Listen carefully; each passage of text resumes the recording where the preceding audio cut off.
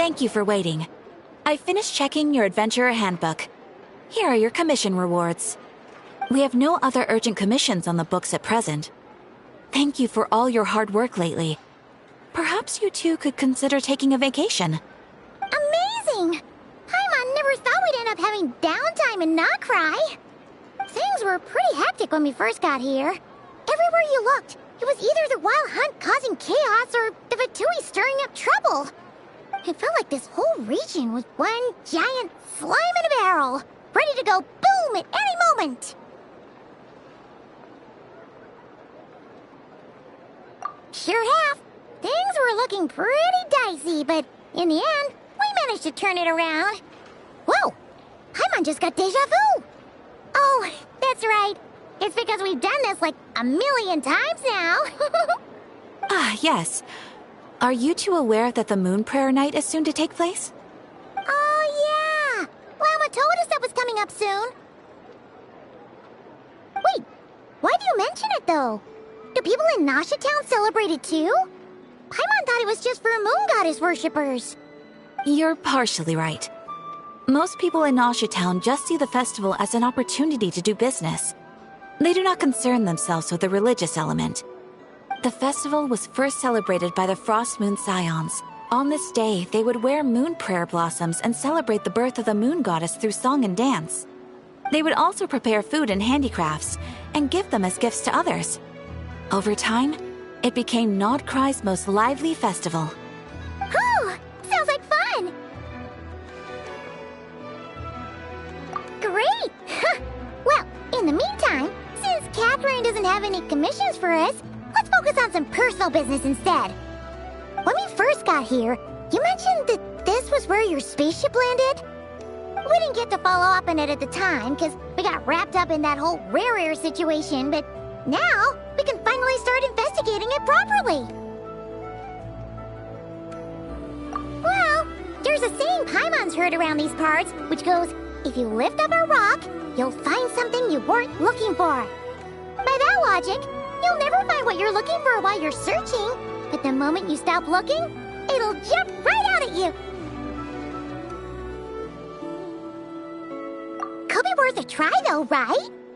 Anyway, Paimon suggests we focus on other stuff we want to do for now, and just keep an ear out for spaceship-related intel as we go.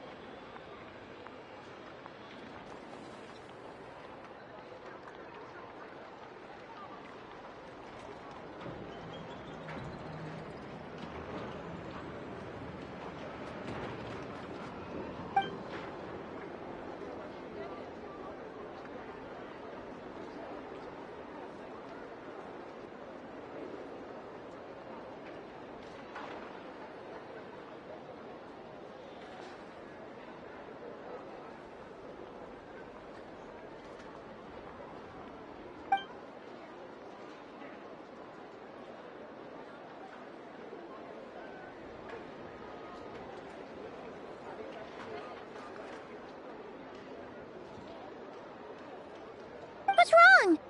He looks super serious all of a sudden.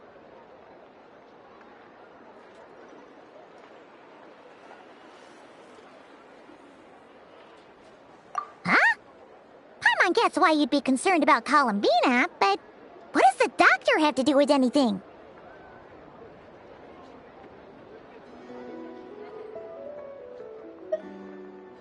Oh, that's true.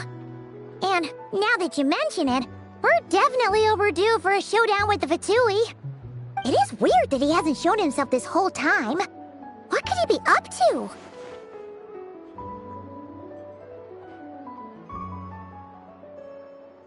True. Paimon would much rather deal with Marionette anyway.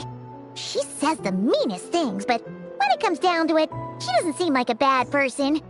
Maybe it's the pressure of being a Fatus? Especially as a Harbinger. Does she feel like she's gotta act tough to keep up appearances or something?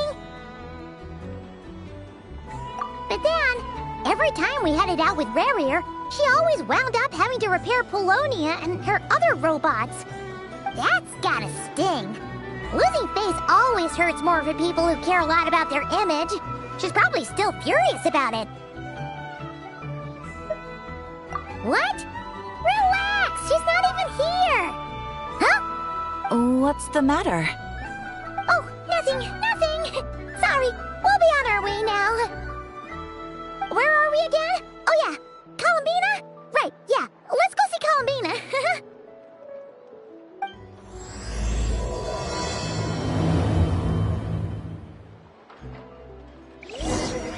Is good enough for me.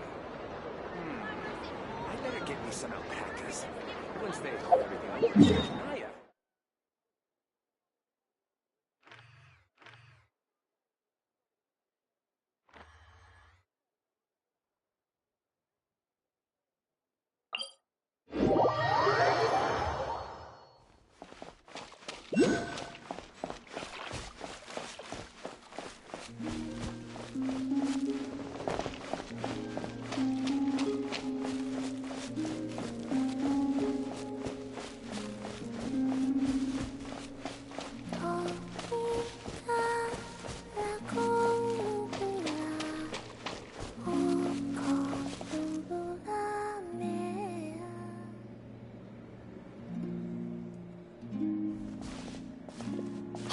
She's sitting up! Is me sitting here a rare sight? No, we just thought you'd be resting.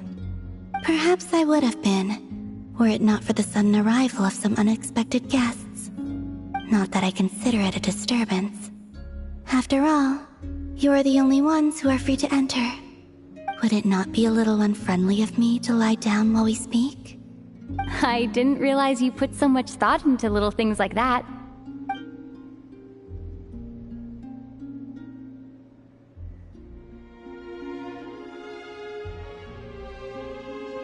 Only sometimes. There have been moments lately where I think about you and your companions. They are warm, mysterious, and cozy memories. Very few of my past memories are anything like that. They say that travelers return home bearing bags full of souvenirs. But my luggage was empty, and I believed it would stay that way. Return home? So, you're still planning on returning to the moon? Yes. This planet continues to reject me, reminding me that I do not belong here. If I remain in Teyvat, there will come a day that I disintegrate. And I don't mean reduced to dust, or turned into food for the flowers. I mean, I will cease to exist entirely. Alright then. Well, we're sure gonna miss you. But it sounds like we'll have to say goodbye. How do you intend to return? The moon prayer night is soon to arrive. On that day, the moon will be closest to Teyvat. The Kuvaki in this land will reach its peak at that time.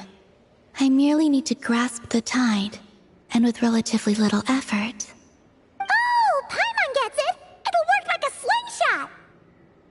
You make it sound like she's gonna get blasted up to the moon. If I did that, I suspect I would crash into the false sky.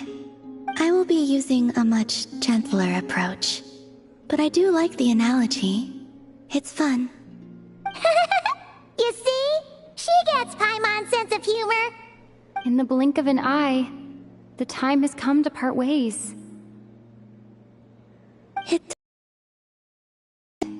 Time seems to fly fastest when you are enjoying it. I have always thought of myself as a wanderer on this earth, and it has never expressed any desire to keep me here. Yet, just as I plan to depart, it tugs at my arm. Is this a gesture of affection? Or is the world mocking me? Oh. Were you hoping I can answer that? Yes. You are a traveler, so you must have a lot of experience in this area. Then, what I would say is, enjoy the moment. That's right! Don't overthink it! Happiness is happiness and joy is joy. The point is to enjoy it, not analyze it. I see. Then what I would say is, even though I am very tired right now, I am still happy. I can't tell from the tone of your voice. Oh, really? You don't think I sound happy? I'm just kidding. I could tell you were in a good mood today from the moment we saw you. Ah, a joke. Albeit not a funny one. Anyway, I assume you're here about you-know-what. Give me your hand. Actually, it's not that. There's something else we wanted to discuss with you. Oh, then, do you still want to give me your hand? Or not? Sure.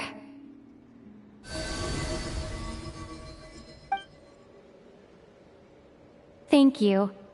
So, I've heard that in the Moon Prayer Nights of the past, people here would hold celebrations in the Moon Goddess's honor. Since you helped so much in our fight against the Rayhir of Solnari, I think you deserve a farewell party before you return home. I haven't asked everyone else for their opinions on this yet, but I'd like to invite you to join the upcoming Moon Prayer Night. I've never joined a Moon Prayer Night before. I'm not sure what I would even do. Oh, don't worry about that. We take care of everything. All you need to do is show up. Of course, there's no need to force it if you're not feeling strong enough. It's just, this kind of felt like a golden opportunity. But they call me Kutar, and the Fatui have an arrest warrant out for me. I shouldn't appear in public right now.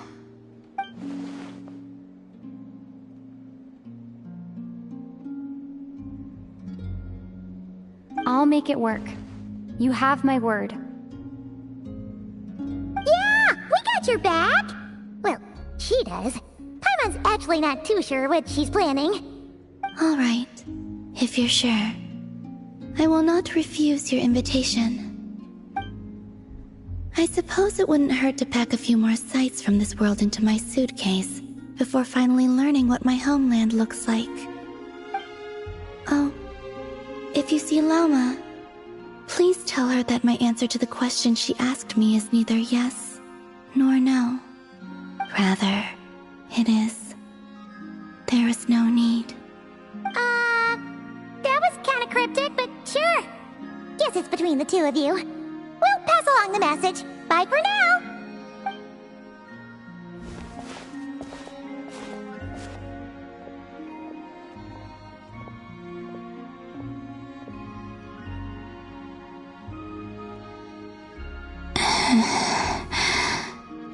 And also, I do not know.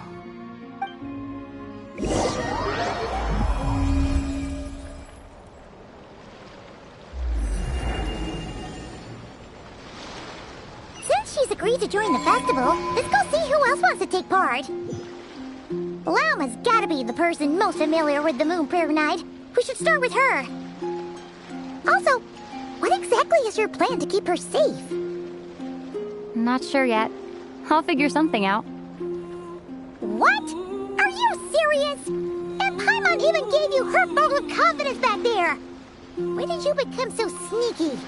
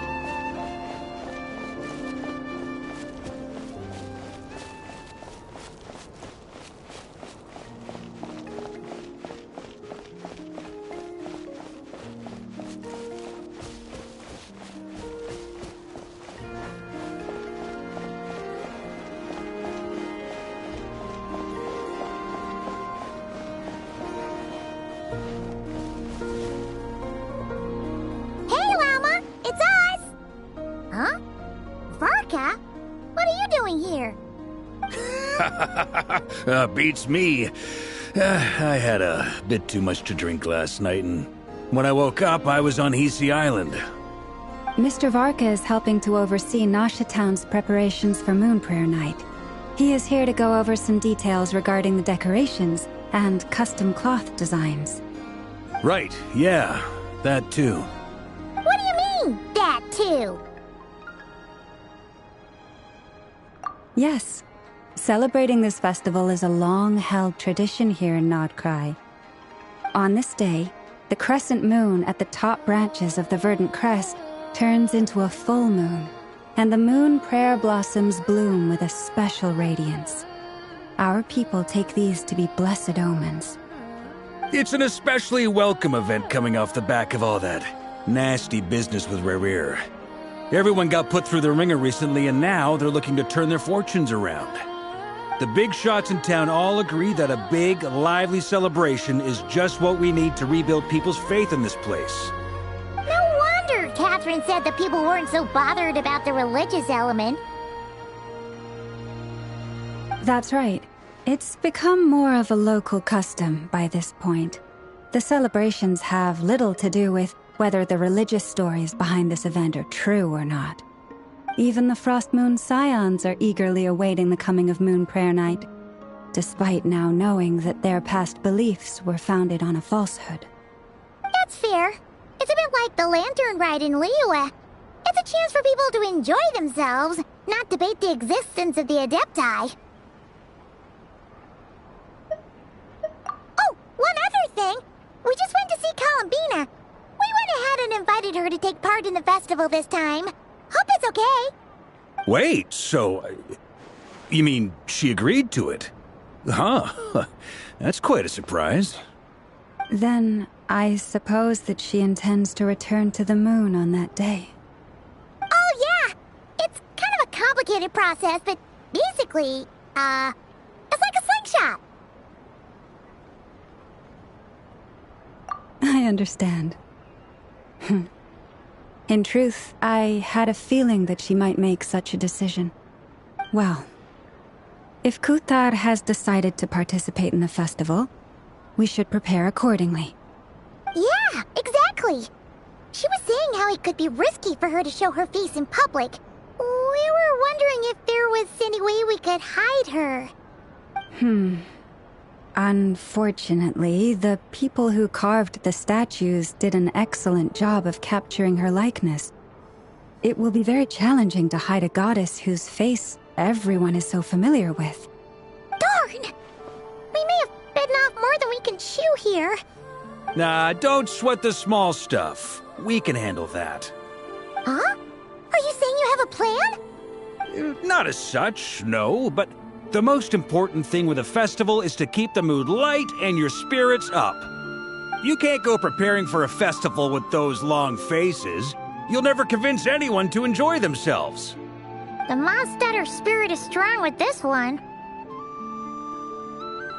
As it happens, I agree with Mr. Varka. Let's start by making our appreciation for Kuthar the beating heart of the festive atmosphere. And who knows? Once we get the ball rolling, perhaps everything will just fall into place. Hey! Did you catch that? Llama said the thing! Or close enough, at least. I'm looking forward to the Moon Prayer Night already. We have a festival in Mondstadt called Windbloom, and you can always tell which couples are celebrating it for their first time by the smiles on their faces. Big, beaming smiles like their whole face is glowing. And I have a feeling we'll get to see that same smile on the Moon Goddess's face at this festival. Not quite the same, surely. Anyway, I'll take care of business in the city, but I'll have to leave the decor up to you and the Frost Moon Scions. No one else can capture that traditional aesthetic quite like you guys. But lastly, there's the final key element that brings the festival to life. Companionship. Before you leave, let me show you something that we've been preparing. Mr. Varka had asked to see it already, so you may as well tag along. Also, I have some further questions about Kutar's decision.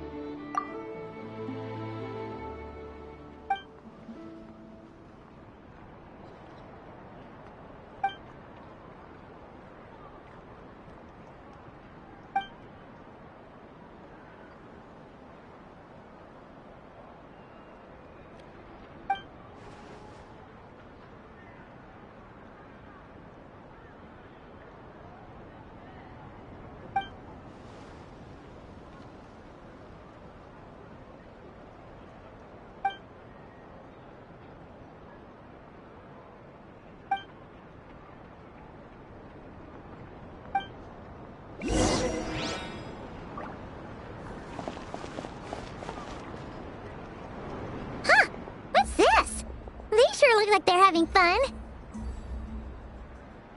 I believe so.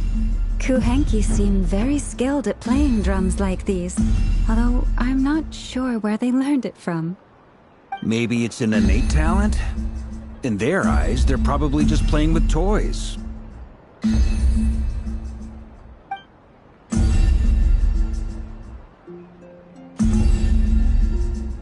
Wanatar!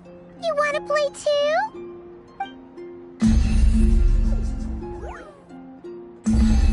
Yeah. She looks more confused than anything. Maybe we can teach her next time if we get the chance.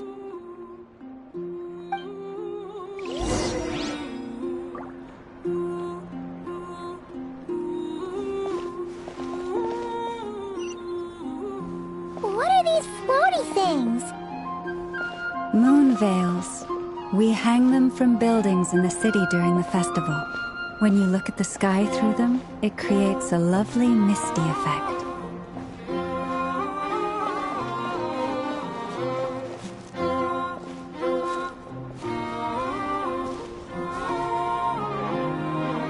Everyone seems hard at work. They are preparing items for Moon Prayer Night. For instance, the sculpture being made over here. Mr. Varka and I were just finalizing the details of where it will be placed. Ah, there she is. I didn't know the finished article would be so large. Not to worry, though. All the necessary arrangements have been made. Just let me know once it's ready, and I'll get some people to ship it over. You have my thanks. And over here, we are preparing a very traditional confection. Oh, look at all these colors! It looks great! Can Paimon try one? Of course. I have a feeling you'll like it a lot. You bet! Sweets and treats are Paimon's favorite! If you included those in the Feast of the Moon, I bet Paimon would have joined the Frost Moon Scions by now. There will also be verdant crests like this present in Nasha Town during the festival.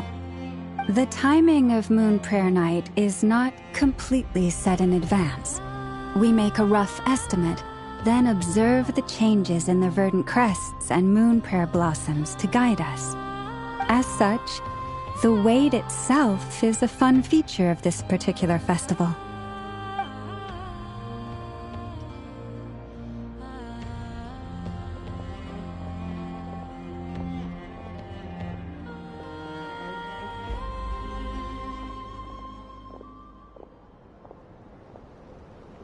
Let's talk here. To tell the truth, I am very surprised to hear that Kutar is willing to participate in the festival. I once asked her if she'd be willing to stay with the Frost Moon Scions. I could introduce her to everyone, and we could be a family to one another. She did not answer, but she has not appeared here since. I took this to mean her answer was no, but if that were the case, she would not have accepted this invitation. Ah. I see. Maybe she is right. Maybe the Frost Moon Scions of today no longer need a moon goddess. But my wish was not for her to come here and be worshipped as a deity. I simply wanted to offer her a place to stay. I'm sure she believes that showing herself here might invite Fatui intervention, and as such she does not wish to cause us trouble. But what really pains me about all this is that this is her birthplace. She ought to belong here, yet no one has been able to grant her shelter. I think I'm qualified to weigh in here. When someone's about to depart on a long trip, what they need is blessings, not burdens. We should wish her the best, not make the journey harder than it already is. Anyway, she's agreed to attend, hasn't she? All we need to do is simply respect her decision. I see your point. Yes, she will soon depart after all. Our job is to leave her with some happy memories.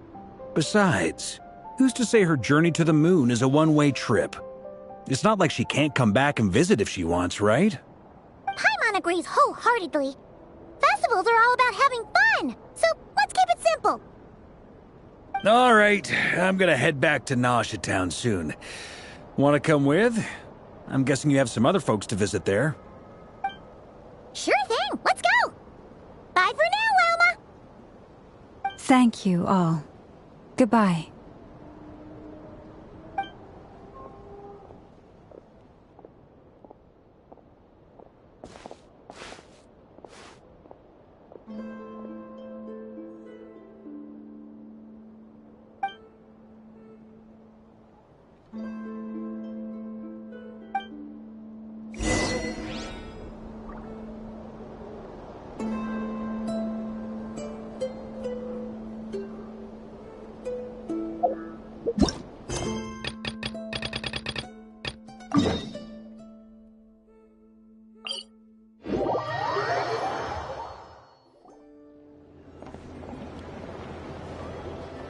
Huh? Hey, over there! It's Duran and Albedo with Flints! What could they be chatting about?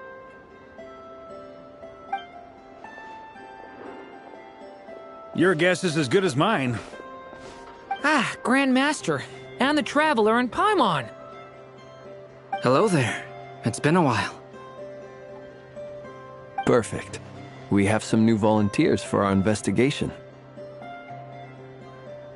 Wait, let me guess. The righteous Lightkeepers are finally ready to hunt down the Abyssal Dragon? Haha. Yes, that too. Yeah, right. Oh, wait. Why does everyone keep saying that too? Well, to be precise, the facts match, but not the causality. Wait, so I guessed right? Half right. Don't act so impressed with yourself. Maybe I can explain. We ran into Mr. Flint's north of Nosha Town. At that time, we just noticed a few abyssal creatures out in the wild, but the strange thing was, I didn't detect any traces of abyssal energy on them at all. On closer inspection, we realized that they were not real monsters, but something akin to reflections in the water, or perhaps a mirage. Huh? What do you mean? Like, you could see them but not touch them? Exactly. It was very peculiar. They roared and tried to attack us, but we could not make any physical contact with them. I think I've heard of things like that happening in Nocturne before, but I don't know much about it. Yes, it's a known phenomenon. Mirage-like illusions tend to appear in Nodcry in the run-up to Moonprayer Night. From a distance, they appear quite real. I myself thought that Misters Durin and Albedo were locked in battle with abyssal monsters when I first arrived. But after sharing intel and investigating a little further, we can confirm that these illusions are harmless. There is no great cause for concern.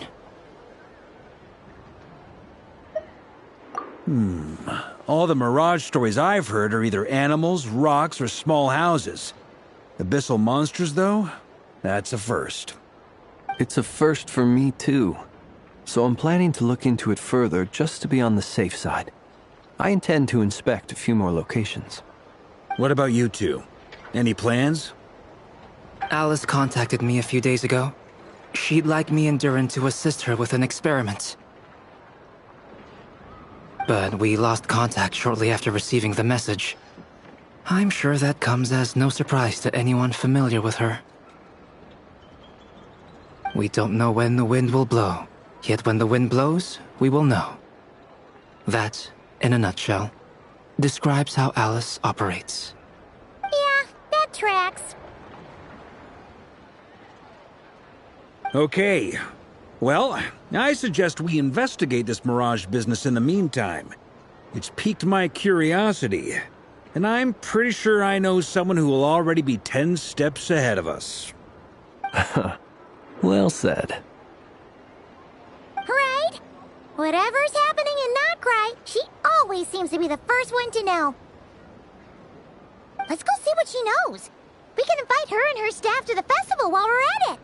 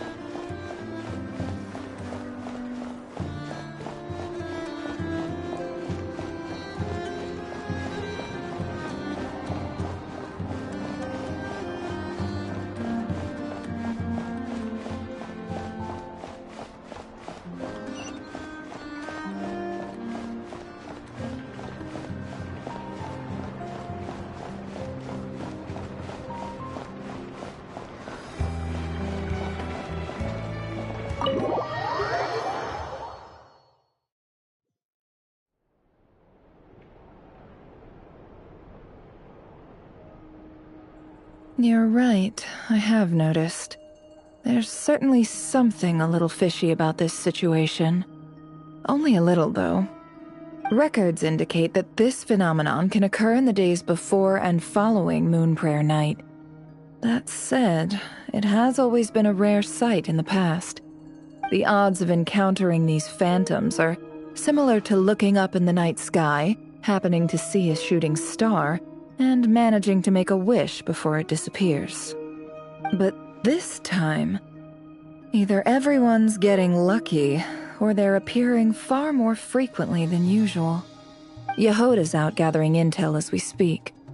In the meantime, let me check off some points of interest. First, the Abyss. The ones we saw seem to be abyssal monsters. Indeed. But we have identified one location where many more of them have made an appearance. And not just monsters, but human phantoms, too. Given the scale and nature of the phantoms, it's almost as if someone's last memories are coming to life. Or perhaps the memories of multiple people. Oh. So you mean the phantom monsters are hunting down the phantom humans? Exactly. The phantoms can interact with each other, but we have no means of intervening. In addition, some of the human phantoms would seem to be from the very distant past. This is clear both from the clothing they wear and the stories they tell. They claim to be from Hyperborea, a name which I've heard from Lauma before. If this is true, it means they must be from 6,000 years ago. Did Paimon hear that right? 6,000 years? It sounds like this merits further exploration. That'd be a big help. I'll leave it with you, Albedo. My knowledge of ancient history is non-existent. I used to doze off every time the pre-Knights Favonius era came up in class. It's quite a miracle that you were able to understand these phantoms' speech, given how long ago they lived. I suppose you're right. But I'll leave the archaeologists to ruminate over that conundrum. As an intelligence broker, my sole interest is in the value of the information I gather. Which, in this case, hopefully means earning myself some good favor with our dear Lady Moonchanter. So calculating. Whew, this intel broker logic always catches Paimon by surprise. Sounds to me like we could split the work up. I think the abyssal phenomenon is best left to Albedo, Flint's, and me. Agreed. It coincides with my duty as a lightkeeper. For my part, I'd like to understand the abyss better. Even a little knowledge would go a long way. This is certainly a rare opportunity to study the Abyss. But even rarer, perhaps, is the chance to make contact with the Ancients. The Curatorium will take the lead on investigating the Hyperboreans. We put in the work to learn what we know so far. It seems only fair that we get some quantity of exclusive intel. That just leaves our trusty team of 2 unassigned. Since you became an honorary knight, of course. This was part of my grand plan all along. Ha ha ha! Oh yeah, by the way, we managed to convince Columbina to come to the Moon Prayer Night celebrations. Would you and Yehoda like to join too? She agreed to that? Huh. Quite an achievement. Never underestimate the traveler, I guess. I'd be happy to join. No point shutting myself inside when the streets are all decked out. I doubt any clients will be visiting during the festival in any case. And Yehoda loves a party, so I'm sure she'll jump at the opportunity. No, no, no, no, no, no, no, no, no, no! Way to contradict me in front of... Wait, no, that's not what I have bad news, boss. So many people. All right, everyone inside, quick!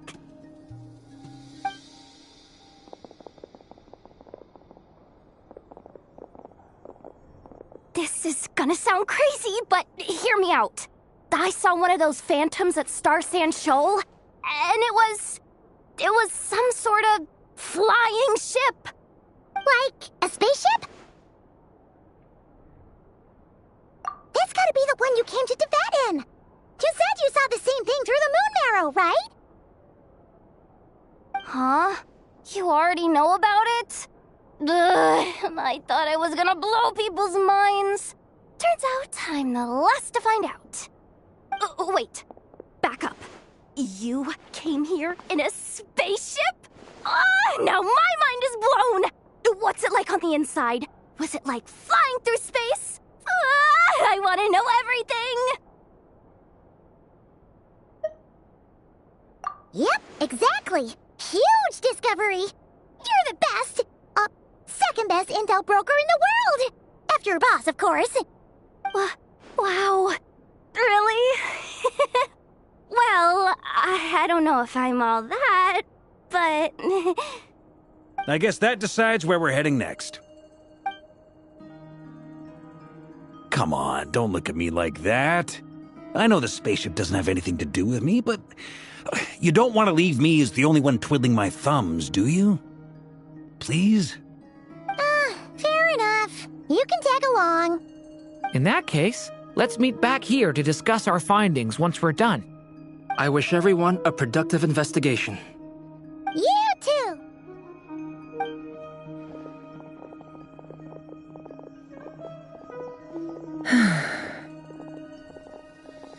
What's up, boss? Aren't we gonna head out? Tell me, Yehuda, when did the curatorium start giving out intel for free? Oh,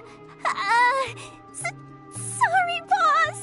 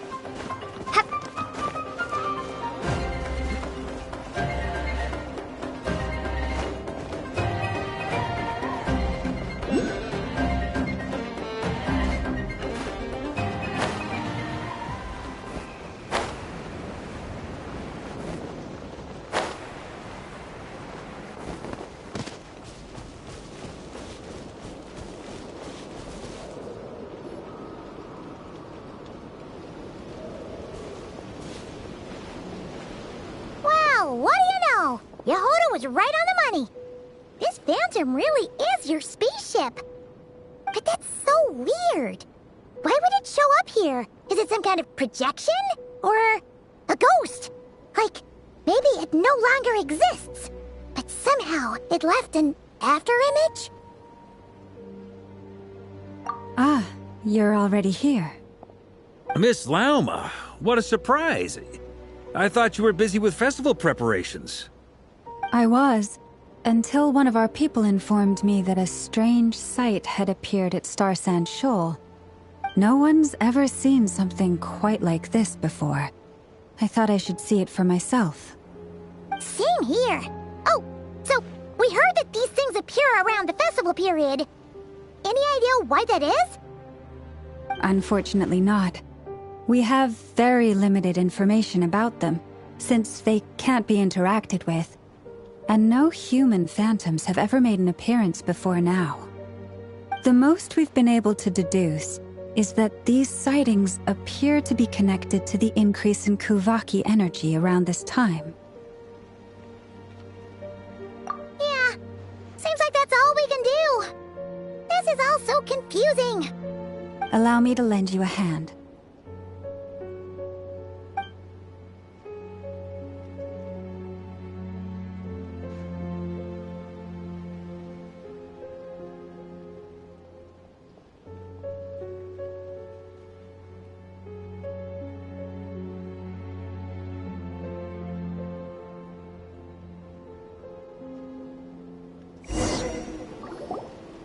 everyone. Our friend here should be able to provide us with some information. Is that a phantom Rhymehorn deer? I've heard about how the Frost Moon Scions live in harmony with the animals and can even communicate with them. That's coming in handy now, for sure. Okay. Yes, I understand.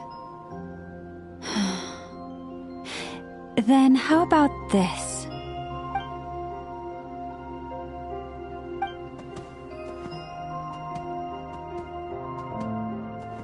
Oh, it's leaving. It appears to share our curiosity about this giant spaceship, so I asked it if it wouldn't mind investigating along with some friends. In return, I told it about some nearby spots where the wild fruit grows abundantly. We may live in a different era from these phantoms, but I trust that the terrain, climate, and ecology here are more resistant to the effects of time than some things are. Let's give them a moment and hope for the best.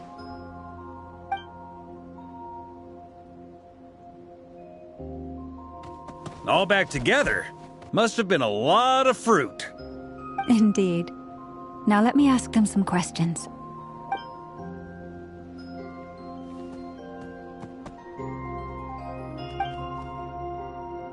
It did find a lot of wild fruit, enough for them to feast for a long while. This puffin circled in the air several times, but didn't spot anything out of the ordinary. Certainly nothing to do with the spaceship. Huh. Well, it definitely makes sense to get a bird's eye view. Indeed. Other than that, I was also thinking that the world these phantoms see is also different from ours. Oh, I get what you mean. The wild fruit exist in both times and spaces, but there might also be things that only exist in that space-time, which we can't see.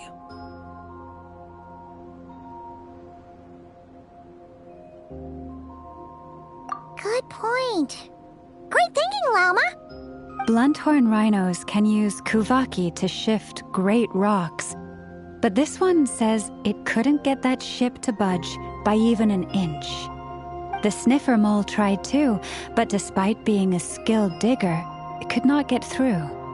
They say that the spaceship looks robust and undamaged. It seems completely impervious to any and all attacks. Whatever lies within is well defended from harm. So, just like us humans, there was nothing they could do about this spaceship either. Yes. Still, they deserve our thanks. We are grateful for all your efforts, dear friends. Now go, and enjoy your feast. I've noticed some other human phantoms gathered nearby. Come on, let's go talk to them.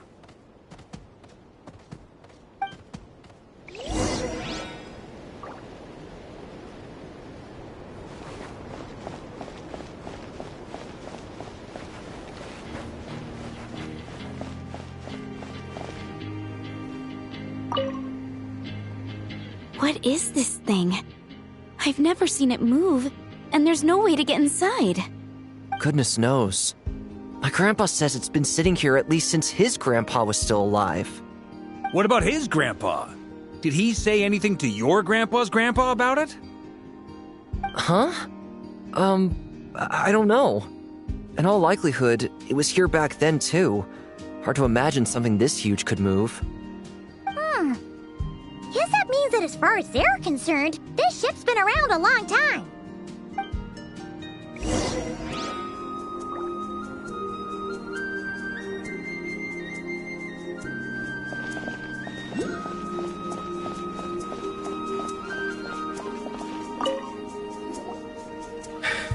Come on, brothers. If we can get even a small chunk off of this thing, it's gotta be worth a fortune. Today is the day we strike it rich. Huh? You mean Paimon? Yes, brother, I shall join you. Let's make our fortune. We should go with them. What the? This thing is crazy tough. I can't even scratch it. What's it made of? Sorry, brother. Looks like we'll have to seek our fortunes elsewhere. Enjoying yourself? I was just seeing if I could influence this phantom's perception by playing. But nope, no dice.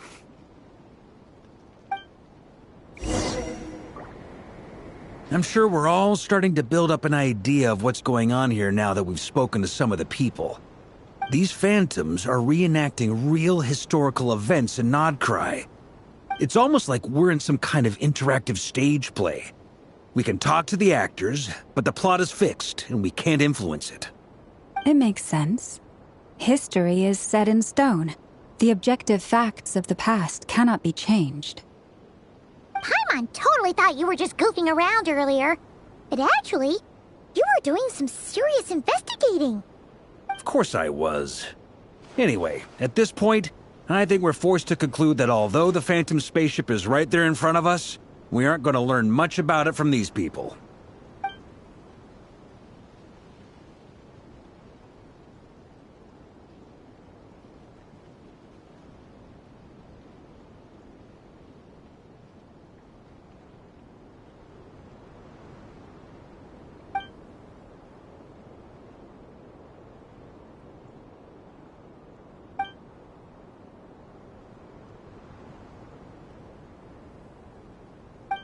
Don't be discouraged.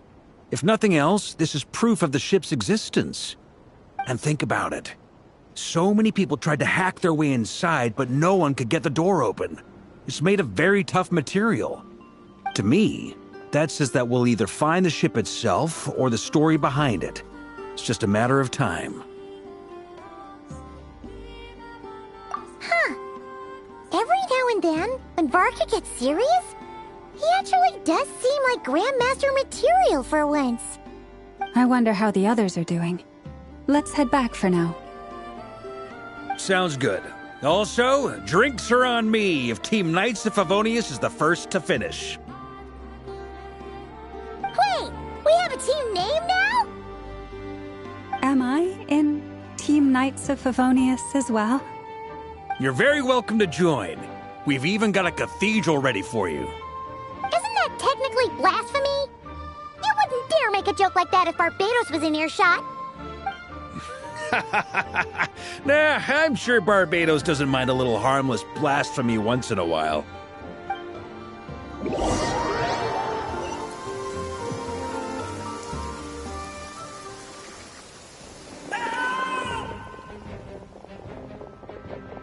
Oh, no!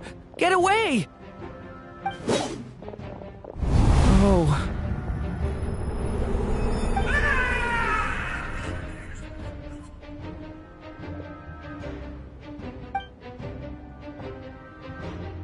I know it's hard to stomach, Mr. Duran.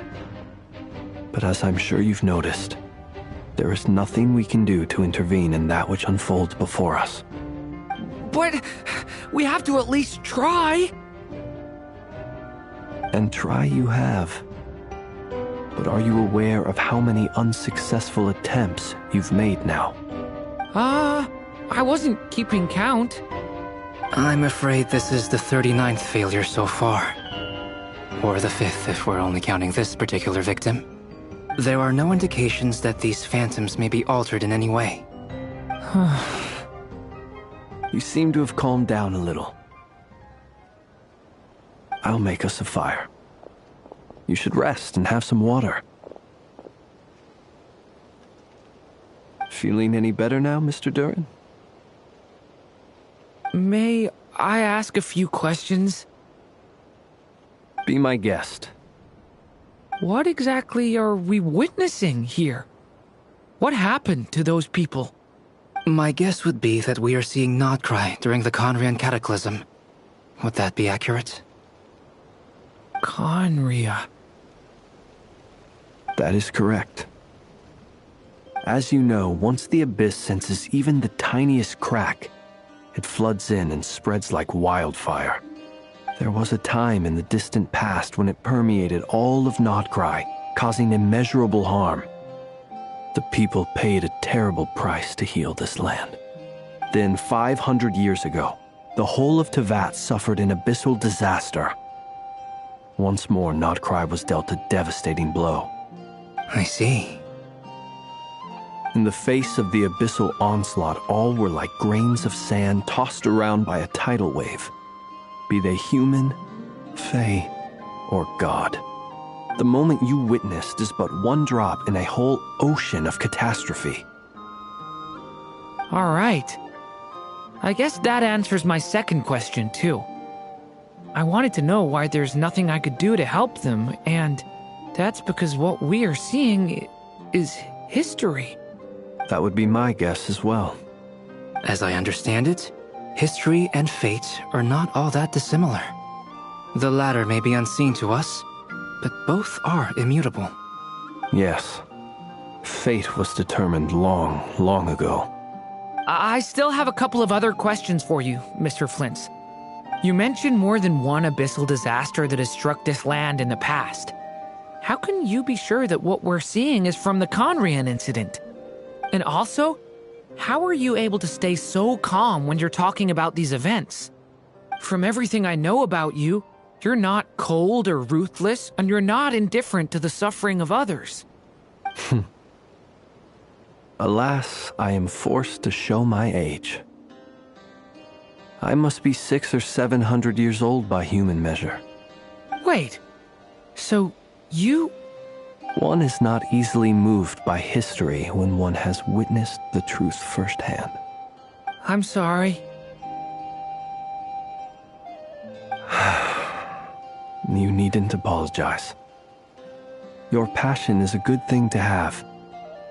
Treasure it, because someday you may find it in terribly short supply. Now, at the risk of offending you, I have a question in return. Your curiosity toward the abyss, is it born from hatred or because you sense its call?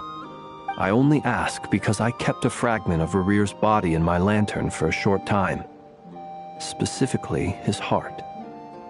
So I know what a burden it can be to carry the abyss with you. And I hear its power growling from somewhere within you. In my eyes, your mere existence is a miracle. My honest answer is... I don't know. I don't think I have the confidence to say for certain. What I will say is the abyss is not the only issue that haunts me. Even before I became who I am today, the question dogged me constantly. Should I even exist at all? My doubts remain unresolved. But when we fought Rerear, something became a little clearer to me. Sometimes it is the darkness within us that allows us to achieve the impossible. I certainly got the sense from your 39 attempts that you were trying to achieve the impossible. It sounds like you've resolved to see the truth for yourself. Absolutely. In that sense, he and I are quite similar. Then I wish you every success. I look forward to the day of your transcension. Well, if everyone's caught their breath, I suppose we should head back. Oh, and one last thing. I'd appreciate if you kept our discussion about history a secret.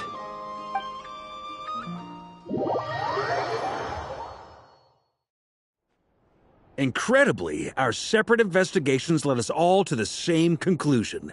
Hooray for consensus! Yeah, but we barely learned anything, though. I totally thought this would be the mother lode. Talking with the ancients? I mean, come on! But nope. All we got was useless snippets of conversation. And all this stuff about moons and hyperopia. What a load of baloney. Seems like people back then had a few screws loose. I understand your frustration. We found the same issue. Each phantom only showed a very brief moment in time. There isn't much value to be found in these miscellaneous fragments of a civilization's history, no matter how glorious it may have been. If there's a silver lining, it's that these phantoms are harmless to the present reality. They shouldn't get in the way of the festivities. Paimon agrees. And not just because it's the first thing she understood in this whole conversation. You look disappointed, Nefer. Is something the matter? What do you think? We all worked our tails off, but the only one to gain anything from it was you, Lady Moonjanter. Well, please do share the Hyperborean records with me. I will gladly inscribe them in our people's documents. Oh, duh! Yeah! That was it! Hyperborea! Hyperborea. I'm serious. Only an expert in the Frostmoon Scions and their history can turn these records into valuable research material. The alternative is to let them gather dust on the Curatorium's storage shelves until the pages turn yellow. Nefer, you're wise enough to know that cooperating and sharing the profits is the best course of action here. Well, that goes without saying. Sure, let's do that. Huh? But didn't you say we aren't supposed to give out intel for free? Sorry. Shutting up. Now is not a good time to push Nefer's buttons. Anyway, back to Moon Prayer Night. I'm thinking that we should prepare something a little special, aside from the usual decorations and so on. You mean a parting gift? Can't go wrong with food. Although, does food go bad on the moon? Perhaps a lantern would be a better choice. It might be dark up there. It could prove difficult to light a lantern on the moon. Magical stones might serve that purpose better. What about a clockwork mecha model from Fontaine? I've got a whole bunch at home. I use them for fighting practice in my free time. None of these sound like things she would be even remotely interested in. But we don't interact with her enough to know what she likes. Yeah. It would really save us the guesswork if someone could find out what she's into. Wait, what the? Traveler? They're all looking at you. Great! Haha, problem solved. Now, I need to stop by Dory's. Gonna need her help sourcing a bunch of stuff for the festival. Then let's leave it there for now. We all have our own business to attend to. Traveler, if you find out what Kutar likes, let us know right away.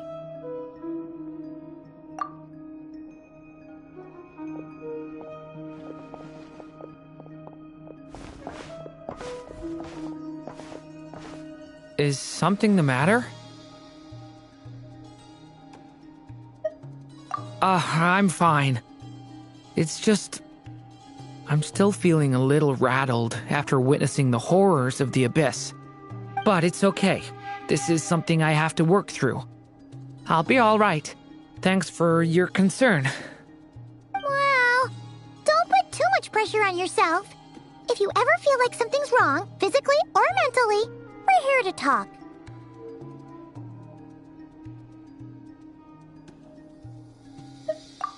Come on. Stop treating me like a kid.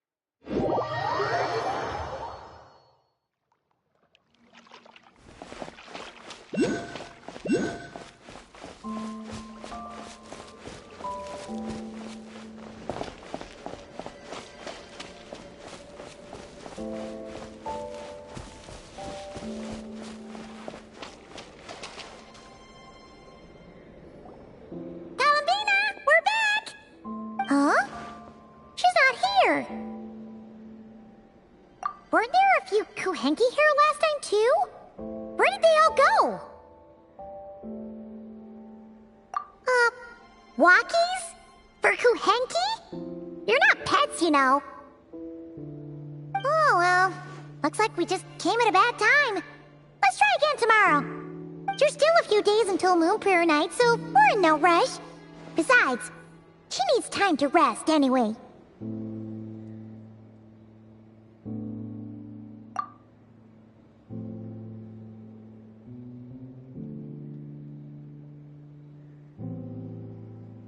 Kalamina! Are you back yet? Oh, how strange. Looks like she still isn't here. Right? It's not like her to spend so much time outside. Especially since she's worried about attracting unwanted attention. What about Luonatar? Luonatar, you there? Hey! Do you know where Kalambina went? Sorry, didn't understand. But if you know where she is, could you take us to her? Yeah, that's even stranger. What about them? Oh, that's not good news. They change color when Kalambina gets weaker, right? And they look super pale right now. Good idea. She might know what's happening.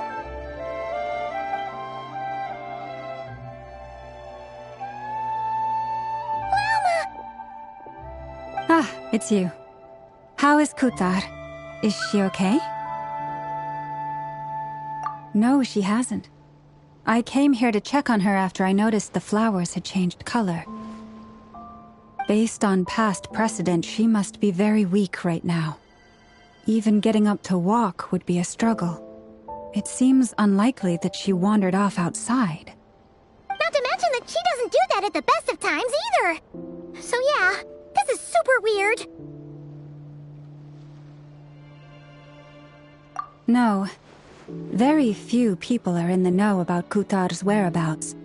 And if anyone suspicious had visited, they'd have left some sort of evidence. Come on, let's go to Nasha Town. If anyone has seen her, someone there will know about it. It's not Cry's information hub after all. Makes sense. Let's go!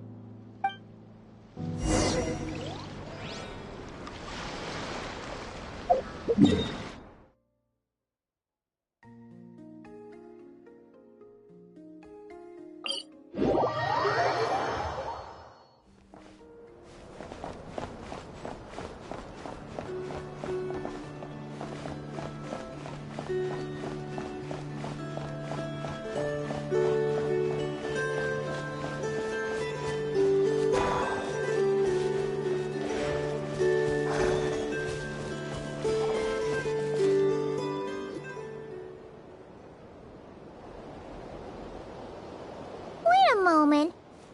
Is it just Paimon, or is this stall kind of suspicious? It's never been here before, right? No, I don't recognize it. Alas, your free and easy adventure time is over. Now, prepare to face the final boss of Nod Cry. Whoa! Where'd that voice come from? Not sure. But it's definitely hostile. No, not that way. The final boss is right here. The sniffer mole? That's the final boss? Surely not. Also...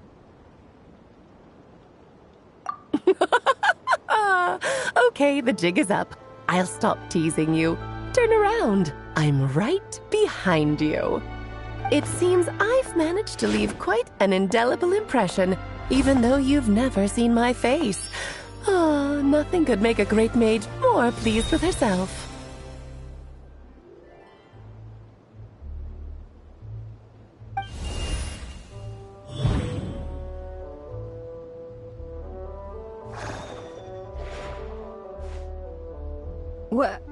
What is going on?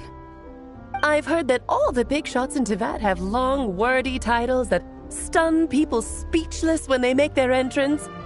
Unfortunately, none of them are affiliated with the Hexenzirkel, and we ourselves keep a very low profile. The notorious name-dropping doesn't quite work for us. Still, I, for one, think I'm really quite amazing. So that didn't stop me from coming up with a title anyway. Alice! It's really you this time? Not a lantern or a dodo but Alice in the flesh? Oh, that's right. So, what do you think? How does it feel to finally meet me? You look like...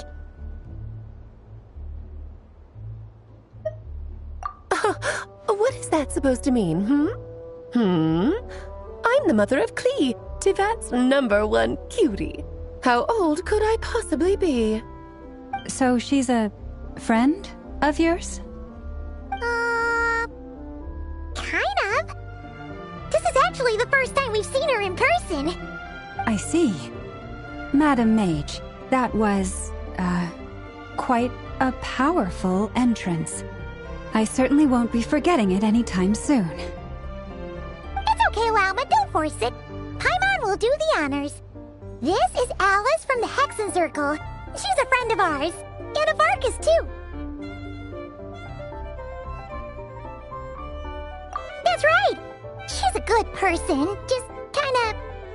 unpredictable. Well, what is the human heart if not unpredictable? If we could not do as we please, how would we differ from machines? I am Lauma, Moon Chanter of the Frost Moon Scions. It is a pleasure to meet you. Oh, I know. Before you got here, I spent a good, 15 minutes getting up to speed on Nodcry's present situation. In other words, I've read the whole in the last episode part, so we can skip the pleasantries. Fair enough. Well, Miss Alice, I can already tell that you have quite a unique personality. You'll get used to it. Paimon sure is. So anyway, what are you doing in Nodcry, Alice? Oh, I thought I told you already. This time, I'm the final boss. And what a formidable foe I shall be. Powerful, confident, decisive, and good luck finding my weak spot. You will never succeed.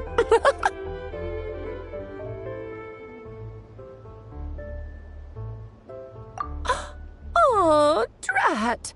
My one weakness, and you found it in an instant. Fate has been dealt a devastating blow. Thus falls the great Dodo King. Why are you playing along with this nonsense? For funsies, of course. What's wrong, Paimon? Are you disappointed in me? Am I a gigantic letdown? No, it's just... you seem like a busy lady. And this is the one time you've shown up in person. Paimon figured it would be for something more high stakes than just goofing around. You're quite right. I'm here in Nodcry because something big happened. Something big enough it caught the attention of the Hexenzirkel. It concerns the 3 moons, Teyvat's borders, and of course, the moon goddess you are currently searching for. Kind of. Why don't we discuss this over a pot of tea?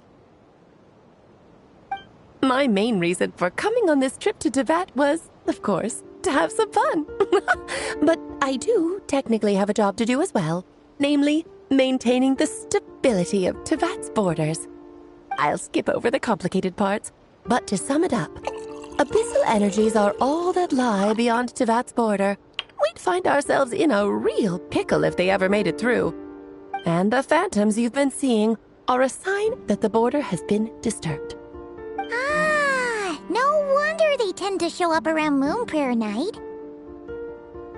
Is it because the real moon is now so close to us that its power can cross the border? In part, but only a negligible amount passes through. Just enough to influence the verdant crests and so on. And as you've noticed, there has been an unprecedented number of phantoms appearing this year. The influence of the moon beyond the border cannot explain this. No, there is another far greater factor at play. The trilunar syzygy. A trilunar syzygy. Eons ago, before the heavenly principles came to Devat, it was the then 3 moon goddesses who controlled the laws of this world. Oh, that's exactly it! The 3 goddesses split these powers amongst themselves, promising never to consolidate them into one singular body. This was meant to keep the world stable. But, fast-forwarding to the present, the eternal moon's marrow is with you, while the iridescent moon's marrow, which should never have appeared in this world, has been retrieved. Add that to the presence of a moon goddess in the flesh and... the power of all 3 moons is gathered here in Nocturne. There hasn't been an event like this since the War of Funerary Flame. And it's having a noticeable effect on Tevat's borders. Because I wish to give my darling daughter a peaceful, sunny environment to grow up in. Is that a good enough reason? Kinda sounds like you're dodging the question, but it does make sense. Well, that's one reason anyway, and the most important one. The others are a little complicated to explain. For instance, cleaning up after dearest Miss R. Albedo could tell you more about that if you're curious, but right now, I have a more important question to ask you. Why are you collecting the moon marrows? I see. Nicole told me about that legend once. Nicole? You mean Mage Anne? Oh, so you remember. Yes, of course. That was a story about fate, her area of expertise. But back to the story of our dear moon goddess. I'm afraid her intended method of returning to the moon is unlikely to work anymore. What does that mean? She may be missing, but she hasn't gone anywhere. She has disappeared.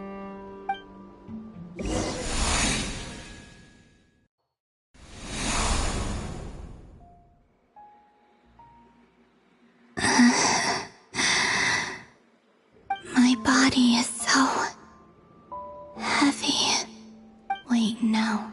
It's my mind that's heavy. My arms and legs are as light as a feather.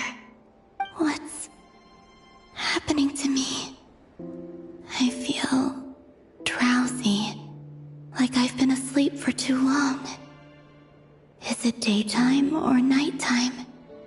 Is the moon out? I think I'll go for a walk.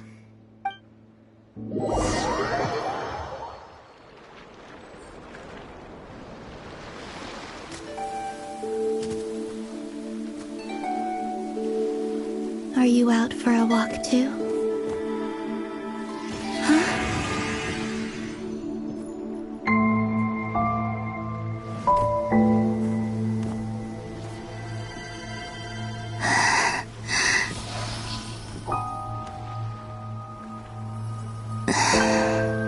The day has come at last.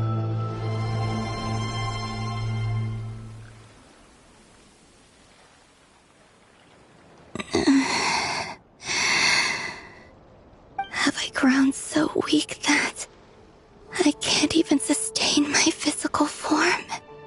But Moon Prayer Night is nearly here. I was so close to returning home. Death is near. Is this how it ends for me? Will I return to the moon after I disappear? Or... I don't want it to end like this. So far, at least, I still exist. Even if not physically, I can still feel. But as my power wanes, I'm sure that too will fade. I suppose I might take one final look at this world. The world where I was born.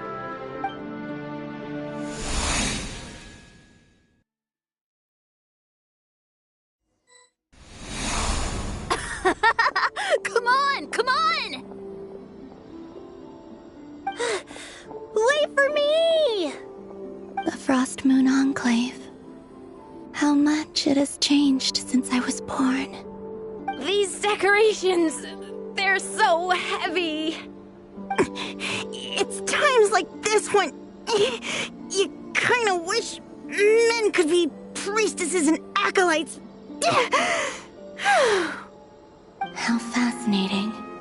I've never had the chance to be privy to people's private lives in this way. In the past, people would get so solemn and serious the moment I showed my face, like they were frozen stiff. Karina, Lametti, it's time to eat. Coming! I want to watch them a little longer.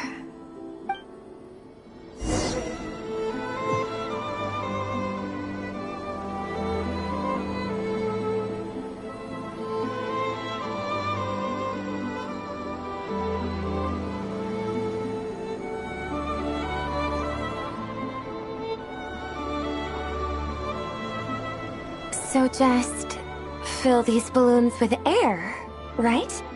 Yep. Try a couple now to test things out. The rest can wait till Moon Prayer Night. Think fast. Rita! Teasing an acolyte of the Frost Moon Scions? Surely that's a punishable offense. Take this!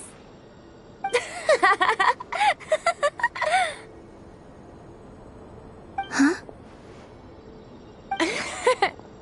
Alright, enough horsing around. Lady Lauma gave us a task. We should get back to it. The task is just to check that the balloons don't leak, right? Doesn't matter if we fill them with air or water. Yeah. Okay, you got me there. And you got me there. But still, we can't use all the balloons before the festival even starts. We won't use all of them. And as long as Lady Lauma's trusted acolyte doesn't snitch, this can stay as a little secret between friends. A couple more can't do any harm, right? Oh, you menace. Then, think fast! Is pumping a balloon full of water really so much fun?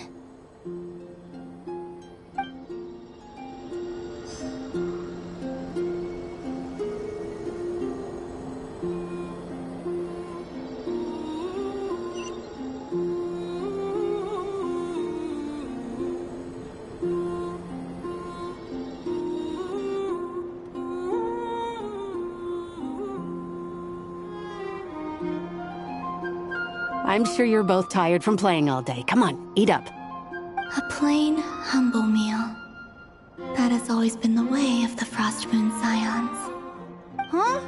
How come Lametti got a midsummer berry dessert? Oh, I always get Lockaberry. I don't mind sharing. You can have a bite of mine if I get to have a bite of yours. They're sharing food? I've never shared food with anyone before. Even at the Harbinger tea parties, everyone just ate off their own plate. And when I couldn't finish my food offerings from the Frost Moon Scions, they'd leave the leftovers out under the moonlight for the animals to claim. Hey! That was 2 bites! Oh, then you can have another bite of mine. Oh, you too. Oh, don't fret now. Here, have some of Granny's too. So this is what it means to be family.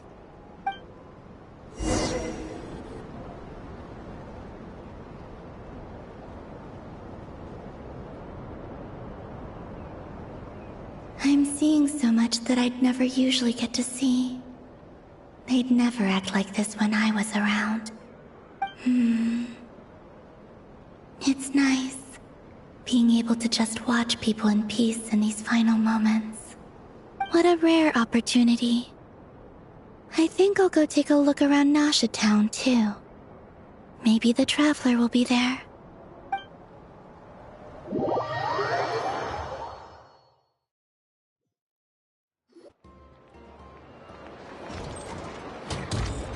After the War of Funerary Flame, the moon goddesses were no longer recognized by Tevat. They lost the whole foundation for their existence. That's why the moon goddess's strength is fading. She cannot withstand the world's rejection of her.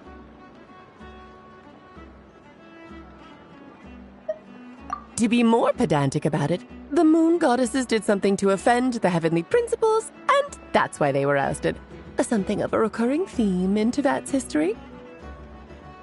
Theoretically, speaking so candidly should put me in their crosshairs too, but they can't tell me what to do. I'll say whatever I want. Anywho, the Moon Marrow energies were but a drop in the bucket for her, and that battle against the Ray Hair of Solnari only weakened her further. Fortunately, it happened close enough to Moon Prayer Night when the Kuvaki concentration here is high. That's the only reason she managed to survive this long. What do you mean, fortunately? You said she disappeared. We're too late. Oh, what a headache. I thought this was all common knowledge. I guess I have some more explaining to do. Okay, buckle up. It's time for another lecture.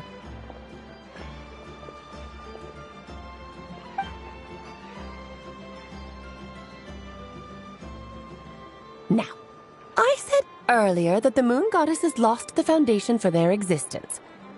The reason for that has to do with the natural order. Basically, the rationale for their existence in Tevat was lost. The same logic applies to the present moon goddess too. Consider her existence so far. Her comrades in the Fatui called her Damselette. And she was worshipped as Kutar by the Frost Moon Scions. But these connections have now been severed, whether by her hand or yours. So, the rationale that once sustained her existence is now gone. Wait, we did that to her? Oh, well, strictly speaking, yes. But let's not start pointing fingers, shall we? I'll only end up as the big bad villain, and that's not the kind of final boss I want to be.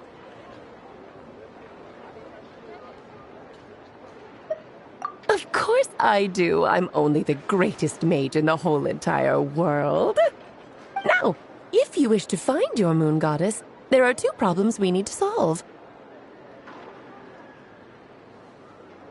Firstly, we'll need to strengthen the connection between her and Tevat, at least enough to sustain her until Moon Prayer Night. Strengthen her connection? But does that mean I'll have to rally all the Frost Moon faithful behind this? I'm afraid a bygone faith and a former home won't be of any help to her now. Do you know her name? Her name? Yes. Names are very important things. A name is a fundamental concept that anchors one's entire existence. Then your first job is to find it. As a moon goddess, I'm sure she must have a name she identifies with. Neither Columbina nor Kutar is her true name, and she's never really accepted either of them. So, finding out her real name is enough to sustain her existence? Yes, I know it sounds like a small step, but every journey begins that way. So for now, that's all we need to focus on. The second problem is with her plan to use the moon marrows to return to the moon. Unfortunately, piercing through the false sky will take an enormous amount of power. Given her current condition, she won't be able to provide anywhere near enough power, even if she recovers her physical form. But no need to fret. Nicole's the expert in this field, and I'm sure she'll figure something out. Wait, Mage N is going to help us out too? That means we've got 2 Hexen Circle mages on the case. This is turning into a pretty big deal. Actually, this is more of a side quest for me. Like you said, I'm a busy lady, so I can't stay for too long. I'll have to return to Tevat's border soon. That's the upside you get for looking out for my little Klee. Hopefully that will incentivize you to carry on keeping her company in the future. Anyway, jokes aside, you'd better get moving. It will take quite a miracle for the moon goddess's consciousness to hold out till Moon Prayer Night. Oh, I suppose I might as well tell you where Nicole is before I leave. Off you go now. Time to meet your new friend. Yes, and a little suggestion. Don't forget to mind your heads. What? I wonder how Durin's doing. I should really go see him before I head back. You really are super busy. I most certainly am. There's so many children I have to keep tabs on just in Mondstadt. Durin, Albedo, Venti, Varga. Klee didn't make the list, huh? Of course not. Klee is my pride and joy. I have no qualms about her, because she's the best child in the whole wide world. Yep. Klee's a little angel. I'm glad you agree. Well, all the best. See you when I see you.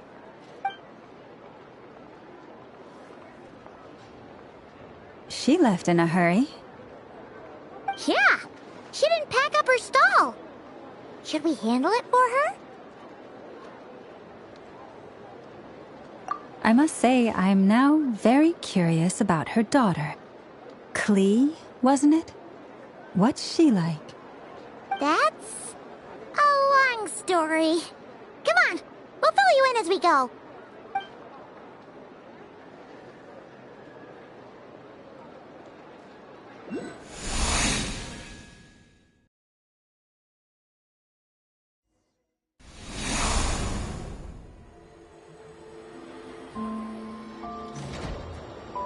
What a lively place. I've never experienced Nasha Town like this before. Hey, you old geezer! Your hammer's rusted through! Who are you calling old geezer? Are they quarreling?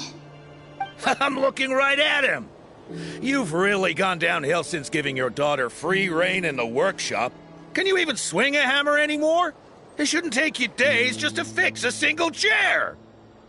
You might as well use that hammer to massage my back for all the good it's doing. Don't run your mouth, or you'll get a back massage that'll put you in bed for the rest of your life. Look, the materials haven't arrived yet, all right? You know how busy it gets in the days before Moon Prayer Night. I'll bet you send all the materials to your little princess. Blood's always thicker than water, huh? All right, you've made your point, Uncle Koski. As soon as the materials arrive, fixing your chair will be the #1 priority. And Dad, if you've got time to chat, why don't you lend me a hand, See? Lolka knows what the score is. I guess they're friends. But the way they spoke to each other was so ugly. Then again, it wouldn't be the first time I've seen something like this. Columbina! Sing outside my door in the middle of the night one more time, and I'll unscrew your vocal cords. You hear me? Oh, Sandrone. So that was her way of trying to be friends with me. What a pity. I won't get the chance to say any ugly things in reply.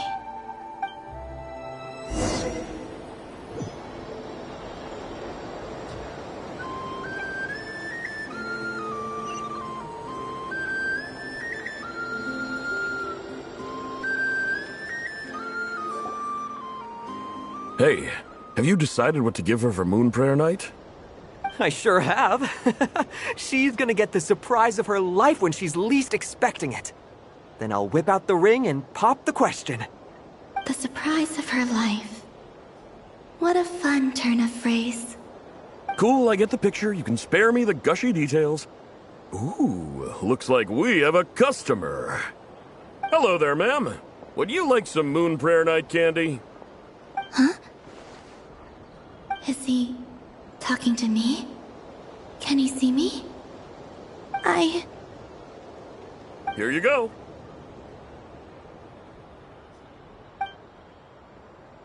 Oh.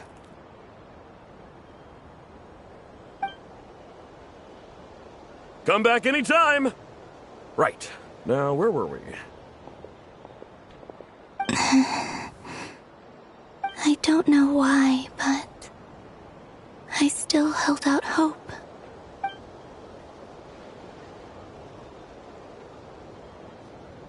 The most important thing right now is to find that mage. This name thing seems super important too, but where do we even start looking? I'd better go pay the Fatui a visit.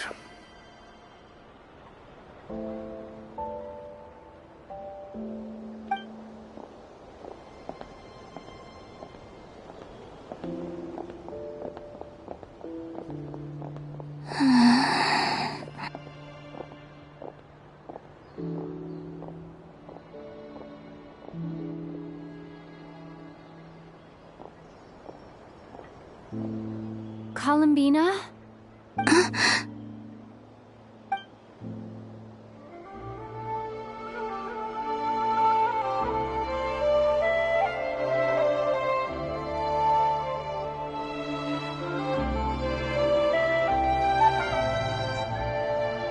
Traveler? Let's go! This is no time to be spacing out!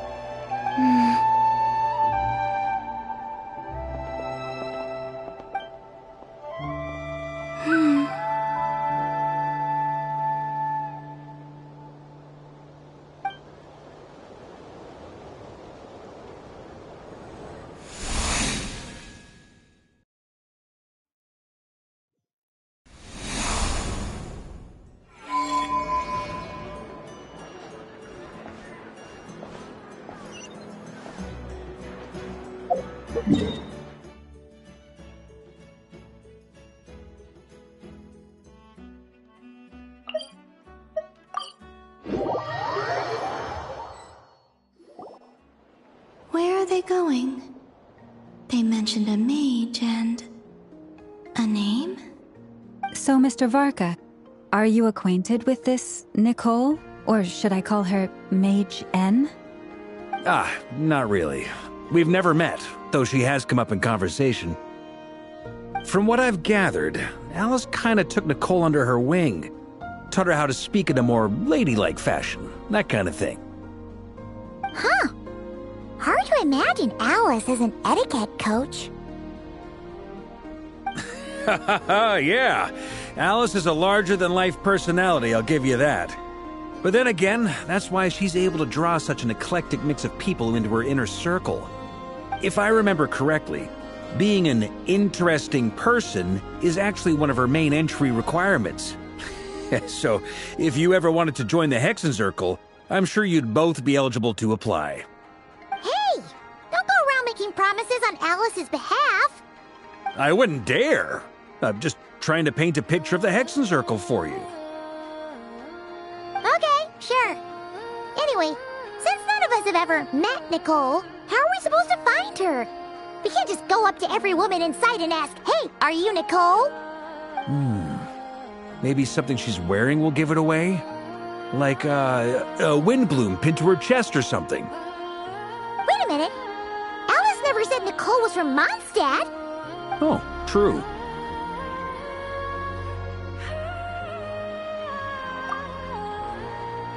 That would be...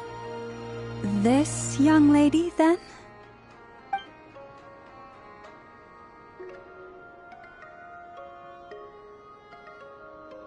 Hey there! Sorry to disturb you, but... are you Miss Nicole? Varka, Knight of Boreas of the Knights of Favonius. Alice might have mentioned me before. Mm-mm. Ah! Have we got the wrong person? Sorry. Well, this is awkward. When I shook my head, I meant, no, Alice hasn't mentioned you before.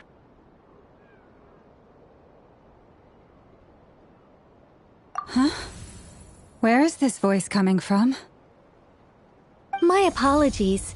For certain reasons, I am unable to speak. This is the only way I can communicate with you.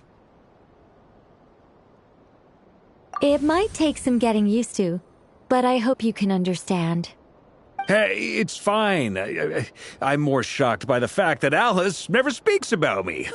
I mean... As for you two, we have crossed paths twice before. But it is nonetheless a pleasure to finally meet you. Oh, it's really you! Thanks for all your guidance in the past! You're quite welcome. This time, things are different. We have reached the unwritten pages of the story. You might say that we stand at the crossroads of fate.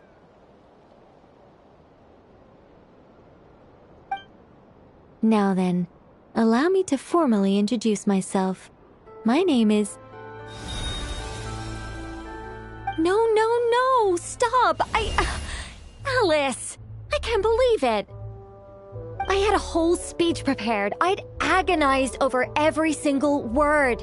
She always picks the worst moments to ruin other people's plans. I'm so sorry about that. Alice took the liberty of devising some bespoke self-introduction magic for each member of the Hexen Circle. But I could have sworn I deleted all of the triggering conditions for it. How did it bypass everything? Oh gosh, this is so embarrassing. This is a very different side of Nicole than what we're used to. Is she not used to face-to-face interactions? Don't worry about it. We've seen that introduction magic once already, so it wasn't too much of a shock. Please go on, Miss Nicole. We'd love to hear what you have to say, or, well, communicate. Huh? Are they talking to this lady? But... Will you all promise to forget that horrendously embarrassing introduction? Sorry? Embarrassing? When?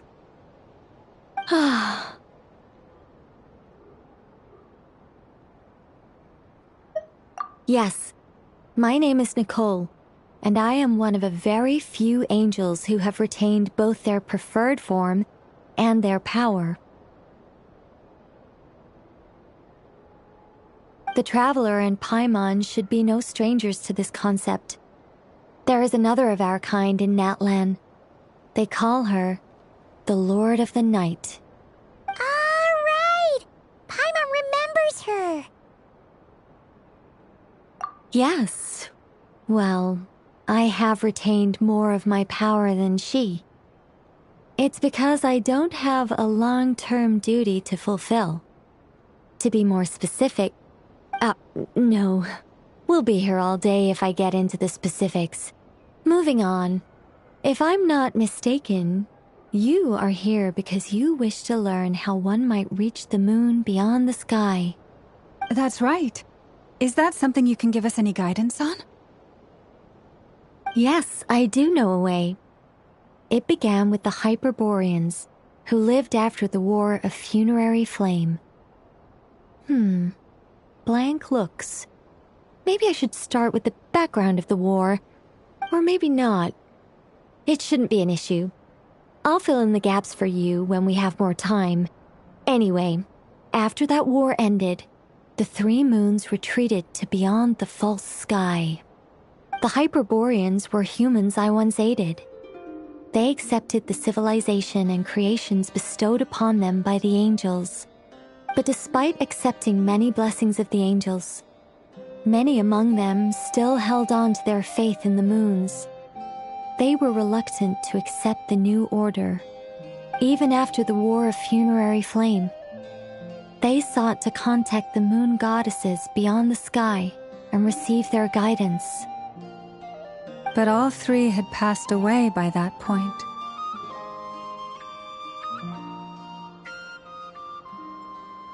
This mage has a unique method of communicating. Is she talking about the moons? Yes, but they did not know. And so, still they prayed for the moon goddess's mercy. After building titanic structures that consumed vast amounts of Kuvaki, at last they glimpsed the moons and heard their voices. But of course, they were gravely disappointed. For it was then that they realized the three moon goddesses were dead. Oh, that's such a sad story. It is. Humanity was in a very sorry state at that time. The angels who had once aided them were gone, and the War of Funerary Flames had left them homeless and destitute. Just a second, I gotta ask. how relevant is all this history to the task at hand? Well, I mean, it's... Okay, it seems we've drifted into irrelevant narrative waters. It's been a while since I've had the chance to speak inside someone's head.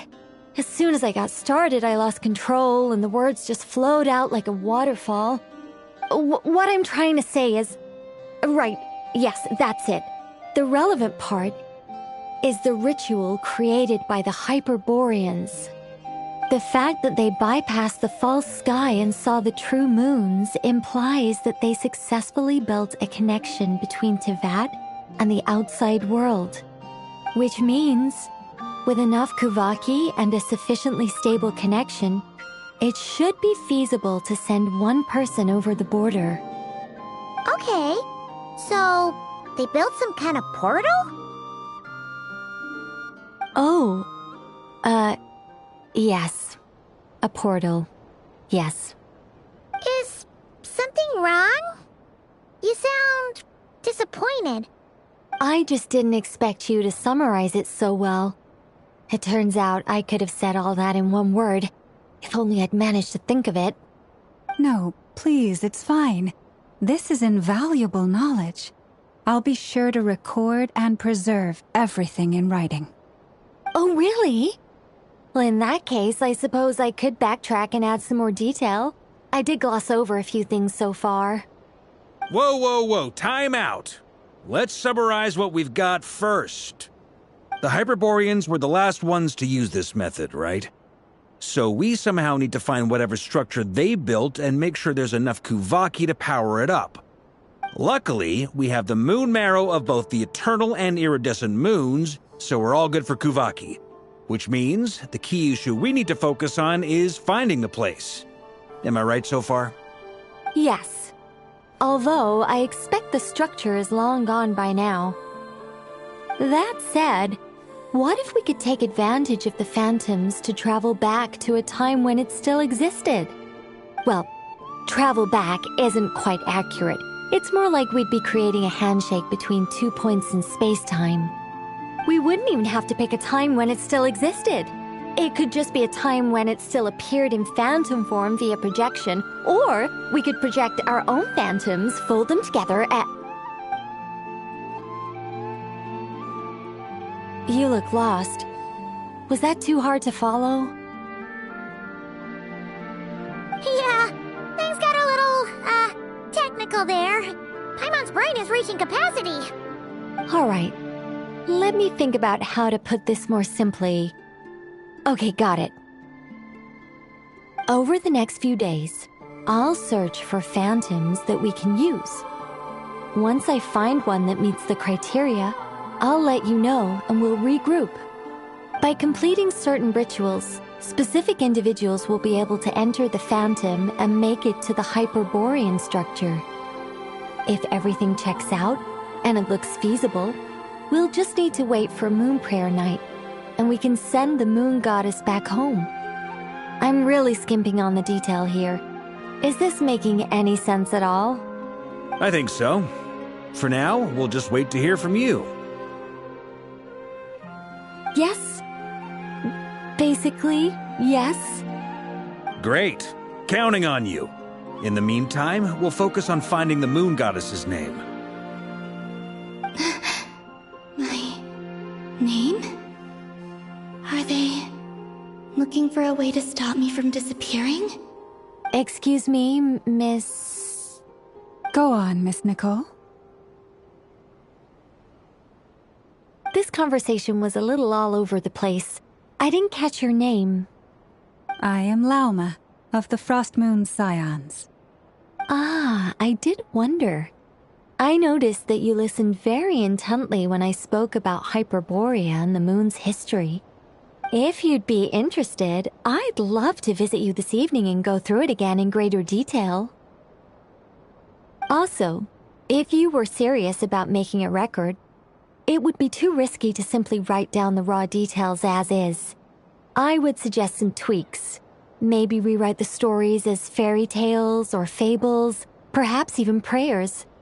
Anyway, we can cross that bridge when we come to it. So, see you later then? Oh, and no need to prepare anything. Just a cup of tea will do.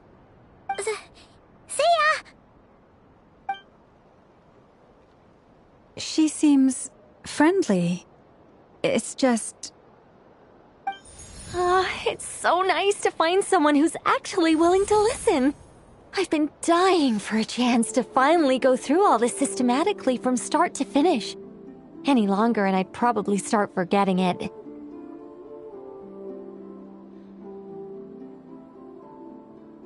Now Paimon gets why Alice told us to mind our heads. Ha ha ha ha! What did I tell you? A lot of quirky people in Alice's orbit. Now then, the next order of business is, where do we start looking for the moon goddess's name? Maybe the rest of what Nicole has to say might give us some clues. Once I've heard her out, I'll summarize the salient points and share them with you all. I'm also inclined to review our other documents. Yes, our faith was first established by our Hyperborean ancestors, but many of the more factually accurate records are from after Kutar's birth. Sounds like we're gonna follow Kalabina's journey through Devat, huh? In that case, we'll start by heading to the Frostmoon Enclave. Sounds like a plan. Take this with you. I'll see about getting in touch with the Fatui. It'll probably just be Arlecchino and Sandroni again. They're the only ones who would want to help. Thank you, Mr. Varka. Ha ha ha ha ha! Don't mention it. Honestly, I'm more comfortable dealing with the Fatui than prying into the details of a young lady's childhood. Catch you later. I should follow them, just in case there's some way that I can help.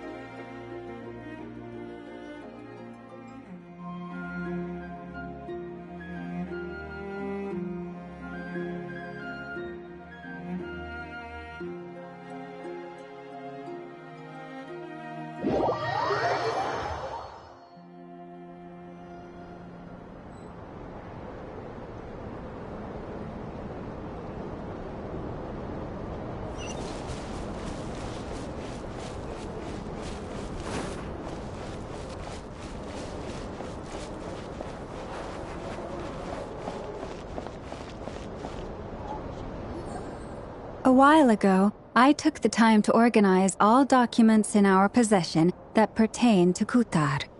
What you see here is the material I consider reliable. You're saying there's unreliable material too? Yes. Most of the information we have was transmitted through an oral tradition. Inevitably, some of her stories were mythologized and deified over the years through countless retellings. That's why I organized them into reliable and unreliable. There's no sense seeking answers in history unless we can ensure the veracity of the historical record. Makes sense. All right, let's take a look through.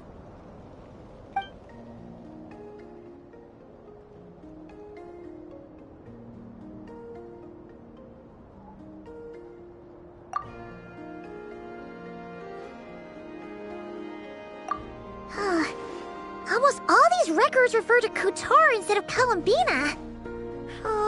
Although neither of those is her real name. Paimon's not sure what point she's trying to make. What we can gather from these records is that the Frost Moon Scions worshipped her as a god, placing impossible expectations upon her. I cannot fault them for their earnest faith, but for all their devotion, worshipping her day in, day out changed nothing. I imagine that none of it resonated with Columbina. It wouldn't surprise me if, even back then, she had already begun to reject the name Kutar and everything it represented. Lama speaks the truth. When I heard them call upon Kutar with hope and expectation in their voices, they may as well have been calling upon somebody else.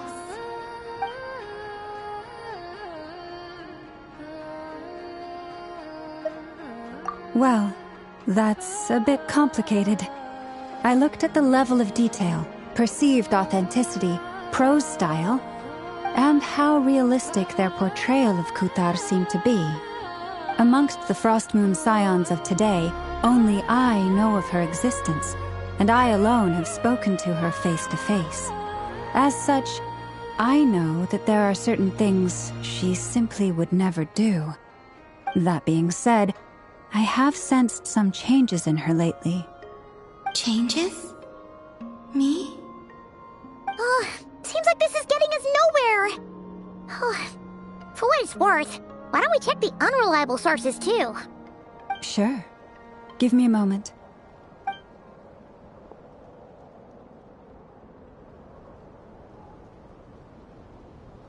Exerting but a fraction of her divine might, Kutar sheared a great mass from the snow-capped mountain and cast it into the sea, upon whose surface shone the mirror image of the moon.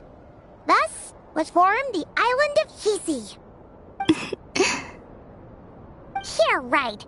That doesn't even begin to pass the sniff test. The 3 moons are naught but lies through and through. Only one moon has ever shone for us, and Kutar is her name.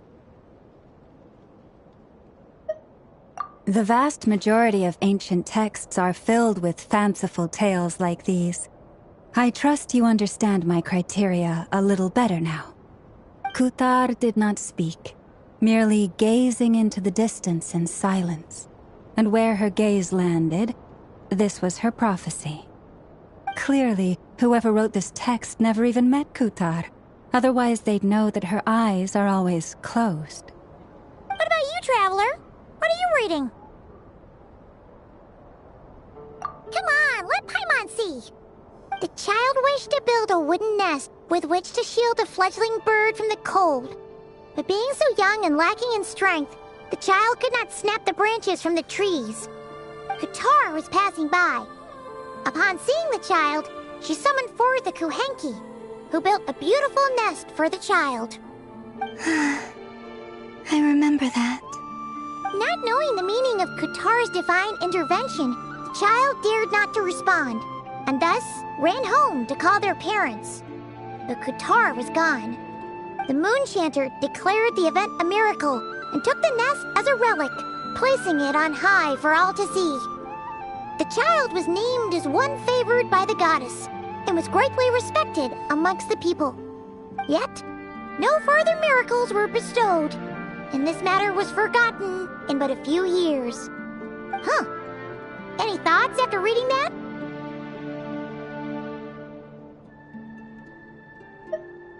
Yeah. Columbina probably just wanted to join the kid in making nests. Ah.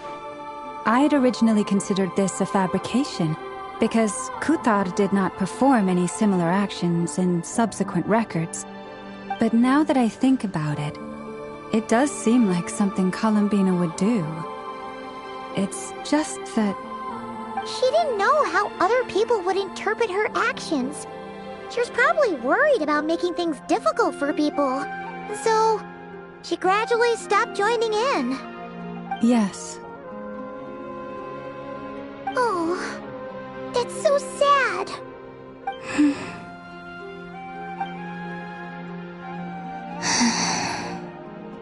And now, I can make no such gestures of warmth, even if I want to.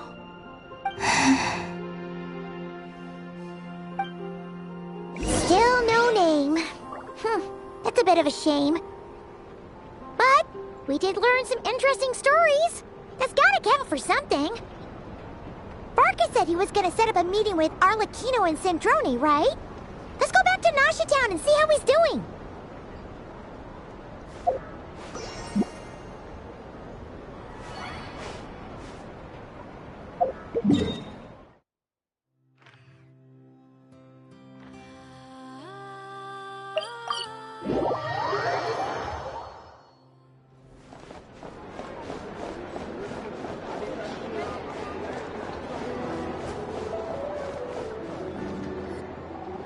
Let's see. There's Varka. Oh, and it's Durin and Albedo too.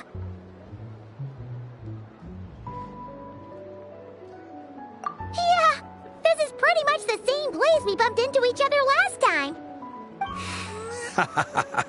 I convinced them to stick around a little longer. We were all waiting on people, so I figured having a little company would help pass the time. Ah, so you've been waiting for us? Does this mean that you've already arranged things with the Fatui? Sure does. Now you're back, we can go meet up with them together. How'd your investigation at the Frost Moon Enclave go? Well, we didn't find out Columbina's true name. But apart from that, it went pretty well.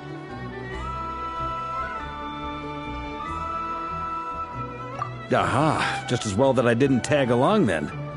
I'm sure our moon goddess wouldn't want every man and his dog knowing all about her private life. Still, desperate times, desperate measures, I guess. Someone had to do it. So, Varka was waiting on us, but what about you two? Are you waiting for Alice? Oh, no. We already met with her. We discussed that experiment I mentioned to you last time. Oh, and she also handed me this communication device.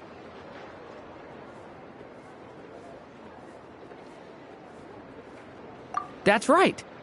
I understand she informed you about the relationship between the phantom phenomena and Tevat's borders, yes? She wants me to help her with some more experiments on that front. She said that she'll contact me through this device with more information. Ah, I see. Following instructions and making observations. Pretty common research method. Takes me right back to Albedo's lab. Wait, then who exactly are you meeting? Someone you know. Albedo's met him too. But I don't think Miss Lauma or the Grand Master have been introduced. Introductions are overrated, especially in cases like this. It's you! So? It's not like the Academia has prohibitions against going abroad. Also, I applied for leave. I've been writing to Hat Guy since obtaining a human form. I've already brought him up to speed on everything that's been going on in Nodcry. Hat Guy? Turns out, I actually have heard that name before. Oh? Then why did you react the same way I did? I only knew the name, not the fella. But since we're all here, let's do some introductions for what it's worth. I'm Varka, Grand Master of the Knights of Favonius. Lauma, Moon Chanter of the Frost Moon Scions. And I'm a Driosh from the Vahumana Darshan of the Sumeru Academia. Hat Guy. Good to see you again, Mr. Guy. I believe we last saw each other on the boat ride here.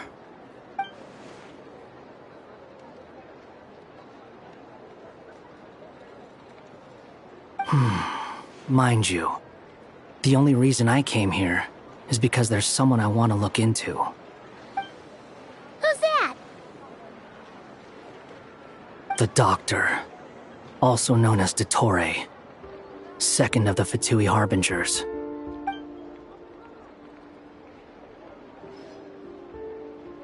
From the tone of your voice, it sounds like there's bad blood between you. I was reviewing our archives and noticed that a lot of information about him was missing. Left a bad taste in my mouth. That's all there is to it. Dottore, or Zondik, as he was then known, once studied at the Academia, but he got kicked out before he could graduate.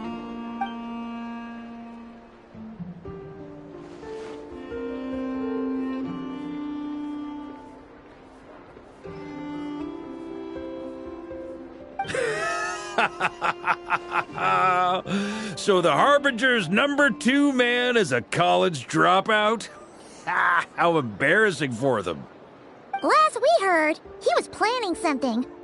We actually heard that a few times before, even coming to Nocturne, but we haven't seen a trace of him since we got here. He only appears when something interests him. For all we know, he might have left already. But the fact he did something here at all is worth noting. It'll fill a couple extra lines in his file. Why does it sound less like a file you're writing and more like a criminal record? Anyway, we were just about to meet 2 of the other Harbingers. Want to come along? You might learn a thing or two about him there. Sure. Even though they're Harbingers, well, they're old acquaintances of ours, so, you know, when you talk to them, try to be... I got it.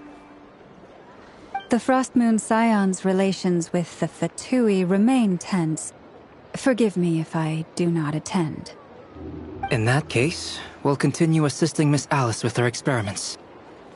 Good stuff. Everyone's having a fruitful time. All right, we better get going. I'll lead the way.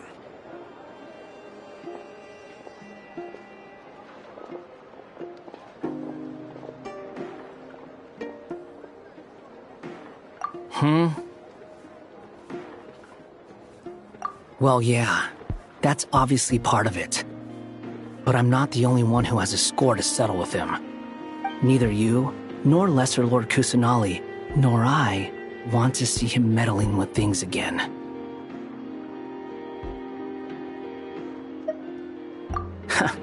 What's the hurry? Don't worry. Pigeons always know which way home is.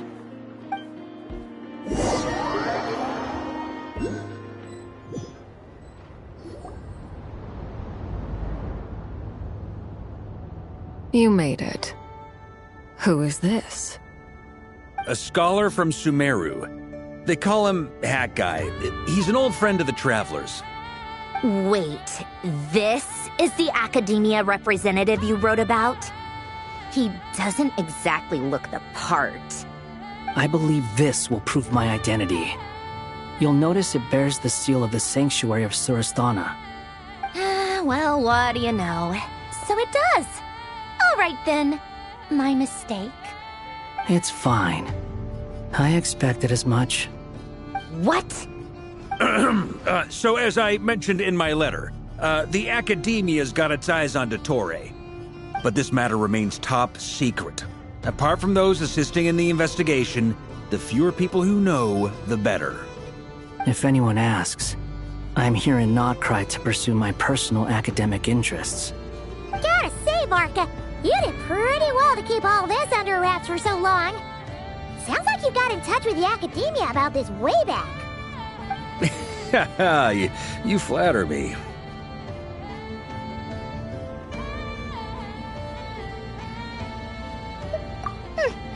Where do I even start? Remember that time we fought Rerir at Star Sand Shoal? He sure let me have it then, didn't he? I'll bet Dottore had that all sketched out, with me as his convenient little pawn. He could not care less about us if he tried, but hey! The feeling's mutual. Does Dottore really strike you as the sort who values his relationships with his colleagues? Fair point. Definitely not. Which is why I always keep my guard up whenever he starts making suspicious moves. To that extent, our motivations align. On top of which, I consider you trustworthy people. Now, back on topic. In the wake of the Reikir of Solnari episode, Sandrone and I grew suspicious about Dottore's complete inaction during the entire affair. So we tried to find out what he'd been up to, but unfortunately to no avail. He never lets anyone in on his plans. The more he cares about something, the more secretive he gets. Indeed. Perhaps he believes that by keeping a low profile, he can avoid trouble. But that trick isn't going to work on his colleagues. Yeah, I mean, he's been researching the ancient moon's remnants. And he's been trying to get his paws on the moon marrows. Only an idiot would believe he doesn't have something more planned. With this in mind, I returned to Snezhnaya and relayed my thoughts to Her Majesty the Tsaritsa, entreating her to have him recalled. That's pretty direct. Did the Tsaritsa agree? Yes. I made it abundantly clear that the Fatui's business in Nodcry is almost concluded, and we do not need 3 harbingers in this territory. Her Majesty concurred. Accordingly, Dottore has returned at her orders. I imagine he is continuing with experiments, which no one besides he would ever have any interest in. Common sense might mean nothing to him, but he's not stupid. He knows that no good can come from opposing the Tsaritsa. Smarts alone won't get him all the way. He needs the Rooster's resources and Regrator's Mora, both of which the Tsaritsa can strip from him by waggling a finger. But doesn't he have a track record of publicly following orders while going against them in private? He probably has it down to a fine art by now. Wouldn't put it past him. We worked together on a research project once. Only briefly, but it was enough to show me that we're fundamentally different people. He has no interest in doing things methodically, stage by stage. His thoughts jump all over the place, and the moment his curiosity is satisfied, or he gets the results he wants, he disappears. The only similarity we share is that, once we set our minds on doing something, we will see it done, whatever it takes. Well, we definitely saw some of that in your battle with Rerir. You got so competitive. Ugh, do not remind me. Then I believe we all concur. Dottore will not simply give up. Fantastic. Now this is turning into a whole day of unpleasant memories. Ugh. Are you talking about the moon marrow stuff? He also strikes me as the kind of person to disregard experimental regulations, ruin all the equipment, and go way over budget. Then leave the first person he can find to deal with the fallout. Exactly! This one time, he was running some high-temperature experiment and the substance exploded. But does he care? No! He orders his subordinates to open the device so he can observe the results, which causes the gas inside to leak out. That gas was poisonous! If I hadn't been there, who knows how many people might have died. And after all that, he left, while I was still cleaning up after his mess. What a waste of time, he said. Waste of time? The nerve! He wasted my time! You've been bottling that up for a while, huh? Hat guy, I must say, you seem awfully familiar with internal Fatui affairs. Especially when it comes to Dottore. Thank you, Lady Harbingers, for providing such valuable information. I have no other questions for now, so I'll be on my way. Wait, what? You're just gonna leave? You're welcome to join if you want. Ugh. Just when Paimon thought he'd finally mellowed out. He makes quite the impression. I'll say. I've met tons of headstrong people, but not many of them would join me in bad-mouthing the Torre. Anyway, back to the main agenda. Barca, you said that Columbina has gone missing? Or rather, disappeared. Yeah. We're working on building a connection between her and this world. The simplest method is to find out her real name. I've actually asked her that question before, but she said she didn't know. Considering our relationship, I doubt she was lying to me. As far as I recall, she was never dispatched by Her Majesty to claim a gnosis or anything like that. The Tsaritsa's plans had long contained a place specifically for her. I always thought that was weird. What could she do that the rest of us couldn't? Knowing what we do now, it's probably something related to Kavaki, right? More than likely. When she first arrived, Columbina would often go to Her Majesty and ask when she could start the task assigned to her. But Her Majesty always gave the same reply. The time has not yet come. So she spent her days in Snezhnaya doing basically nothing.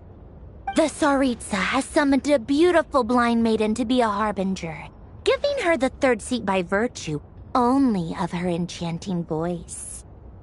It was a dumb and stupid rumor, but the reality of the situation made it hard to refute. And what happened after that? I imagine she stopped caring. She no longer seemed to care why she had been recruited, and Her Majesty never gave her any missions, so she just continued to sing in the flower garden. For my part, I was busy. So busy, in fact, that watching someone be that idol had me fuming. But still, I got the sense that she had long been used to a life of other people claiming she was needed when she wasn't. I just felt that having a place to stay would cost me something eventually. And so I waited quietly for the day that I would have to pay the price. And on the other end of that spectrum, you had me. Someone once told me that I had the lousiest work and the toughest luck. That's a good way of putting it. I forget who said it, but those words have always stuck with me.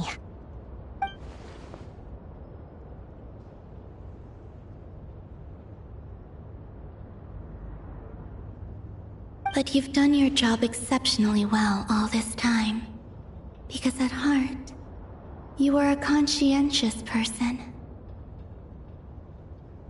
What is it? Something come to mind?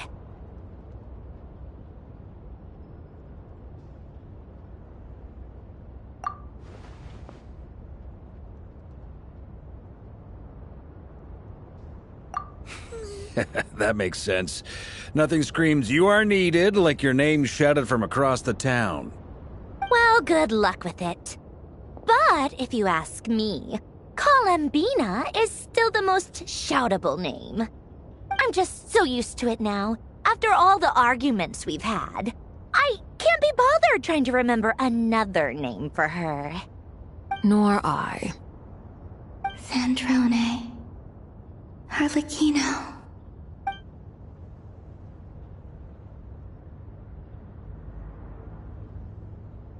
Huh! It's a Sealy! Does that mean Nicole has news for us? Ladies, I thank you for your hospitality. If the chance ever comes up, I definitely owe you both a drink sometime. I'm sure it will. You can make your own way out. Heck, you've been here enough times, you probably know your way around better than I do. Okay! Time to do what adventurers do best! Follow that Sealy!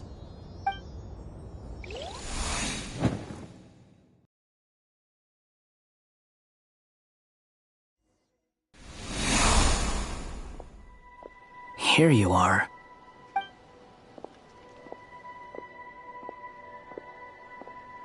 Oh, hat guy. How come you're back so soon? Did things go all right with the Fatui? Fine. Dotori's been summoned home by the Tsaritsa. Couldn't get much more than that.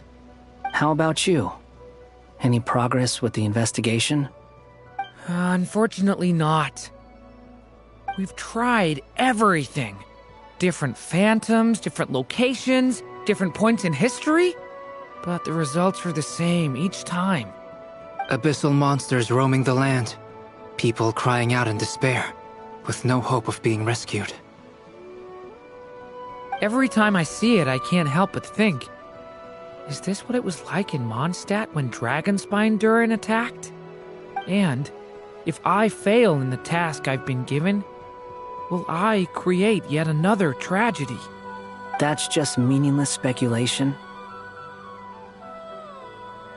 When we encountered similar phenomena previously, I tried to interfere with those illusions, using sounds and lights to guide them. However, we could not change their fates. At most, we were able to extend their existences. The events of the past are like fate that has been written into Irminsul. There isn't a living thing in Teyvat that can escape its past. But Miss Alice instructed us to try to find ways to change the outcome that these phantoms face. It's an impossible task. Can't you just refuse? Since she asked us to do this, I feel like it can't truly be impossible. Or if it is, well, mages can make the impossible possible. I could not have been born as Durin otherwise. But you also said that your past 39 attempts were fruitless. That's true. But you're still going. Yes. After this many futile attempts, surely you realize that you're not doing this because you still believe what some mage told you. It's because you want her hypothesis to come true.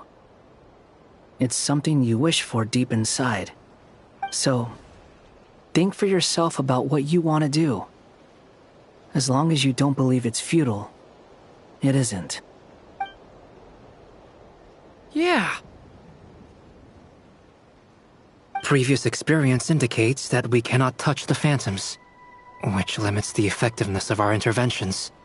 If we want to clear this hurdle, we need to break this rule somehow. Same thought here. Following the same rules means repeating the same failures. Reducing ourselves to mere playthings of fate.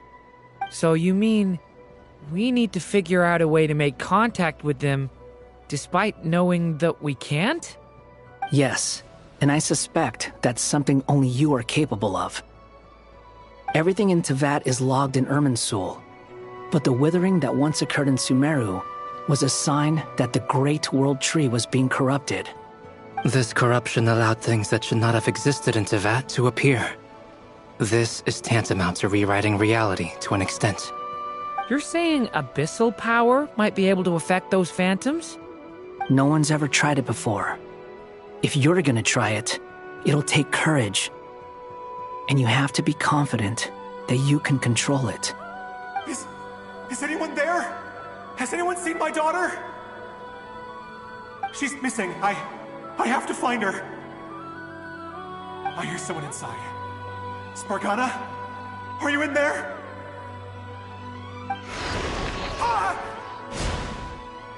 If I can use my abyssal powers to warn him that there is danger here, maybe it'll change his decision. Maybe he'll stay away. Yes. The important thing is not the nature of the power, but rather how you use it. To intimidate and obstruct. Sounds about right for the Abyss. Let me try. I should be able to influence that thing. Have you seen a little girl? What? This isn't the time for that! Just run!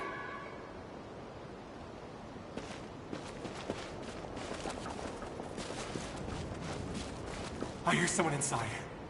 Spargana? Are you in there?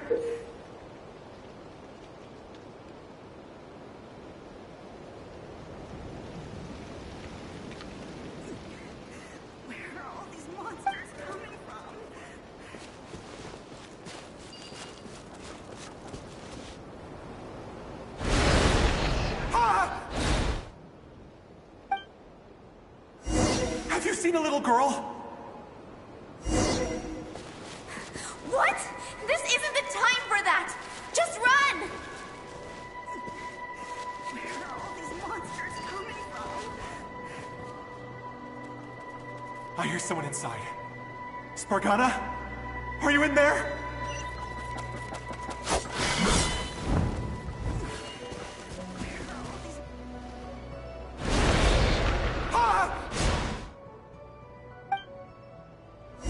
Have you seen a little girl? What? This isn't the time for that! Just run! These monsters coming from?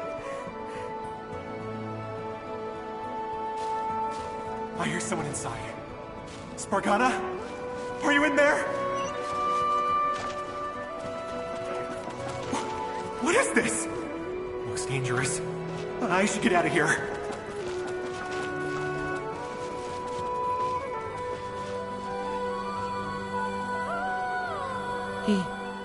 He really left. Ha! We did it! Don't celebrate too soon. Follow him. See what he does next. Monsters approaching from the front. You need to stop them and create an opportunity for him to hide.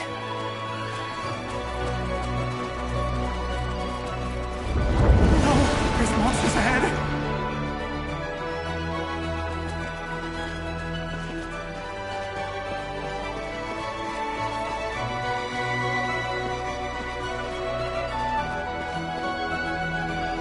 Wait, is that the barrier I saw earlier? Why is it appearing now? It's as if someone's controlling it.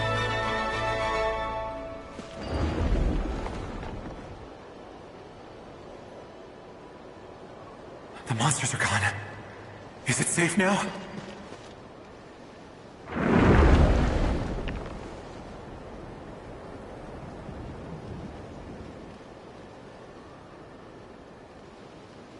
The barrier's gone too. How odd. Anyway, I guess I'll keep going. Quickly, let's keep up.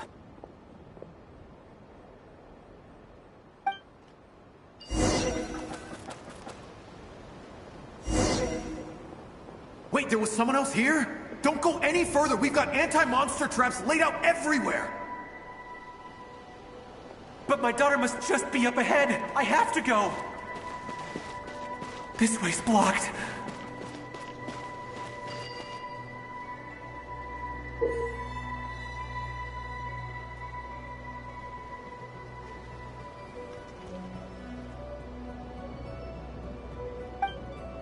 We might be able to use the explosives over there, but we need to take care not to hurt him.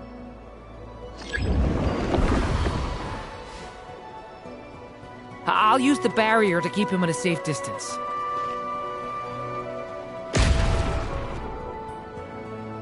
This barrier seems to be helping me somehow.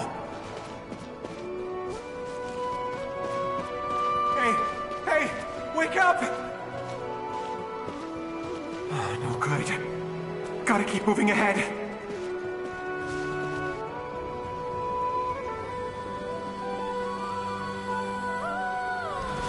So many monsters! There's still a chance, Durin. Use the traps.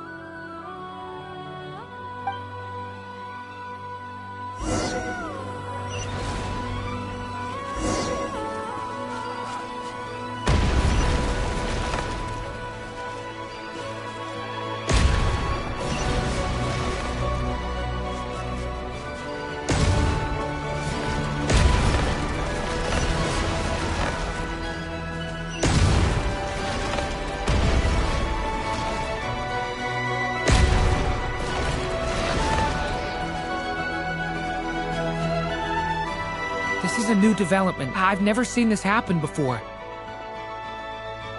We might just be able to save this person.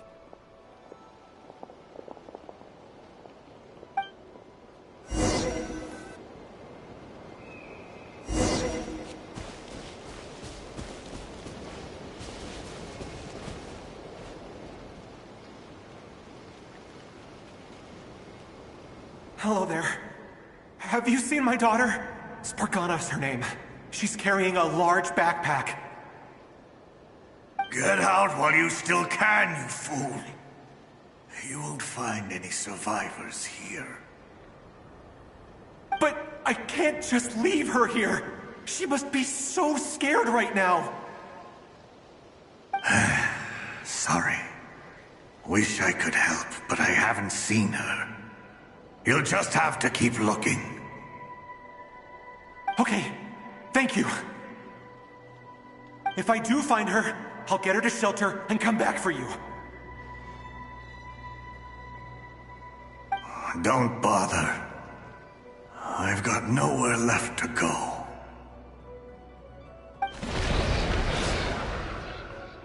What's that noise? Monster! No, if he goes inside, he'll be walking into a trap. Let's try this once more. This time, we have to stop him.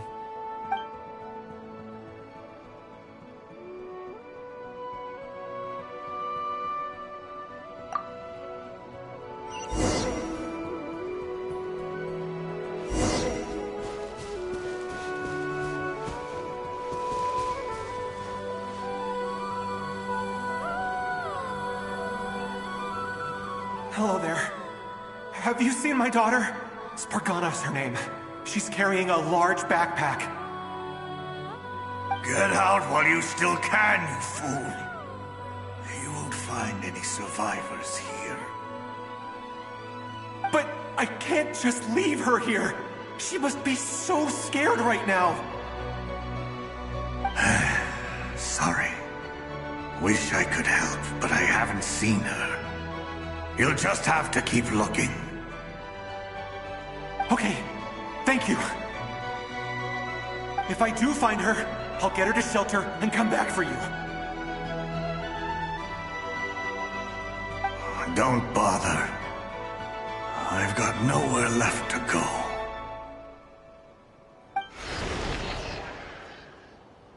What's that noise? Monster! No, if he goes inside, he'll be walking into a trap. Let's try this once more. This time, we have to stop him.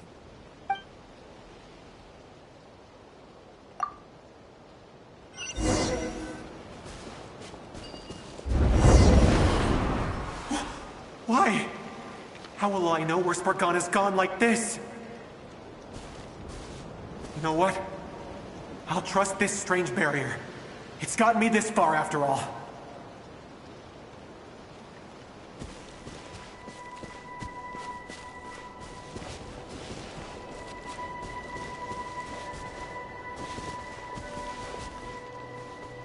Spargana, are you there?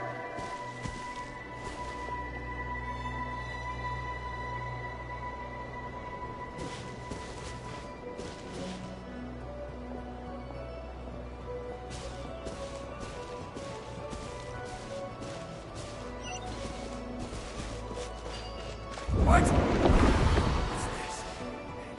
Hey! Let us out!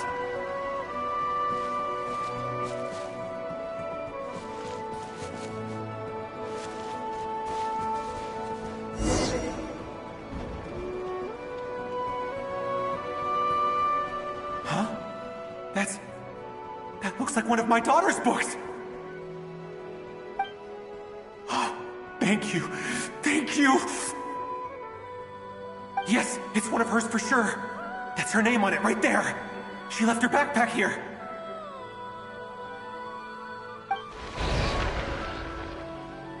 Durin, just like last time. Use the explosives.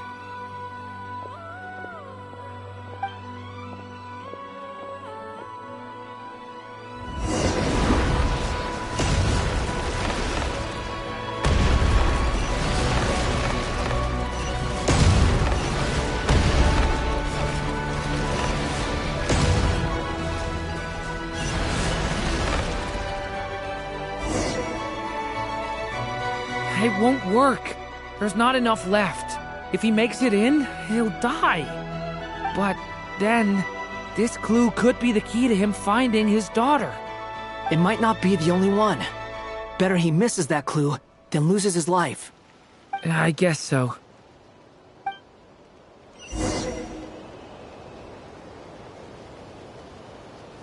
Stop him, Durin. We can't let him get any further in. That's my daughter's book!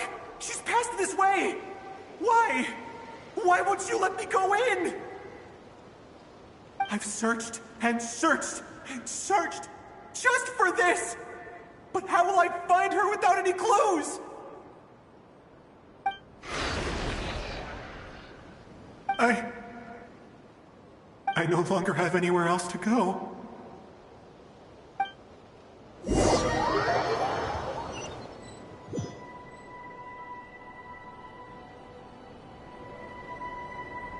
I'm sorry. I'm so sorry. He refuses to go anywhere else. Whether he opens this door or not, all that awaits him now is death. We couldn't change his fate. Albedo? Hat Guy? Let's try one more time. I don't know how we're gonna do this, but I don't want to give up either.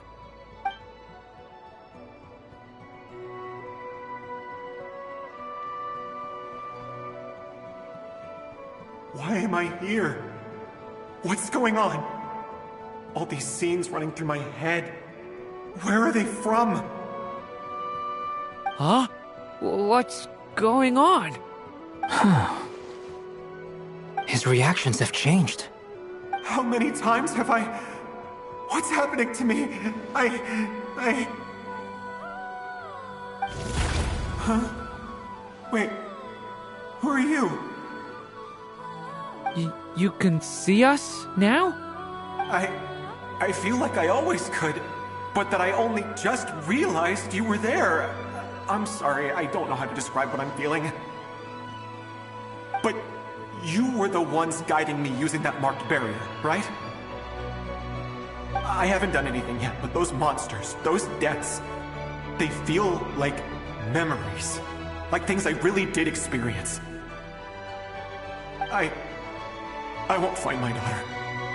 In fact, I'll ultimately die trying to find her. Isn't that right? No, it isn't. Yes, it is. Even so, we're trying to find a way out of this. You've not seen my daughter either, have you? It seems she really isn't here.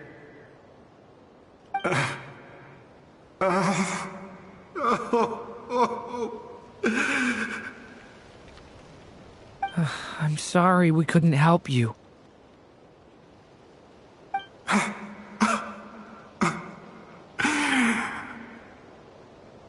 I'm just tired. Maybe this is destiny. Maybe it doesn't matter how hard I search. How long do I have left? Experience says 15 to 20 minutes. 15 to 20. Thank you for all your help. Let's rest a while. You look exhausted too. Now's not the time for you to start pitying us. It's not pity. I'm just realizing that I've only got 10 or so minutes left. You know?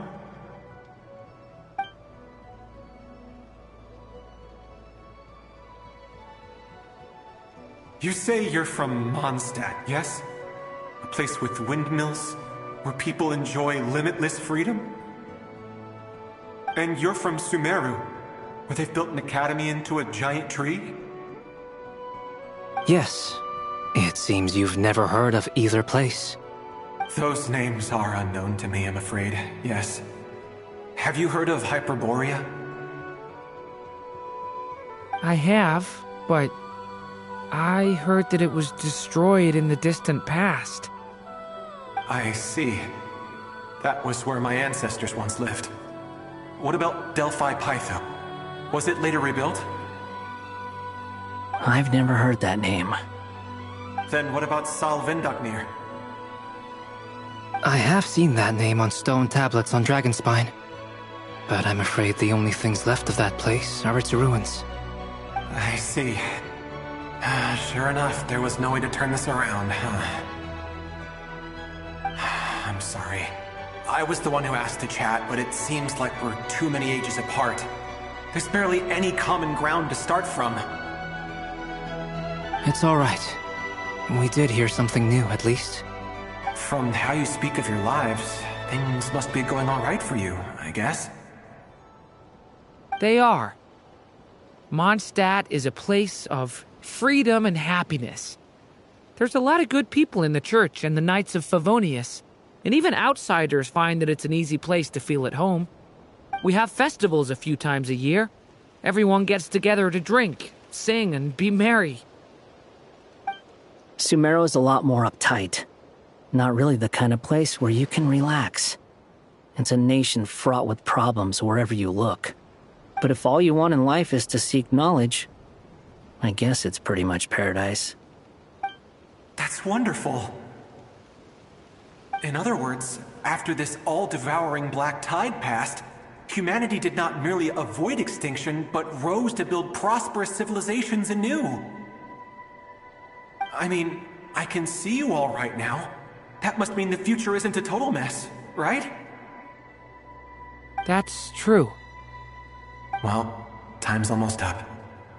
Let's part ways, I think. Might be best if you don't waste too much time on me.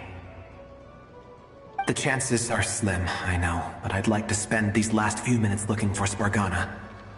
If things work out, I'd love to tell her about what I've heard. May we meet again. Well, or not, most probably. In that case, may your wishes come true.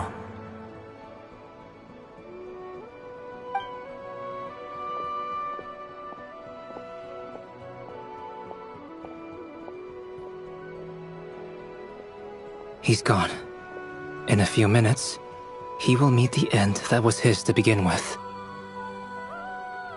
The ending of this tale did not change, but I believe that we've just made the most progress we have yet. May your wishes come true. If only it were so simple. Hat Guy, could I ask you a question? You've never talked about your past. It seems complicated, and it weighs heavily on you, too. Would you be willing to tell me about it? I mean, sometimes it's better to get things out in the open. Take that guy we try to help, for instance. At least he said goodbye with a smile, right? I know about Albedo's past. Our experiences are very similar, and he created me. As for you, you're my first friend, and you've witnessed every step I've taken. But by comparison, I know nothing about you. Either way, I mean, we're still best friends. But if I knew more about you, I might understand your thoughts a bit better. I've told you about myself. I'm a student at the Academia. And what did you do before that? Prepared for the entrance exam? All right. If you really don't want to talk about it, I won't press you any further. I was a puppet built from the branches of a white tree, using technology left behind by the Conrian schools of mechanical engineering. A white tree? You mean an Irminsul tree? Yes. A branch of Irminsul that was once connected to the main tree. So you had a human creator too? Yeah. But my creator abandoned me after deciding that I was a failure. After that...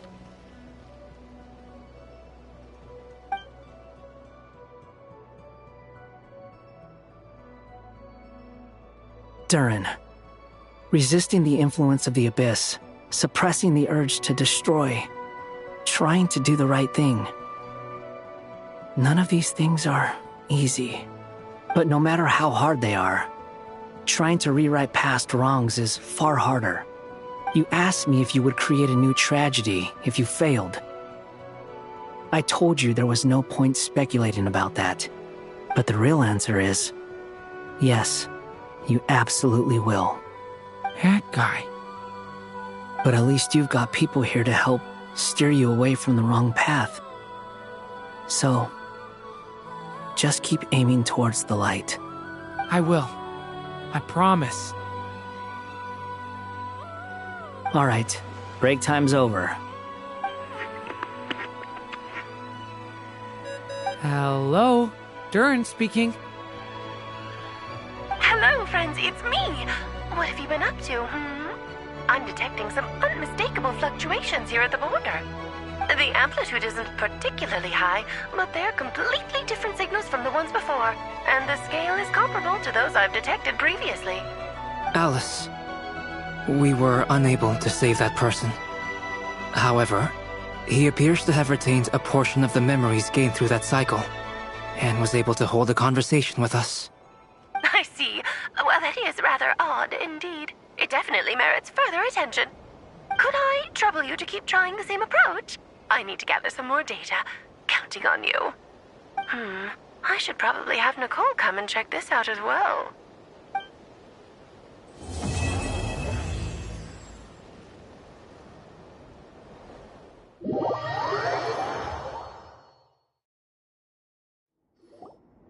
There you are. I was worried you might stop to collect treasure chests opened by the Seelie along the way. It would have taken you so much longer to get here. Another conversation I cannot hear. I am delighted to see that you understand what takes priority, and that your adventurer's instinct has not swayed your resolve. Really, I must applaud you for it. You should know. Paimon's head. Okay, I'll try and keep it short. My senses are telling me that this is where we shall find the entrance to the ruins. Oh, cool! Well, what are we waiting for? Let's open it up and see! Patience. This was a sanctuary of great importance to the Hyperboreans. A special process is required to open the gate. Oh! Like the place that housed the Eternal Moon's Marrow?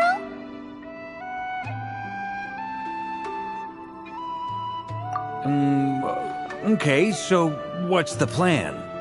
Need us to do anything? And just the short version, if you can. Alright then. I was planning to start with some background on the invention of these techniques. Are you sure you don't want to hear it? It's quite informative. Remember what you were saying about priorities? Fine. Simply put, we need 3 human representatives to successfully undergo a process of Kuvaki resonance. Think of it as a test from the 3 moon goddesses to see if the entrants are qualified, with the most recognizable qualification being Kuvaki. Pretty sure Lauma would ace that test.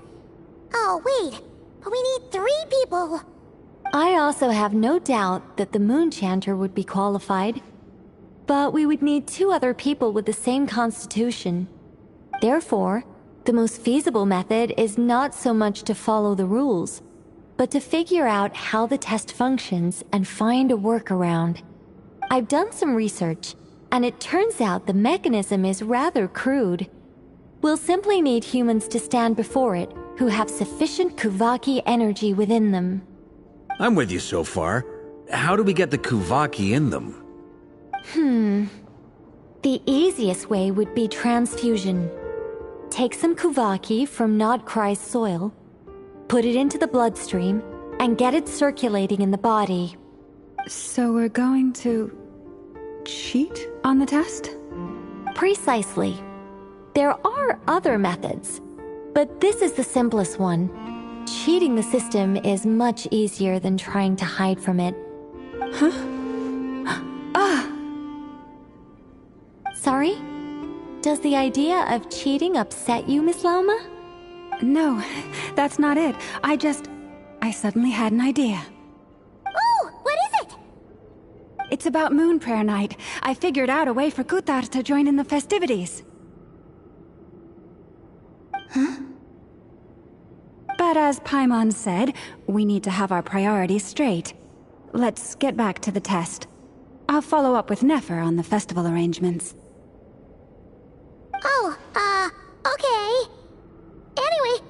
this really the best method we have? A Kuvaki transfusion sounds dangerous, no matter how you slice it. If you think that's dangerous, wait till you hear the other methods. I'd be more than happy to go through them if you'd like. There are several. No need, we're good. Let's go with this one. Very well. Kuvaki transfusion it is. Now, I should mention that the risks can be greater or lower depending on individual compatibility. It would be rash to simply infuse the Kuvaki and hope for the best. If the body rejects it, the reaction can be quite severe. The symptoms are similar to another condition that some people living here suffer from, known as congenital Kuvaki sensitivity. So, before we execute our plan, I will perform a simple test of my own to see who is compatible and who is not. Once that is done, we will have to complete the resonance process as rapidly as possible. The participants must remain stationary while the Kuvaki circulates and bonds with them, and they mustn't eat or drink anything. What? No eating or drinking? That's some hardcore fasting. They'll all be monks by the time they're through. 3 days. Oh, that's so long! And we still need to find 2 more people who are not just compatible, but also willing to volunteer. Fasting? What are they talking about? Really? Don't you want to think this through? Haha, count me in too. 3 days without food? I can handle that. Miss Nicole has made it clear that this is the easiest way. The way I see it, there's nothing else to discuss. It's time to step up.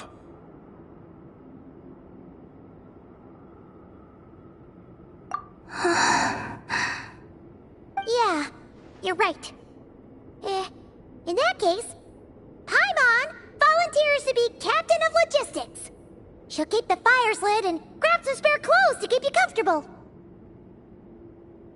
Then we'll start with you first, Traveler. Please step forward.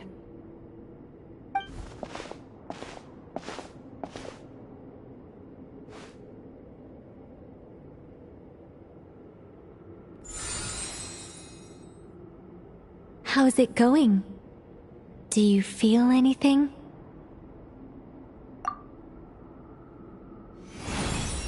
How about now?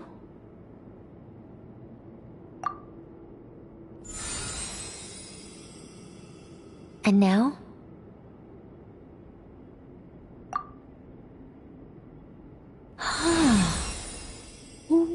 What about now? You guys, it's not a competition, you know.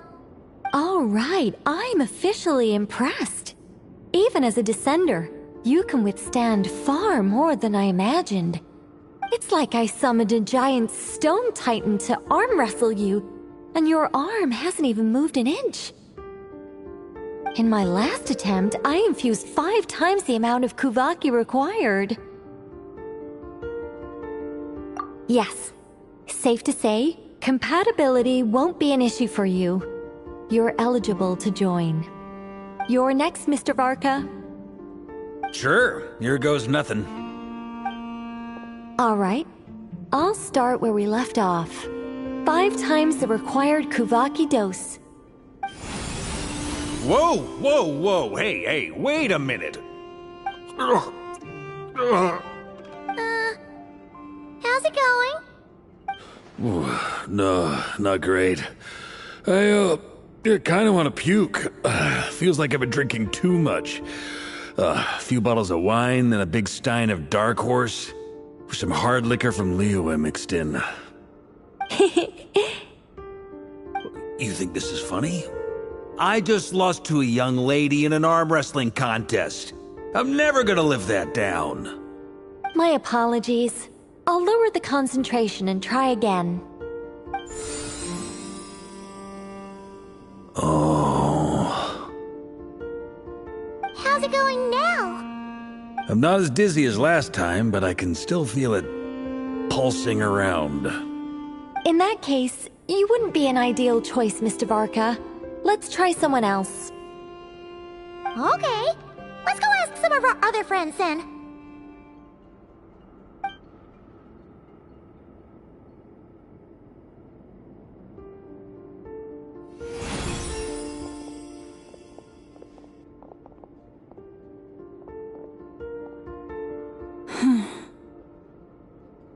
No surprises here, Miss Moonchanter.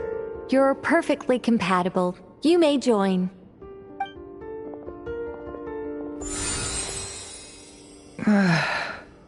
I'm getting a slight headache. Shame. You were so close. Whoa! I'm itching all over! Allergic reaction. We can't have that. Huh? Well, are you gonna start a what? The Hexenzirkel is an organization that cares for and protects children. We will not have them do dangerous things. Not even tests.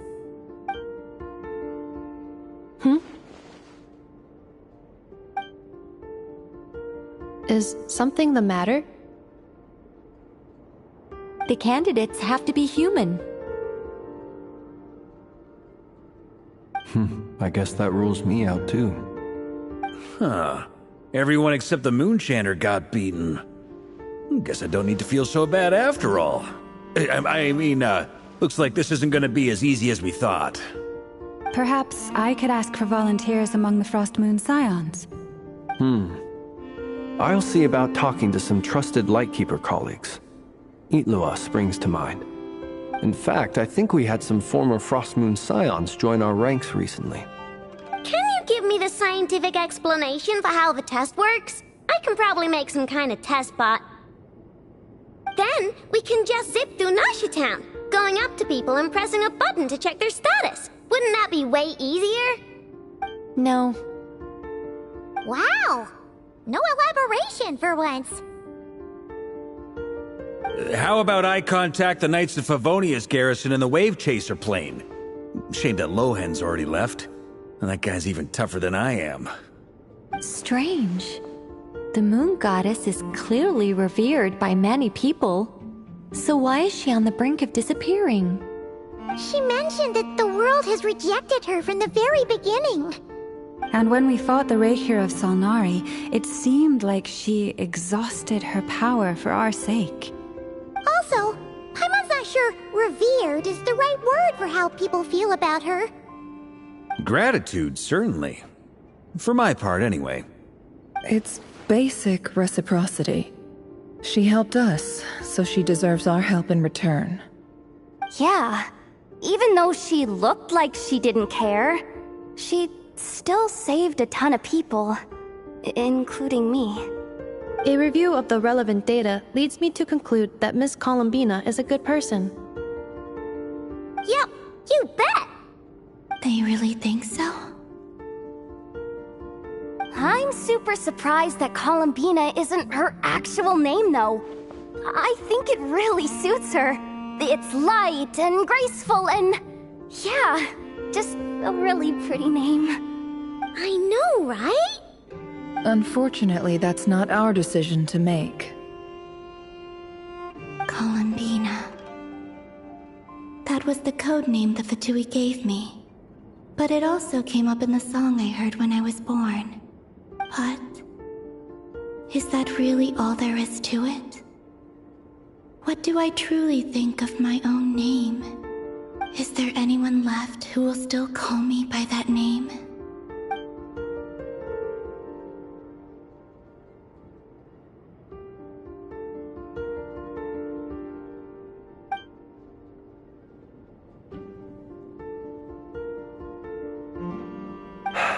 Moonprayer Night is getting closer by the day. We're running out of time. We need to look for other candidates. Then allow me to try. Huh? What are you doing here? You contacted your friends via the Adventurers Guild. Sandrone has been keeping an eye out for something like that, so she informed me. Since I have the ability to accommodate a moon marrow, I should prove to be a suitable candidate.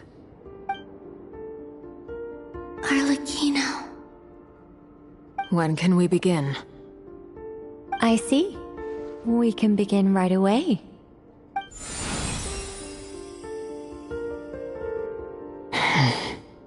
How was it? Did you feel any discomfort? Not at all. Then it seems we shan't need to look for additional candidates after all.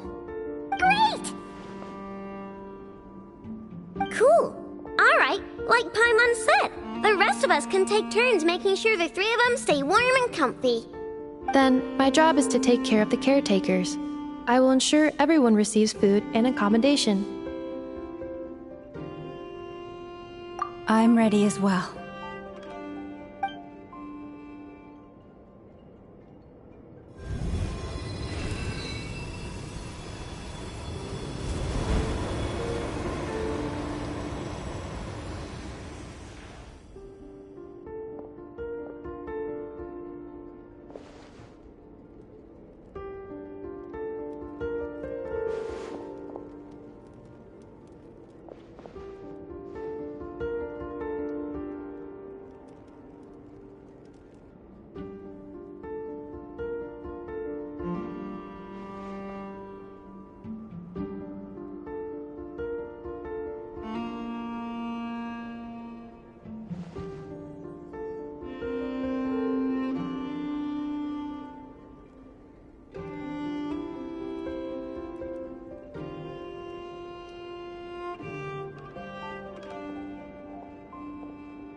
The work is done. The sacred scroll shut. The stars grow dim, the people silent. The white sun sets, the silver moon rises. O path to the temple, appear now before us.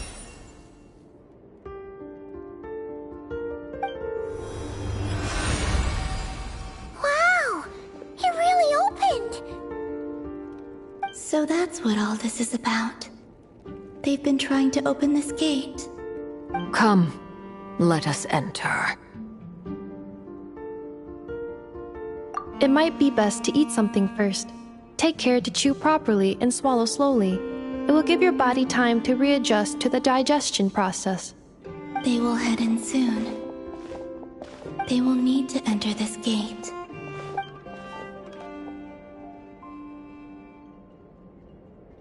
Huh? I cannot pass through. Is it because I have no physical body? It has been 3 days. My strength has all but completely faded. Can I really hold on until Moon Prayer Night?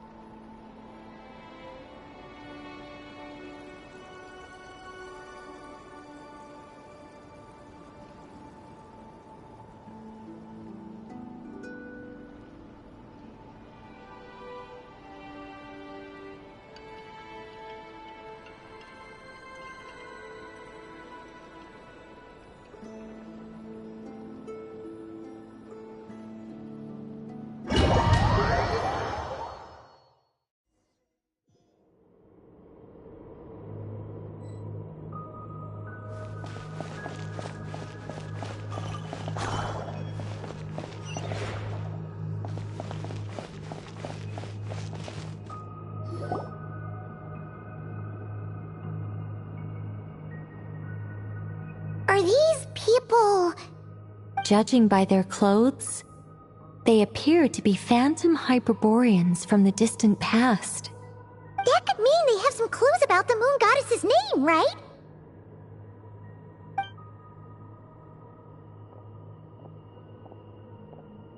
Hey there!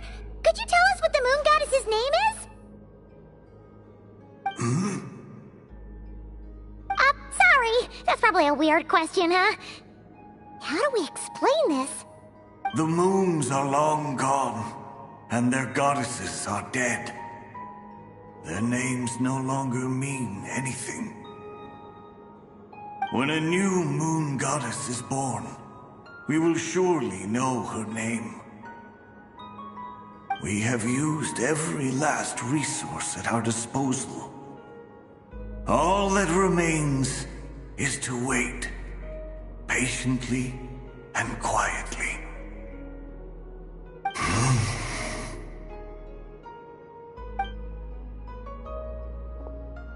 Were the people of the past all this devout? It looks like this phantom doesn't intend to converse with us any further. Surely the new moon goddess he speaks of must be Columbina.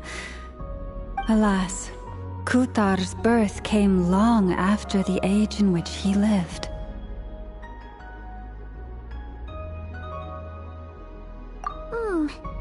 But, maybe if we find a phantom from a more recent age, they might know Columbina's real name. True. Keep an eye out. We should be able to tell which era they're from by the clothes they wear. Yeah!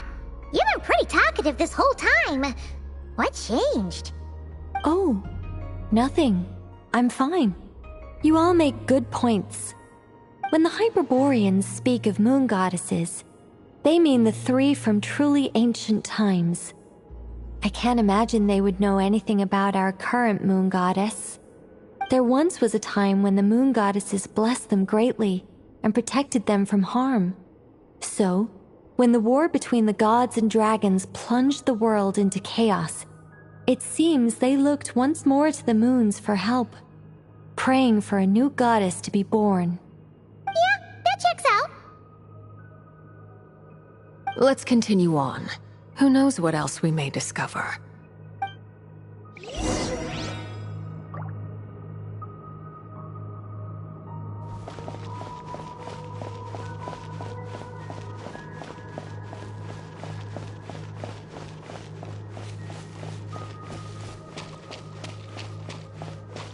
There's a door blocking this path! Not a problem. Try this.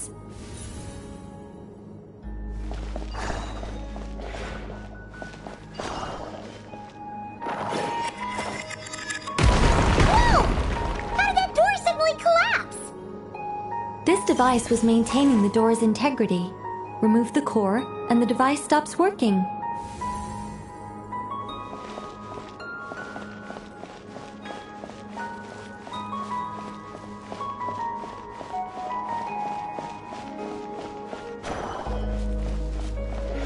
Is this our destination?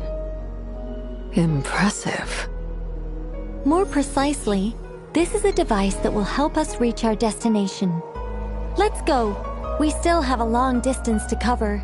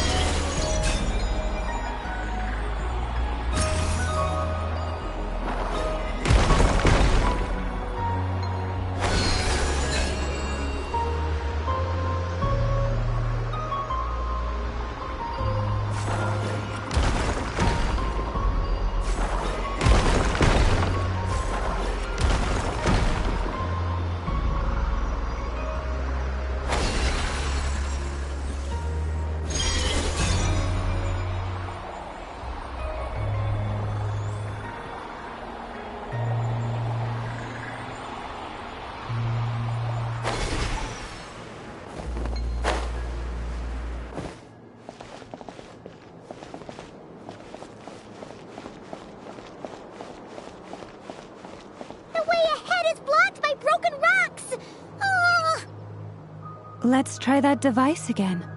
Remember the door from earlier?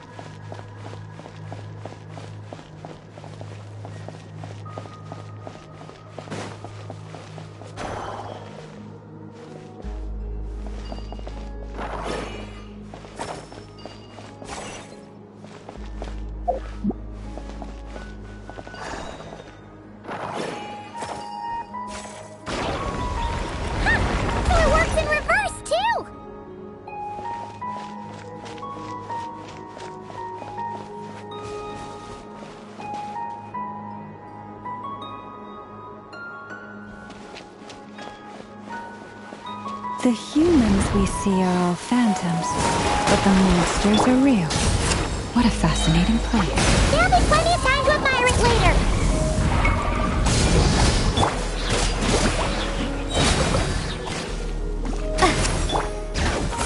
Hear the echoes of the valley!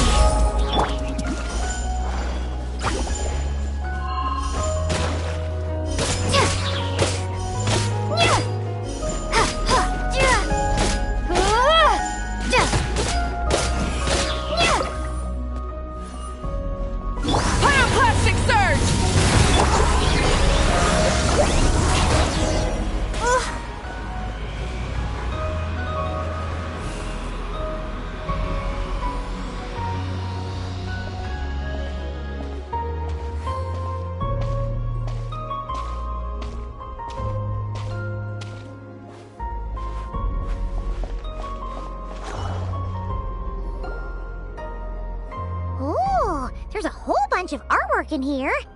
Seems pretty old. Nicole, this is probably your area of expertise. What do all these paintings mean? Let me see. To understand these murals requires some knowledge of the history surrounding the War of Funerary Flame. I shared a little of this with Lauma before. Yes, I think I follow. The dispute between the Moon Sisters, the transformation by Nibelung.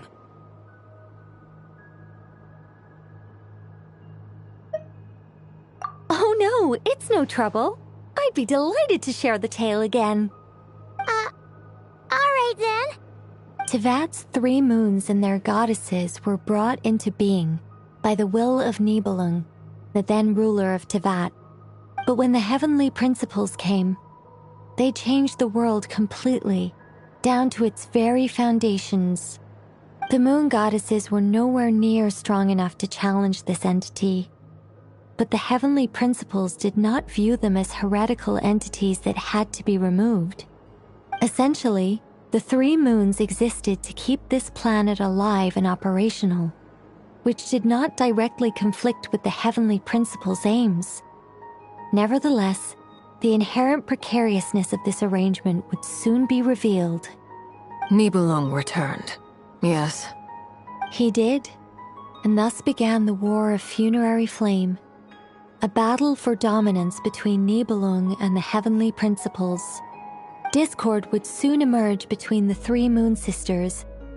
One would voice the opinion that they should follow Nibelung, for it was he who first hung the moons in the sky. Another would argue that taking sides in the conflict would only bring the world closer to ruin. There was no telling where it would lead, especially since their creator had returned bearing the perilous power of the abyss. Nibelung would eventually discover their disloyalty. He had all 3 imprisoned before transforming the moons into weapons with which to fight against the heavenly principles. What? Weapons? Yes. The very moons that had once defended the planet became instruments of death and destruction, striking terror into the hearts of all living things. And although the heavenly principles and the 3 moon sisters had once been at peace, it now seemed that the moons posed an unacceptable threat to Tevat. It is possible that the heavenly principles did not know of the goddess's imprisonment. If so, the weaponization of the moons would surely have been viewed as an intentional breach of the peace agreement. Regardless of who knew what, when, the heavenly principles shattered 2 moons and flung the other beyond the skies. Whether the goddesses managed to escape Nibelung's captivity after his fall, nobody knows. But this much is certain. From that day on, the moons no longer belonged to Tevat. The rejections slowly drained their power until eventually they passed away. So that's the full story. You say the moon ceased belonging to Tevat from then on.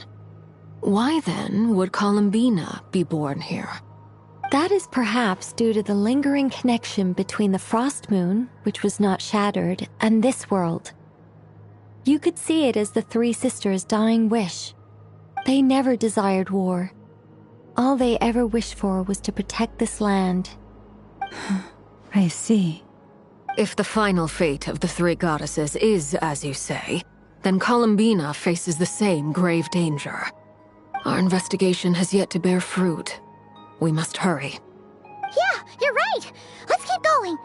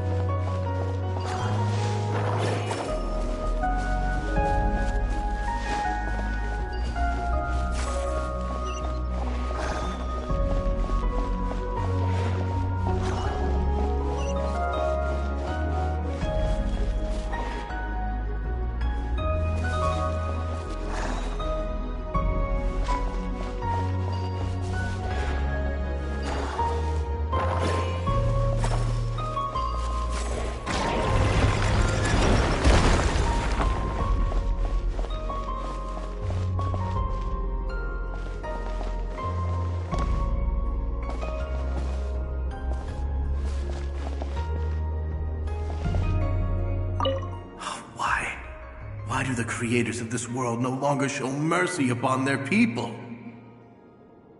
Remember his words. We must change our fate with our own hands.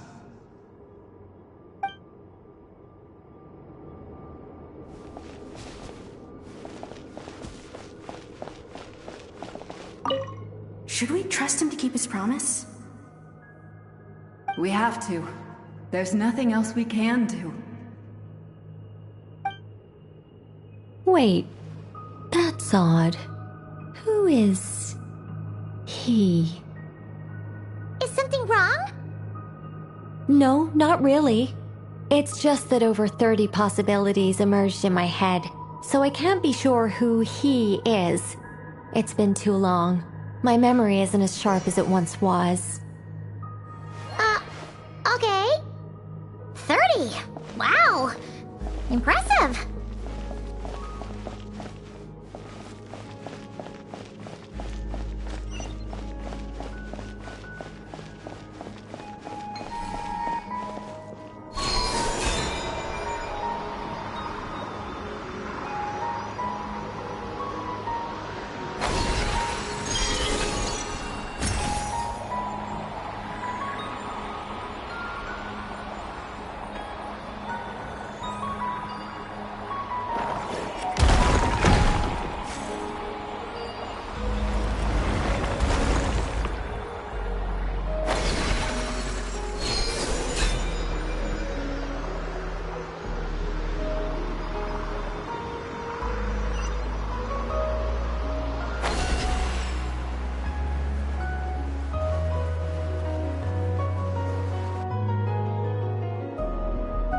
We're finally here!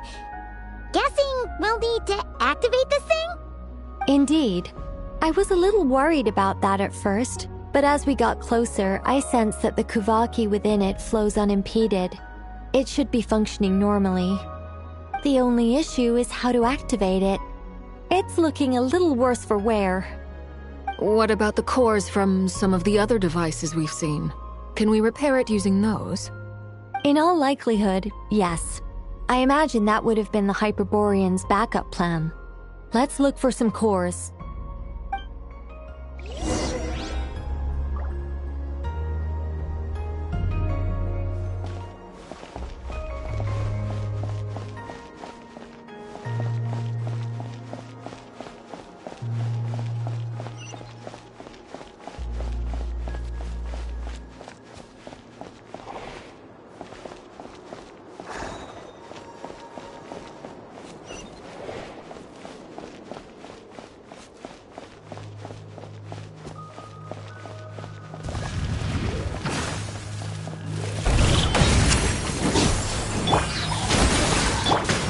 Rise with the sun! Bring it!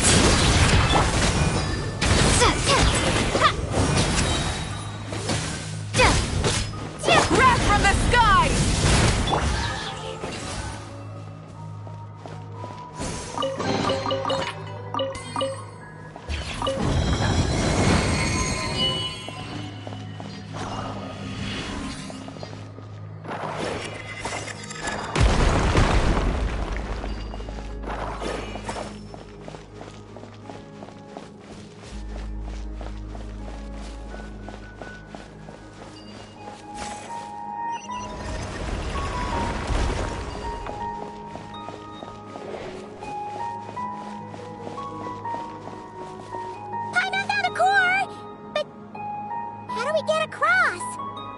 Walk up, then jump down.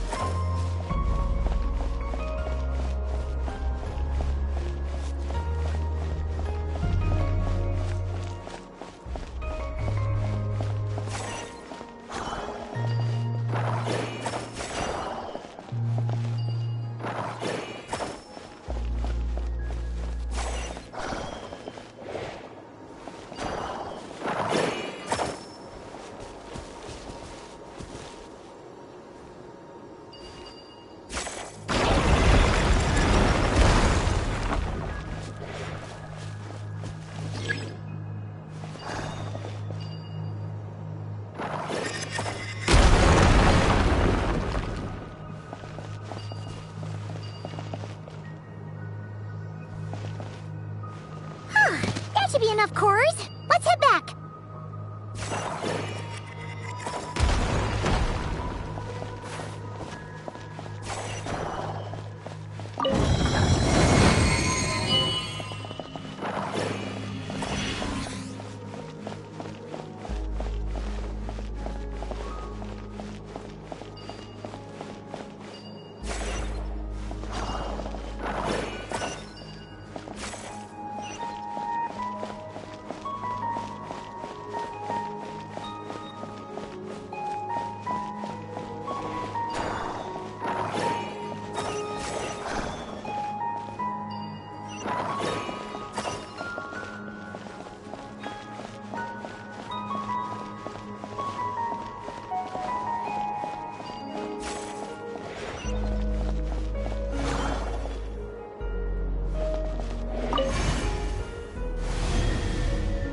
The device is up and running.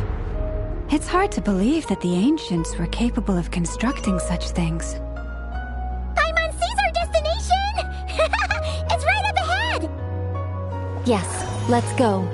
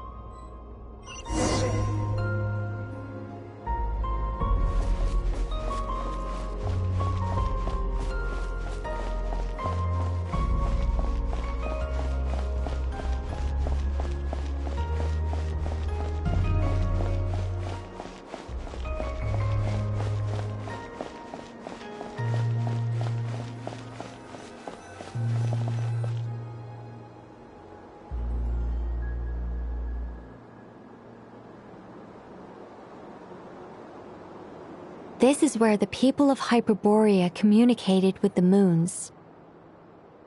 We need only place the moon marrow upon this platform on Moon Prayer Night, and we shall be able to open a portal to the moon and send our moon goddess back home. The assumption being, of course, that we can find her first. That's right. You want to know if it's safe there, don't you? And yet, she has no choice but to return. You know this. Oh, that's not the only issue here. This is the end of the line, right? We've explored everything we can. And despite looking at historical artwork and talking to people from Hyperborean times, we're still no closer to learning Columbina's name. If it's not too much trouble, could you tell me exactly what Alice said to you about finding her name? Oh, sure. What she said was... Then your first job is to find it. As a moon goddess, I'm sure she must have a name she identifies with. Neither Columbina nor Kutar is her true name, and she's never really accepted either of them. Is it not also possible that she has never had a true name? Not at any point in history? That would be a hard pill to swallow. But at this point, we may have to accept that that is the truth. No one knows how she came into being, and she certainly doesn't have parents in any sense that we're aware of. Perhaps she was never granted a name at all. But does that mean there's no way to get Columbina back? She's just gonna disappear and there's nothing we can do about it? Huh? Wait, why all this pessimism? Was it the way I phrased this question? You all seem to be taking this in completely the wrong way. Well, just because she's never had a real name in the past doesn't mean she can't have one now. What? Think about what Alice said again. She never once said that you'd have to find a new name, did she? Are you saying what I think you're saying? Yes. Names are anchors that connect us to the world. If she doesn't have one already, then all we have to do is create one, no? It's like... yes. Traveler, when you first arrived in Teyvat, do you think you would have turned around if someone behind you shouted, "Hey, Tumaini"? But what about now? I understand what you mean. Life is a long journey. Even the friends and family by our side can change over time. When people call you by different names, what matters isn't so much the words themselves, but what they symbolize. And of course, whether that resonates with you. Ether. So, Close your eyes and picture the moon goddess in your mind. If you were to call out to her in this moment, what would you say?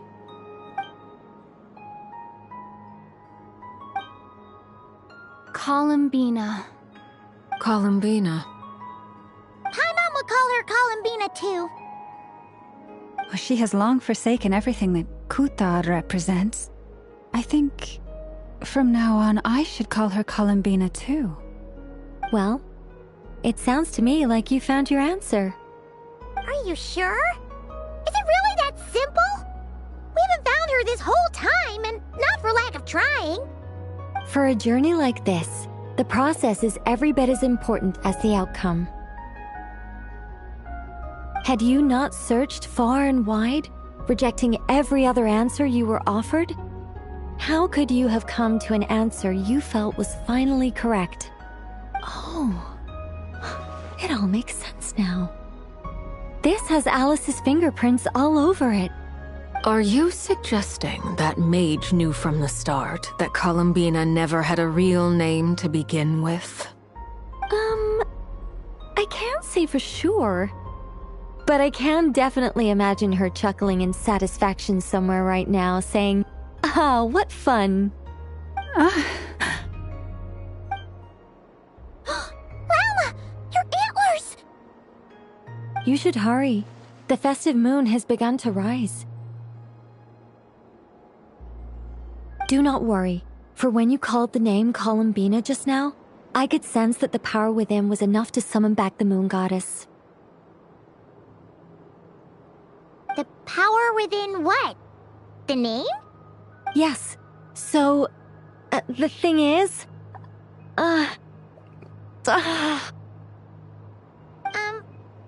What's wrong now? This is so annoying. I really want to explain how that whole thing works. Starting from the founding principles of Tevat and... Oh, I could talk about this for hours. But... Deep breaths, Nicole. Deep breaths. You're an angel. A sober, sensible, solemn angel who has her priorities straight. Okay then. Sorry for asking. Clearly a bad call on Paimon's part. Anyway, you all need to hurry. Last thing, remember how it felt when you called out that name. Then it is agreed. By the name Columbina, we shall find her. Then we'll throw her the best Moon Prayer Night party ever! And at last, we will send her home.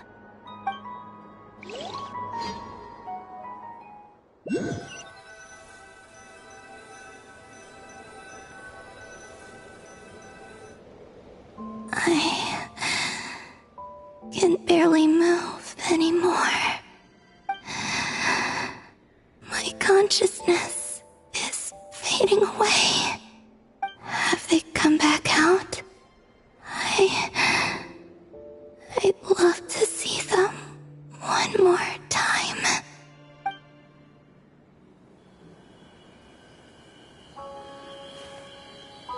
They didn't make it.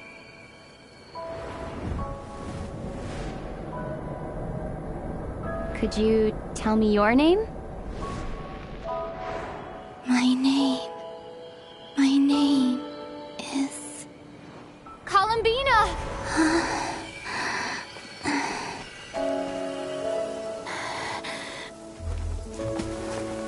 Columbina! Are you here? Columbina!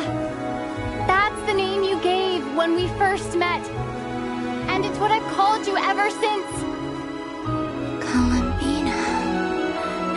It's a fine name. I have many fond memories of Columbina, and so do all of your friends.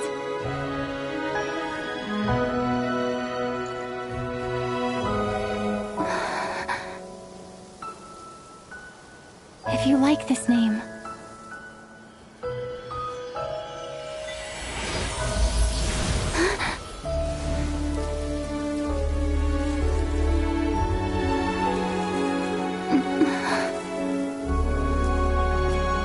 Looking for me?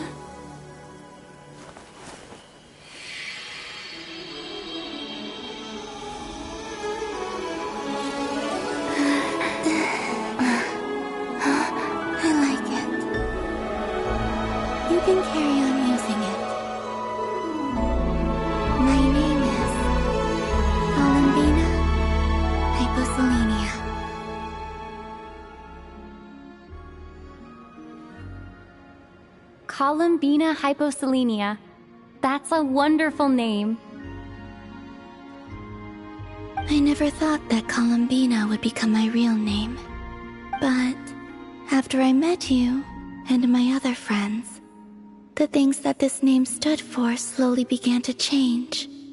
It went from being a Fatui code name to something my friends call me.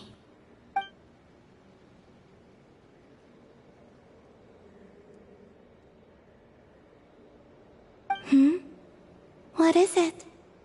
Why aren't you saying anything? I'm just so happy for you.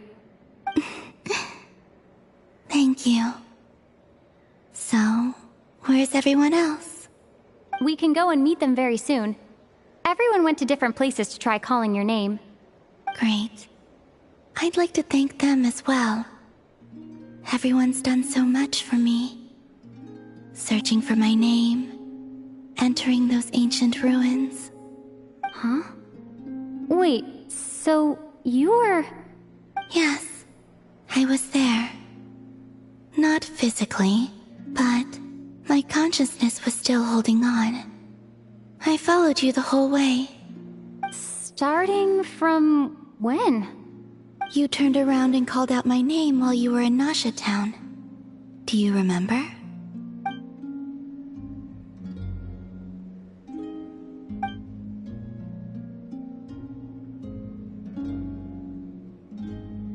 Let's go. We don't want to keep them waiting. Sure. In that case, come with me. But... Hmm? Before that, could you call my name one more time? Sure. Come with me, Columbina hyposelenia.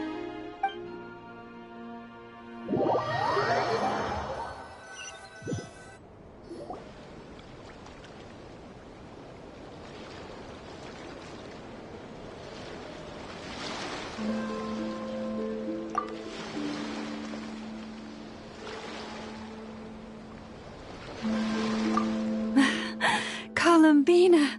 Oh, this truly is wonderful. Llama, I can't breathe. Ha ha! Just in time for Moon Prayer Night. It's good to have you back, Miss Columbina.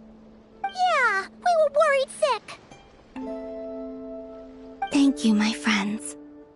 With your help, I now have a name that belongs to me. Columbina hyposelenia. Where's the second half from? You added it yourself? That's right. It means... Born beneath the moon. Yes. And by extension, it can also mean born beneath this world. A fine name. Now, as much as it pains me to interrupt this beautiful reunion, I feel obliged to remind you that the Moon Prayer Night celebrations in Nasha Town have already begun. Don't you want to enjoy the festivities? There's so much to see and do. And some of the ambient lighting and entertainments were sponsored by the kind souls in the Hexen Circle. Nicole? Why'd you turn into Donoko? So you're Miss Nicole. Thank you for helping us, and for helping me find my name. It's nice to finally hear your voice. You're quite welcome. Guiding lost people to hidden treasure is what we Seelie do. And if you ask me, spiritual treasures are far more precious than material ones. Chests are all well and good, but this was what it's all about. Ah, so satisfying. Anyway, I had to go help Alice. It seems like she ran into some trouble. That's why I couldn't be here in person. But don't worry, we're with you in spirit. We'll be celebrating right along with you. Keep an eye out for the Hexen Circle's festive stalls in Nasha Town. I think you'll like what we came up with. Alice said she even managed to rope B in this time. The Frost Moon Scions have also prepared various attractions. I believe Aino, Nefer, and their crew are setting things up as we speak. On that note, Nefer, about that request I made. It's all in hand. Yehoda is on site to ensure that everything goes off without a hitch. Wonderful. In that case, traveler? Huh? Come on, Columbina. It's time to celebrate the best Moon Prayer night ever.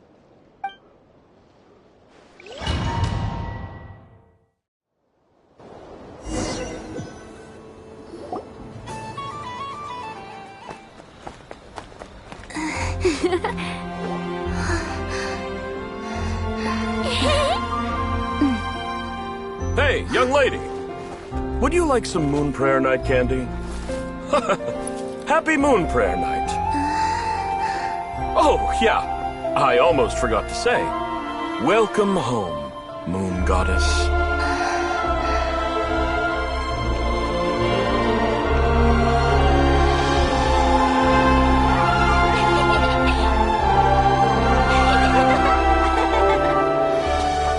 Welcome home, Moon Goddess. Welcome home, Moon Goddess. Welcome home, Moon Goddess. Turning Nashitown into her home is a festive gift. A rather brilliant idea.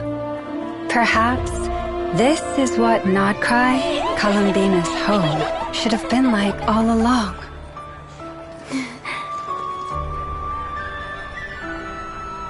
Thank you for the gift. I like it a lot.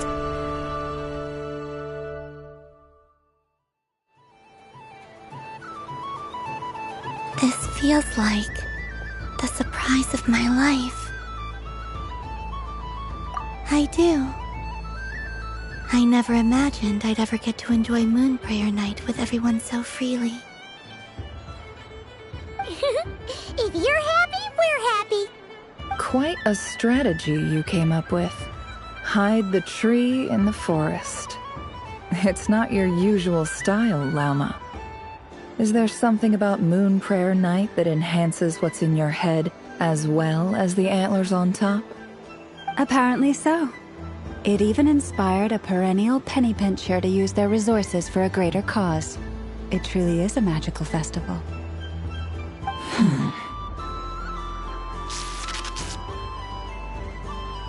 I see it now. This bickering is actually a sign of a strong relationship. Huh? What's everyone doing here? Oh! Miss Columbina, you're back! Yes, I'm fine now. Thanks for your concern. How's your progress with Alice's assignment? Very well indeed. I've never heard her sound so excited. Not like this. This time her excitement seems more serious. Seems like she's had a major breakthrough. She said she'll contact us once she knows more. In the meantime, we're free to relax and have some fun. Enjoy the time off while it lasts. I have a feeling that our next task won't be so simple.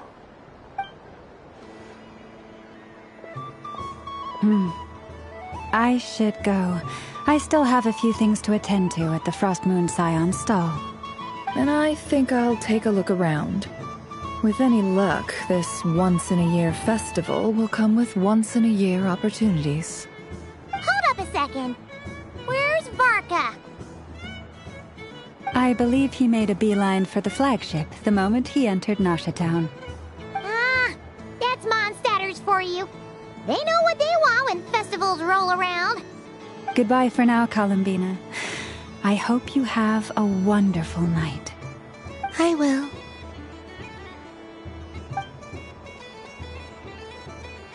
Well, in that case, don't just stand there. Get out there and have some fun. You'll definitely get a warm welcome at every stall. Oh, also, take this map with you. It's a guide to the festival.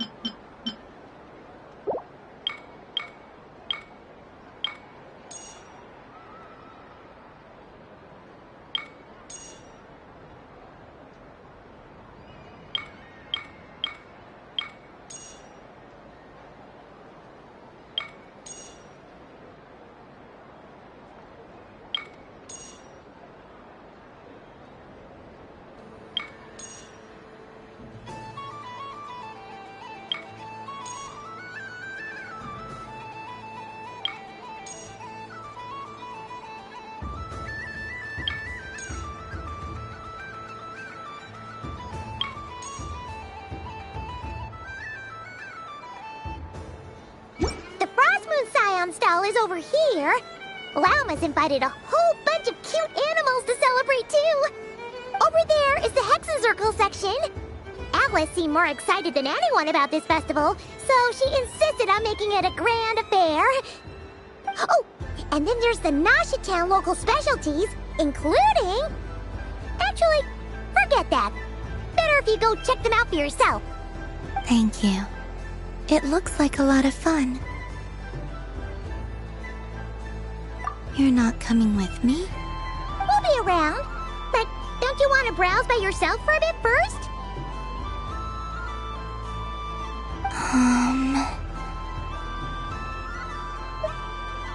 Yep.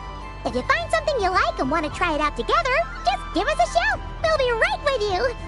Otherwise, just relax and enjoy yourself. There's so much on offer, so try to experience as much as you can. And don't forget to stuff yourself with all the delicious festival food.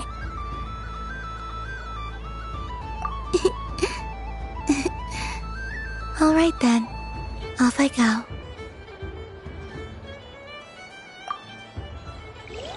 Where should I go first? This must be the mage's stall. It feels like I've entered a fairy tale. Ah, how lovely.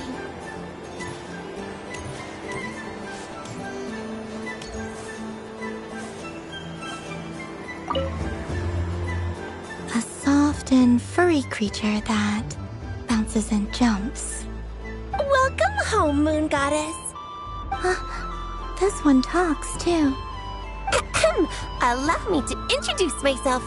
I am a Dodoko from a distant archipelago, the most mischievous of all my Dodo brothers and Dodo sisters.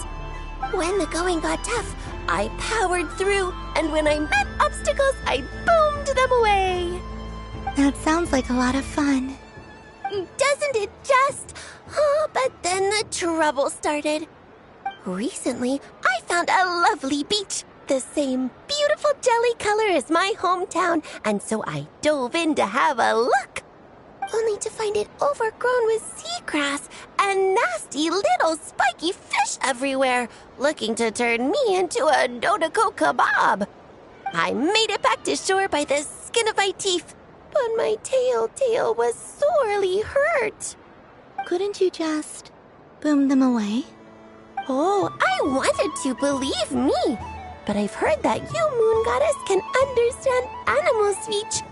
The last thing I wanted was to cause a gigantic fuss and get taken to court by a school of spiky fish.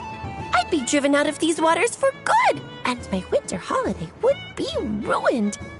And so, dear Moon Goddess, I was wondering if you might lend me your allegiance. Are you roping me into a crime? Oh, let's call it a once-in-a-lifetime carefree adventure. Does that sound better?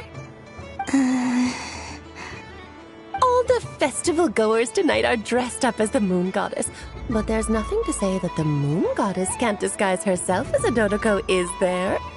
Besides, this is your home. You should be free to be whoever you wish.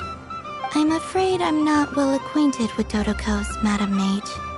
Oh, that's quite all right. We Dodokos are innocent, happy creatures with a free-spirited nature. Many, like myself, are mischievous troublemakers.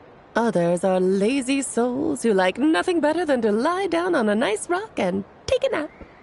In our eyes, every creature who yearns for happiness and freedom is a Dodoko. But perhaps in yours, we Dodoko are a fluffier and more mischievous breed of Kuhenki. Yes, that is a much easier image to follow. Oh, wonderful! Then let's play! Grab onto my tail and follow me into the sea! Time to settle some scores with the bad guys!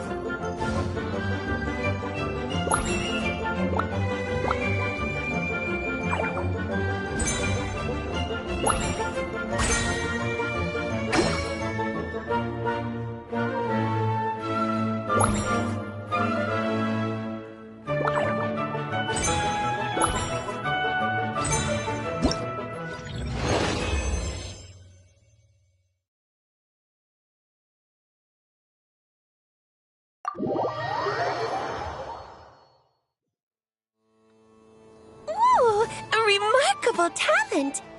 So, what do you make of it? The use of Jumpy Dumpties doesn't come as naturally to me as Kuvaki, but their unpredictability makes it fun. I think they call this novelty. Indeed! And how did it feel blowing those pesky nuisances away? Not bad. Any guilt? What do you mean? Oh, wonderful! Lovely answers to all 3 questions. You've passed the safety test. Now I can give this special bomb to you as a souvenir. Remember, if you find any meanies living on the moon, you can use this to boom them into oblivion. I will. Up for another round of fish boss? Oh, I mean of bye-bye bad fishies. Wonderful! It's Dodo Venture time!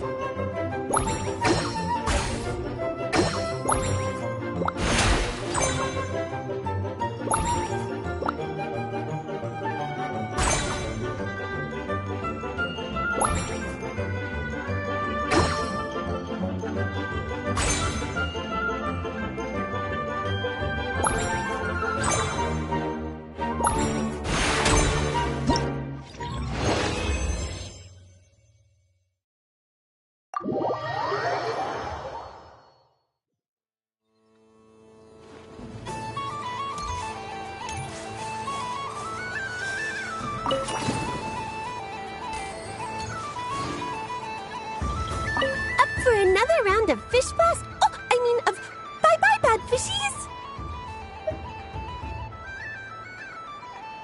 Of course! Feel free to come back whenever you like. There's always time for a Dodo Venture.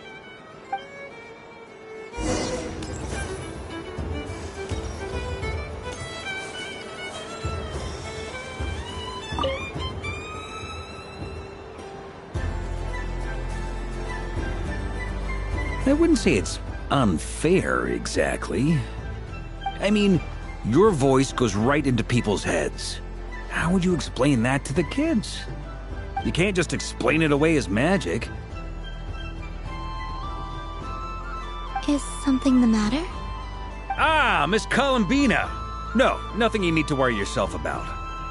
Ah, impeccable timing. Stick around for a second, Miss Columbina. I need your input on something. This self-proclaimed Knight of Justice has yet to give me a satisfactory answer. I, for one, would like to hear your verdict on the matter. Hey, now, I left the flagship just to help you out, Miss Nicole. What's going on? So Alice and I are both using long-range remote control spells that work on similar principles, allowing us to attend this festive fair in Dodeco form. Sorry, let me backtrack a little. While similar, there are some key differences.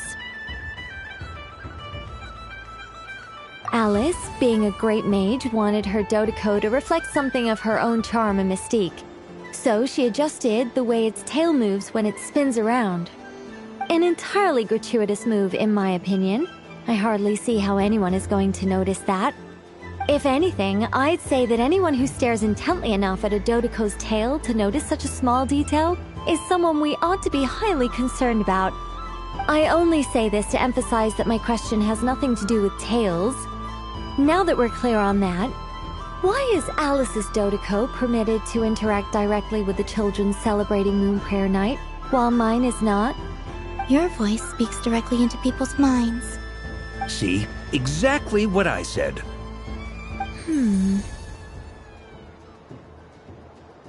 Miss Nicole? Ugh, I can't stand it. I know that probably makes me sound like a whiny child acting out in front of their parents. And it's a little embarrassing now that I think about it. But hey, I said it now, I can't take it back. That would be even more embarrassing. Also, don't go reading too much into that analogy. It was off the top of my head. I'm actually an awful lot older than either of you. Miss Nicole, are you saying that you'd like someone to play the game you've prepared? I'm not so invested in that. It's just something cobbled together using items I borrowed from Alice. She probably didn't even make them herself. The point is, I want to know everyone's thoughts after they receive their prizes. But as you've said, I can't just ask. I've been biting my lip for so long, and I've had no one to vent my frustrations on. I thought this was going to be a nice, straightforward festival where I'd get the chance to guide people to treasure. Well, can I play? I can't guarantee that I'll win a prize, but... You will? I'd like to try. Then what are we waiting for? Let the game begin! It's like they forgot I was ever here.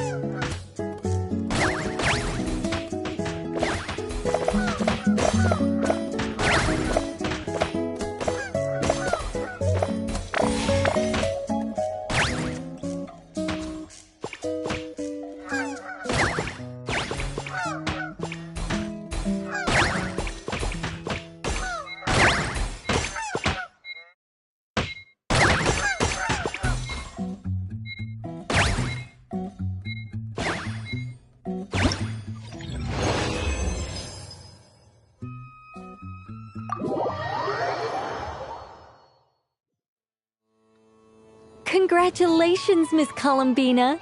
With your great wisdom, you have overcome every obstacle in your path and conquered the great challenge posed to you by fate. Fate? Well, something to that effect. If you'd prefer something more poetic, it could be the icy winds or the dawn. Anything you like, really. You could even go with the challenge posed to you by Dodeko, if that's what you're into. Anyway, you can take or leave my suggestions. Moving on. All my hopes are now resting on this. Can I open it now? Stop teasing me. Please, I'm begging you. No more talk. Just open it. Wow. What a lovely sculpture. Classic and cute at the same time. Thank you, Miss Nicole. I'll always treasure it. Ah, there we go. Music to my ears. You have my sincerest gratitude, Miss Columbina. Thank you for sharing your precious time with me and fulfilling my wish. Don't mention it. You've all done much to help me. And still, I'm the one receiving all these gifts.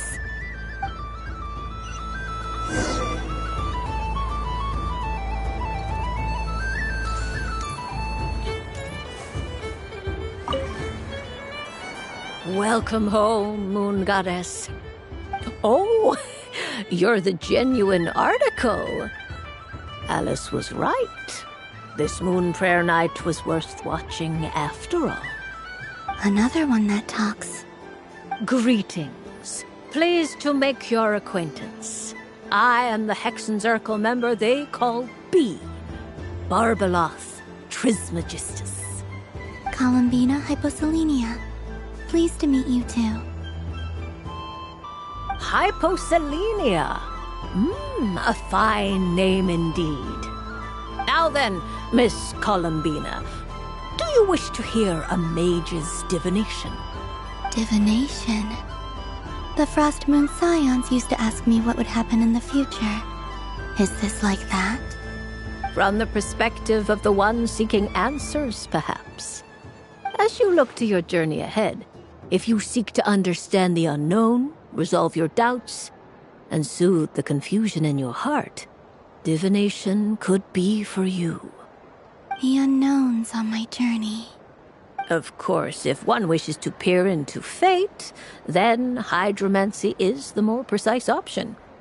But that is a complex affair, and to relegate that majestic art to the status of a festive amusement would seem somewhat uncouth. Besides, it is sometimes better to not know fate with great certainty. Hence, I shall use the suitably festive Luna Arcana to tell your fortune instead. It is more popular with the youth in any case. Lunar Arcana. Indeed. Unlike hydromancy, this will only display possibilities and trends.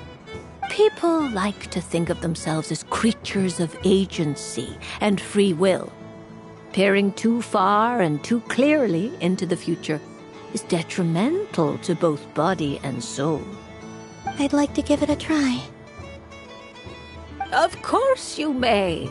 Come then, take a seat, Miss Columbina.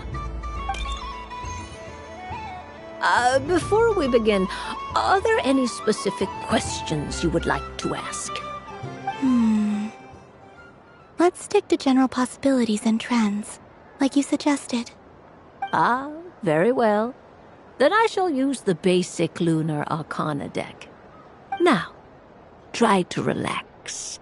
Cast your mind upon the things you have experienced and the things you are soon to experience. I will shuffle the deck. Would you like to cut the cards yourself? You do it. No problem.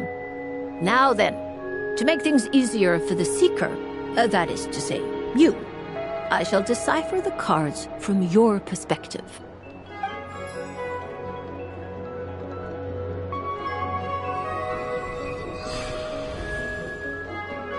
Please, draw the first lunar arcana. This represents destiny and is the foundation for the divination as a whole.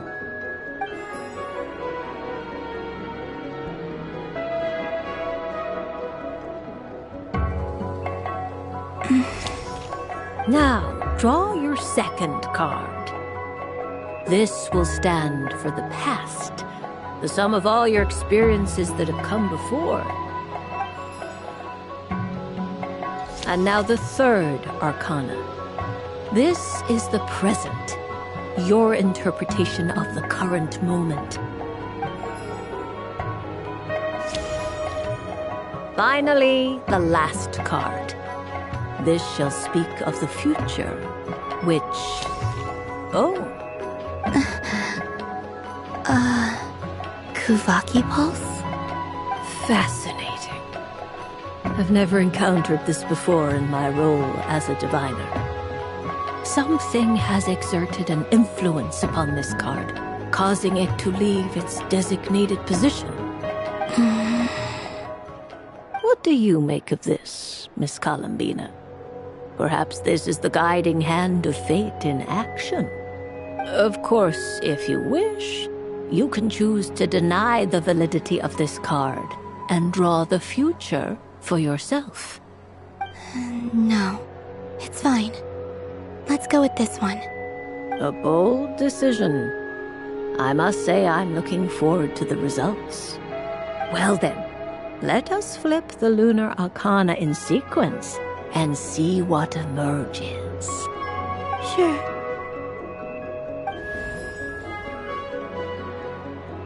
First, destiny. No surprises here. The card that represents yours is the moon. The moon. Indeed. The moon can represent the truth at some times, but deception at others. False peace, destructive calamity, and the world-changing power that lies within. When the moon is placed on the destiny tile, it indicates that your destiny is not what it may appear on the surface. Instead, it may yet have a hidden side. It symbolizes a journey through the fog, fraught with uncertainty and deception, where one must face inner challenges head-on. I don't understand. Patience, my dear. This is but the first card, which serves as a basis for the interpretations that follow. Our divination will only grow clearer from here on out. Now then, flip the second card, the one that speaks for the past.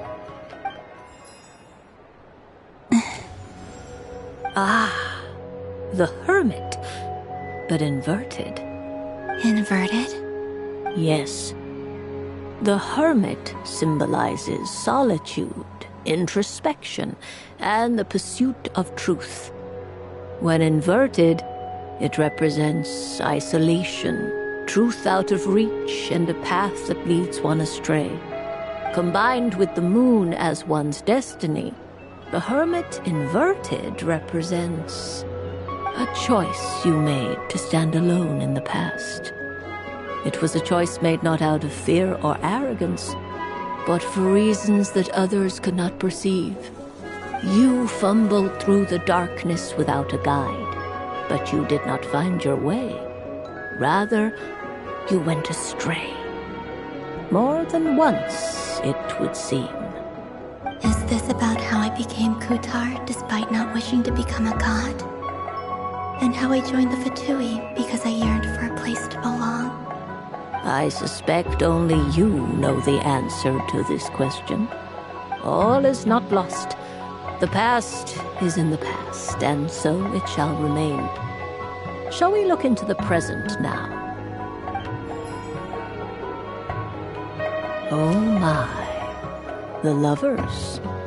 One of the most interesting Luna Arcana. What does this one mean? This means that you have had an unprecedented emotional experience. The joy of finding your soul becoming intertwined with that of another. A precious and wonderful thing indeed. It's true. I've made a lot of friends recently, and they are very good to me. I like them a lot. That sounds lovely. I am most delighted for you. The lovers can also represent important decisions, perhaps related to a parting of ways. Now, if I were to guess... Yes. My return to the moon. I understand. Parting with friends is never easy, Columbina. But rest assured, this is not the end of your journey. There is always another story waiting to be told. The future always lies ahead. The future. Well now, it's finally time to flip this most mysterious of cards. Why did it appear? And what does it wish to tell you? I'm ready. Very well. Flip this card and see what lies on the other side. Oh. Miss Barbeloth? What is it? This card is death. That doesn't sound very good. It depends on how we interpret it. It is true that it can represent an agonizing death, a complete and utter end, but at the same time, it can also represent rebirth. Do not forget that your destiny card is the moon. That lends your future many different potential meanings. If death spells the end, is it unavoidable? As I have said, divination can only display general trends. It is a rough guide, but it does not show predetermined outcomes. Allow me to summarize it for you. In the past, you may have lost your way, but now you have gained new connections and new strength. You now face an important decision, one that may bring about a great change in what is yet to be. This change might, in turn, be the end of all things, or their beginning. But remember, everything is subject to change because of the moon present in your destiny. You must see the truth clearly and face your innermost thoughts. The truth. My innermost thoughts. Thank you, Miss Barbeloth. Don't mention it. Some people dislike divinations, for fear of glimpsing an ending to their story that they wish was not so. But I can see that you're different. The result of this divination will not sway your decision. This is a rare quality, and one that diviners always hope to see in the seeker. We are here merely to guide, not to exert undue influence. I understand. Go then and illuminate your future, Miss Columbina. The moonlight that shines from you now is most captivating.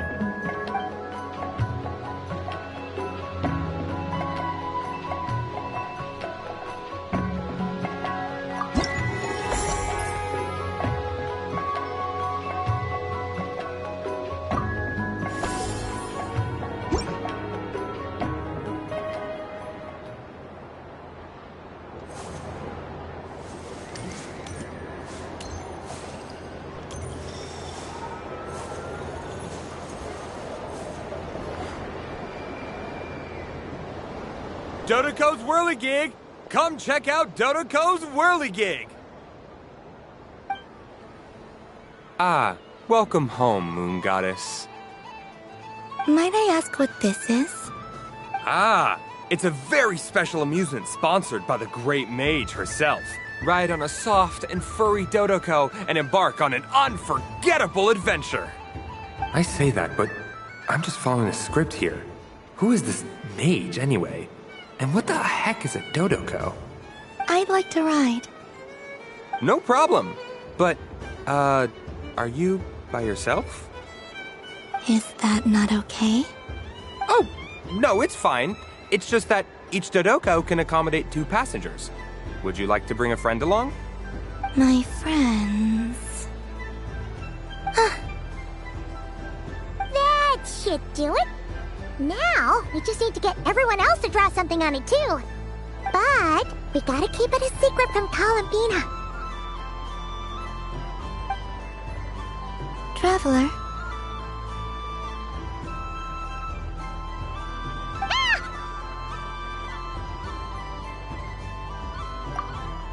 I want to go on that ride. Will you join me?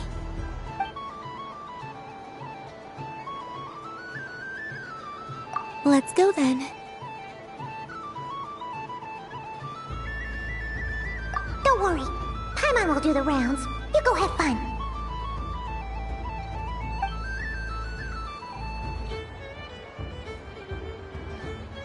Hmm?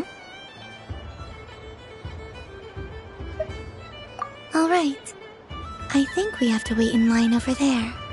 Please take your seats. For safety reasons, you mustn't try to leave the ride before it comes to a complete stop. All right, you're all set. I wish you both a wonderful journey.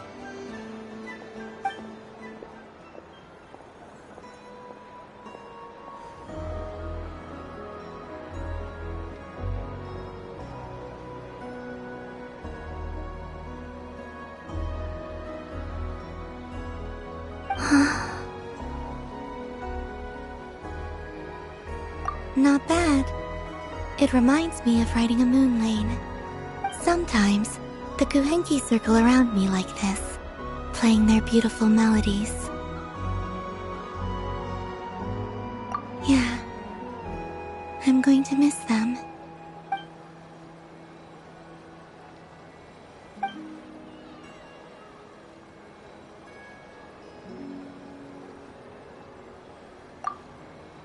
It does. I've felt scared in the past, too. But this is a little different. You know something? I got to see a lot of fascinating things during my disappearance. I saw how the Frost Moon Scions act around their families. So different than how they used to act in my presence. And I also saw how they interact with their friends. It made me curious at first. Why do people act so sincere when they're worshipping gods, but save their truest, warmest feelings for each other? Slowly, I came to realize that it's because they trust one another. They know, deep down, that they'll be accepted for who they are. All of it. The good and the bad.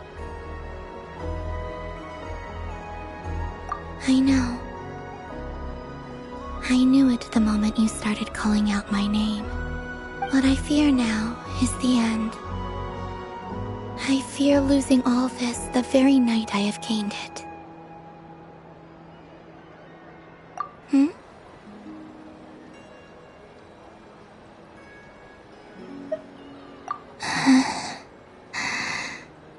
Thank you for this conversation. Thank you for listening to me. Don't worry. This fear I have, and the unknown that awaits me, they cannot hurt me. Not when I possess a treasure far greater.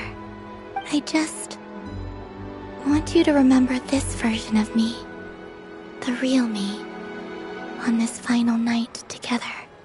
Dear passengers, Dodoko's awesome adventure has come to a close. Please leave in an orderly fashion, and we look forward to seeing you again in the future. Don't want the journey to end, huh? Don't worry, you two. There's always another adventure waiting just around the corner.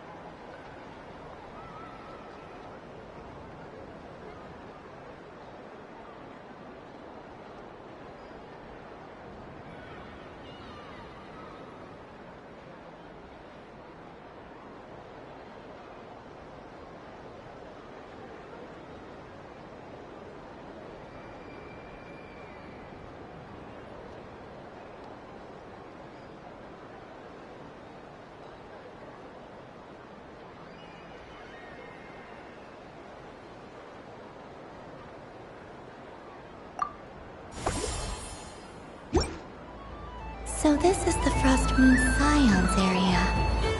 It feels very familiar. But everyone looks much happier than usual.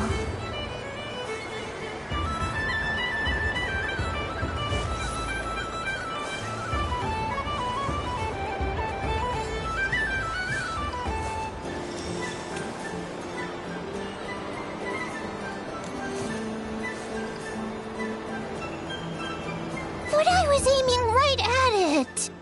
Aw, what a pity. I saw it with my own eyes. You were so close. So very close. That's not true! It dodged out of the way right as I was about to snag it! I'm sorry? You heard me! This paper frog can move! I swear! Dear, oh dear, what are you saying? How could a paper frog move? Unless you believe there really is magic in this world. But even if I, the mere humble merchant that I am, knew such magic, surely I would not use it on a paper frog. I'd sooner give Mora legs, so it could walk right into my purse. My dear, dear customer, why not have one more try? This time I'll give you 12% off, a very generous discount for one of my most regular customers. Just think about how much experience you have under your belt now. You're sure to win the next one. Darn, I used up all my coins. I'll be right back. Just gonna fetch some more from my house. Take your time, but don't take too long. This event is Moon Prayer Night only. Miss it, and you'll have to wait a whole year before I'm back. Next customer, please. Welcome.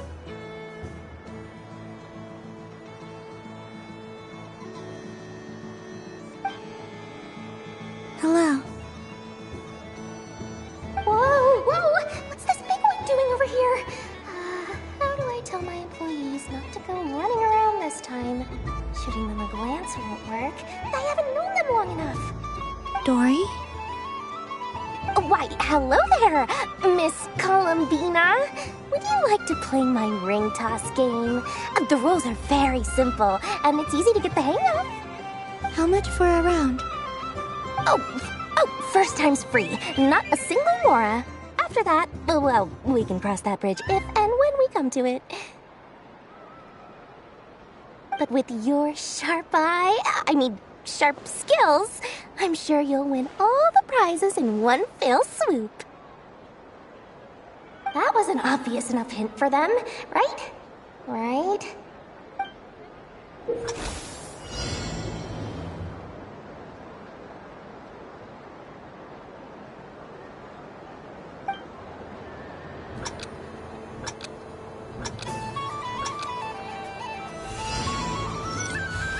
Here comes the ring! Oh, Peanuts.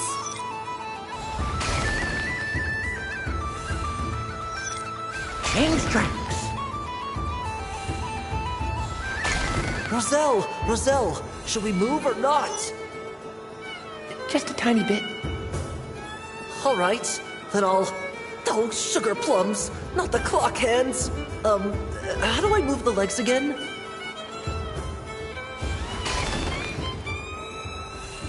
Stop touching!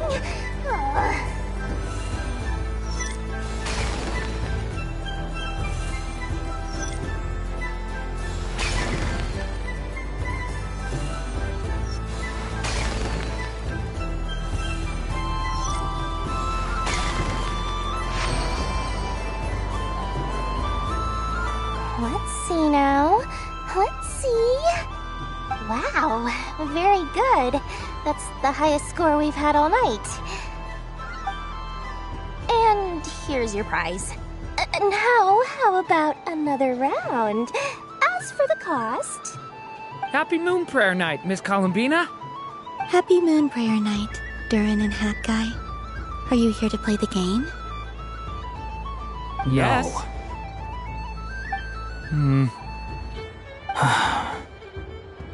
You said we were just coming here to say hello. I did, but then I recognized a few more people as I got closer. Do my eyes deceive me? Is that... It's our little dragon. He's all grown up. Someone's popular. Well now, since you came all this way, why don't you try out this lovely game we have going? First try is free. He'll have a go. I'll pass. It's only one free try per customer. You can't give your try to him. I'm aware. How has Elder Almond been lately? He's in great shape. He goes for a run in the forest every morning to stay fit and healthy. He tried to go boat racing with Firecracker a while back, but he couldn't even make it onto the Lotus Leaf. Firecracker was in fits of laughter. How about you, little dragon? Can you still fly? Yes, I can. But you've become less chatty. Has growing up been tough on you? We call that maturity. You know, the thing people sing about. The knight wields a sword of stone to defend those hearts that are made of gold. Stone is very heavy. That's what keeps him from talking too much. That's awesome! I want to be a knight when I grow up too. Ring, here I come! Ha! Oh, the hat-wearing man. I never thought I'd see you again. You seem more determined than when I saw you last on the train. If you say so. Oh, I do say so. The people you once helped see it clearly. It's because you are once again on the right track. May the engine in our hearts propel us to the station of our dreams. I can move! I can move now, Roselle! What are you doing, running into the rings like that? You got them all so quickly! I have never seen anything like this in all my travels! Is this guy actually an old friend of theirs? But how?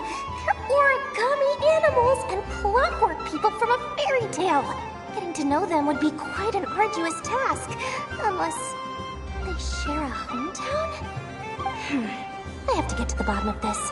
Next time I see the great mage Alice, I shall demand answers. Thank you, Dory. I had a lot of fun. Now for your prize.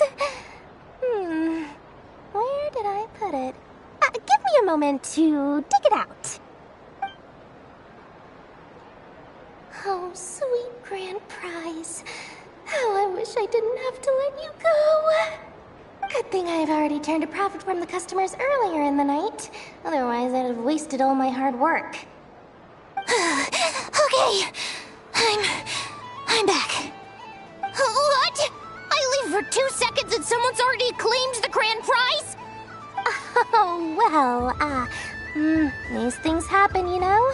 Perhaps you'd be interested in one of the other prizes instead. We've got all kinds of wonderful goodies here. Is this the thing you wanted? Here, you can have it. Huh? But... Don't worry about it. It will be happier with you. Oh, thanks so much, miss. Moon Goddess. Oh, goodness gracious, Columbina. Give me strength. How am I supposed to make any more money from this child at this rate? Daddy, look! That's the game I was telling you about! Forget it. She is the Moon Goddess after all. I'll think of some other way to swing this. Maybe I can try to hook this new kid. Huh? Oh, someone already won the grand prize. You can take mine if you want. What? Why? Why are all these bleeding hearts coming here to ruin my business?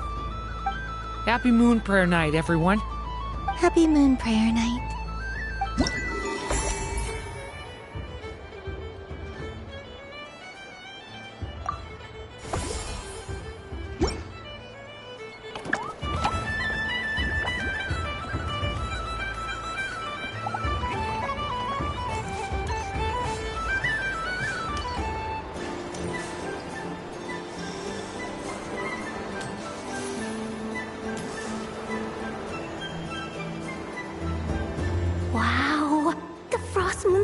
stall looks kinda plain, but it's pretty cool once you get into it. I don't go to Hisi Island much, but it's got that, like, old world cultural feel.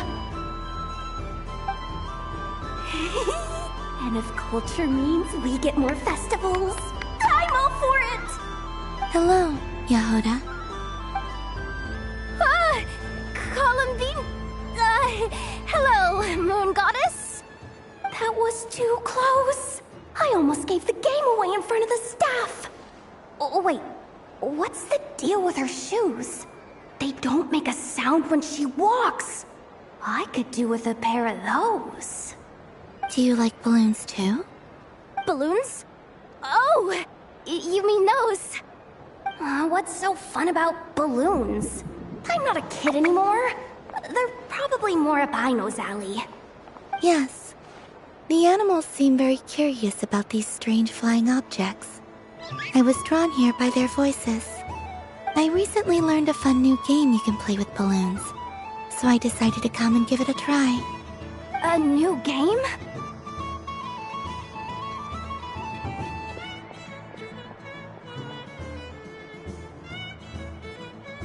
Hello. Welcome home, Moon Goddess. Here to buy some balloons? Yes. Could you give me a few that haven't been inflated yet? Are you sure? I guess it's not a problem, but... Yes, please. Thank you. Uninflated balloons? But those are just little rubber pouches. What does she want with those? Would you like to play the balloon game, Yehoda? Huh? Sure. I guess. How do you play it?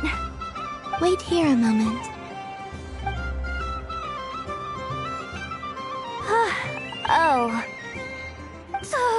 This is so weird. What have I got myself into now? I thought I saw Columbina nearby. Uh-oh! That's the fourth Harbinger! Although she's helped us out quite a bit, she's good people, right? Is she looking for Columbina? Oh, guess that's my ticket out of here. I'm not sure my heart can take being sandwiched between two Harbingers.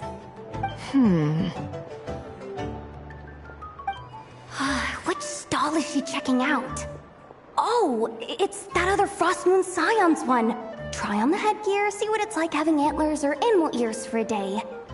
Oh, I wouldn't be caught dead wearing that stuff. So embarrassing. I have enough gear to carry as it is. Wait, what? She put it on? How peculiar. This would take some getting used to. I wonder if this is what it's like for Lynette. It really suits you, ma'am. What is this? She was so intimidating a moment ago, but now, dang, she's really rocking those ears. How does she make them look so cool? I suppose I may as well keep them on for now. All part of the festive experience. She's coming this way. How do you do, Miss Yehoda? Oh, jeez. Don't talk to me while wearing that thing. Where am I supposed to look? Oh, hey there. I'm looking for Columbina. Have you seen her? She just... Huh?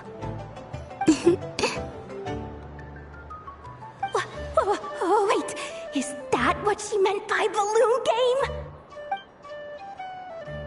Yeah. Huh? No fair! How come I get caught in the crossfire? An ambush from the rear? Is this a declaration of war, Columbina? Would you like to play too, Arlecchino? Seriously? Are they gonna start some beef right here, right now? Gladly. That said, I believe there is another who would like to join. Boss Neb! out of here! Things are kicking off big time! Hello there. I'd like 10... no, make that 20 balloons, please. Uninflated. What? Miss Moon Goddess, I hope you're prepared to pay the price for assaulting my employee. Welcome to the game, Nefer. Just to be clear, let's keep this a fair fight, okay? No strange powers, please and thank you. Naturally. Don't just stand there, Yehoda. Aren't you going to team up with me? Huh? Do I have to? Of course. Don't forget, the Curatorium has a reputation to uphold. I knew something like this was gonna happen.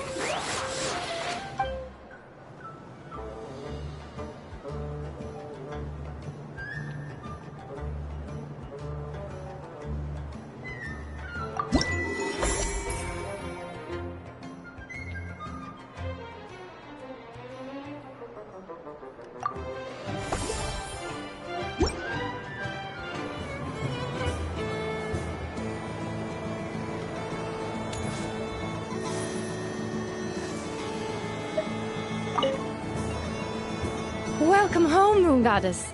Would you like to try on some animal-themed headwear? I always hear Llama saying how heavy her antlers are. I wonder how it feels. Let me give it a try. Oh my! It really suits you. It's a little itchy, and it's hard to turn my head. Should I keep wearing it?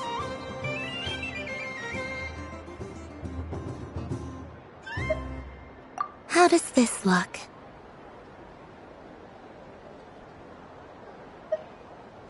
How does this look? How does this look?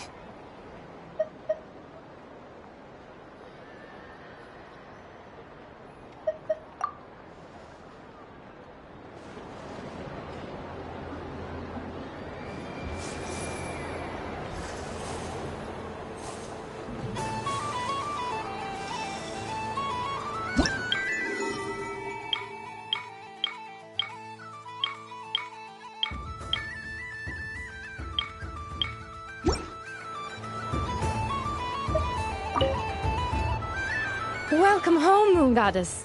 Would you like to try on some animal-themed headwear? Which one should I try? Should I keep wearing it?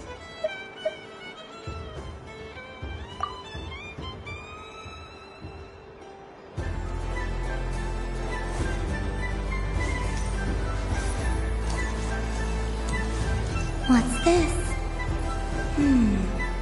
Should I give it a try?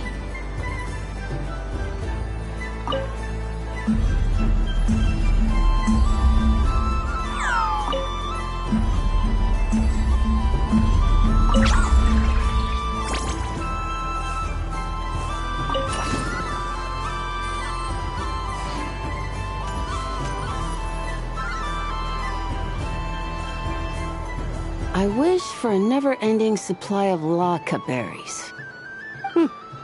What a humble wish. Probably written by a child.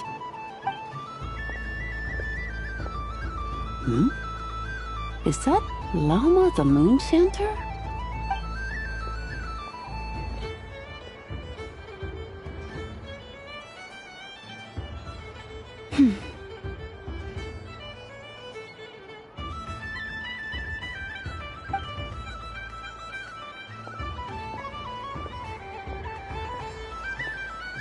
I wish that the long plume ibises would stop biting me.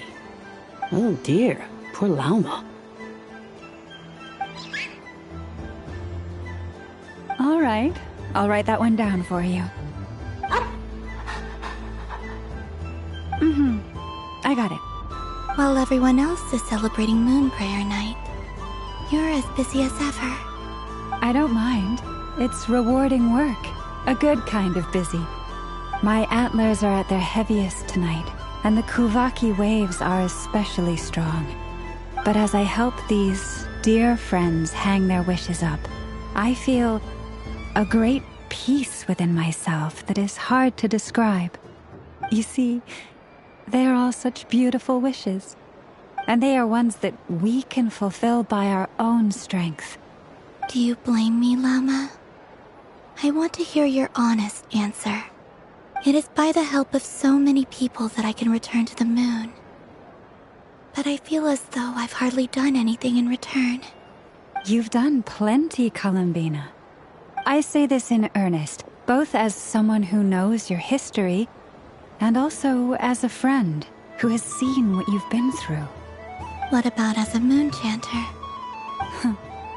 I feel proud to honor our moon goddess's wish, and I'm sure any moon chanter in history would have felt the same way. Thank you for your kind words, Llama. But... Since you asked for my honesty, I won't lie to you. My feelings are mixed right now. Besides pride, I also feel... I suppose it's a reluctance to let go. Once you return to the moon, we will be far apart and separated by a false sky. I'm sure those of us left behind will gaze up at that sky, yearning for the moon once in a while, just as you used to do. I will miss you, Llama. I will miss you all. I hope to stay in touch. I will try and find some way to send messages down from the moon. Perhaps you could use Kuvaki. I've heard Yehoda say that signals can be sent using long and short waves, or strong and weak lights. That sounds a little complicated. What if we forget what the signals mean? We could prepare a codebook beforehand, but... You're right. It wouldn't really suit you. Still, whatever happens, I believe that you will find your own unique way of communicating with us. And now that I think about that, my heart feels lighter. Because you trust in me? Yes. I have faith in you, and in the power of truth. In my experience, the truth tends to be difficult. But that's what makes it stand out from what is false. So I'm confident that your thoughts and your love will shine through the curtain of lies. We will know it when we see it. Thank you. Now, could you help me hang up my wish? Is this... I wish that all who dwell in this moonlit world can find a place to belong. And I wish that I shall one day see my friends again. It's 2 wishes. I hope that's not too greedy of me. Not at all. And I think you speak for us all with the second one.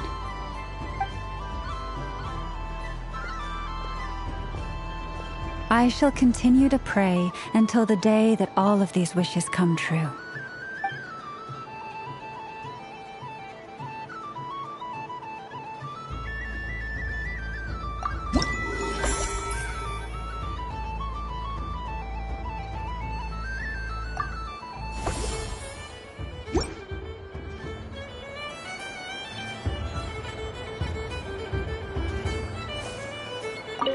Yes. May everyone's wishes come true.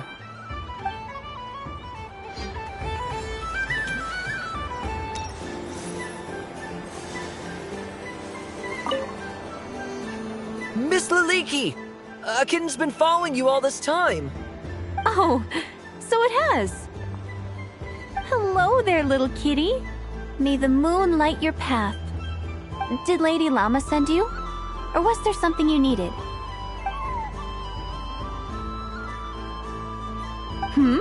You'd like some moon prayer candies? No? I believe it wants that box. The one with the moon prayer candies in it. Oh, I see. Here, kitty. Come on. Here you go. Thank you, Lady Huh.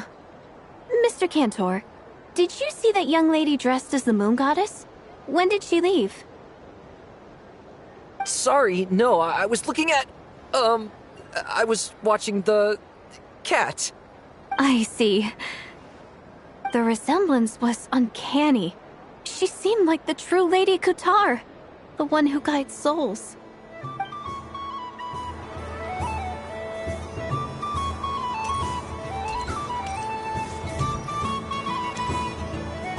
Sunny days! I prefer sunny days. Ah, well, you are as warm as the sun itself, Moon Goddess. Very well. I believe your spirit animal has to be this most adorable chic badger. Wow! Thank you, Mr. Talking Magic Lamp. Have a very happy festival, Moon Goddess. Lance? That's you, isn't it? It's our little secret, my dear traveler in Paimon. Okay, sure, but why are you here selling sugar sculptures? Everyone celebrates in their own way.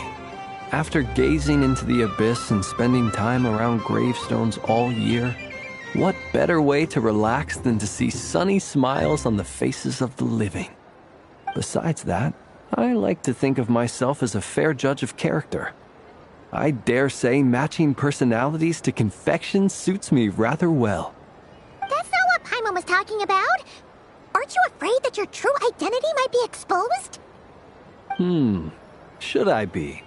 There is all manner of magic in the air this moon prayer night, thanks to the work of the great mages. I see Miss Columbina is hiding in plain sight. Why should I not do the same? Why miss this rare opportunity to enjoy a special evening in my true form? Fair enough. You got a point there. People who don't know you will probably think you're just a talking lantern.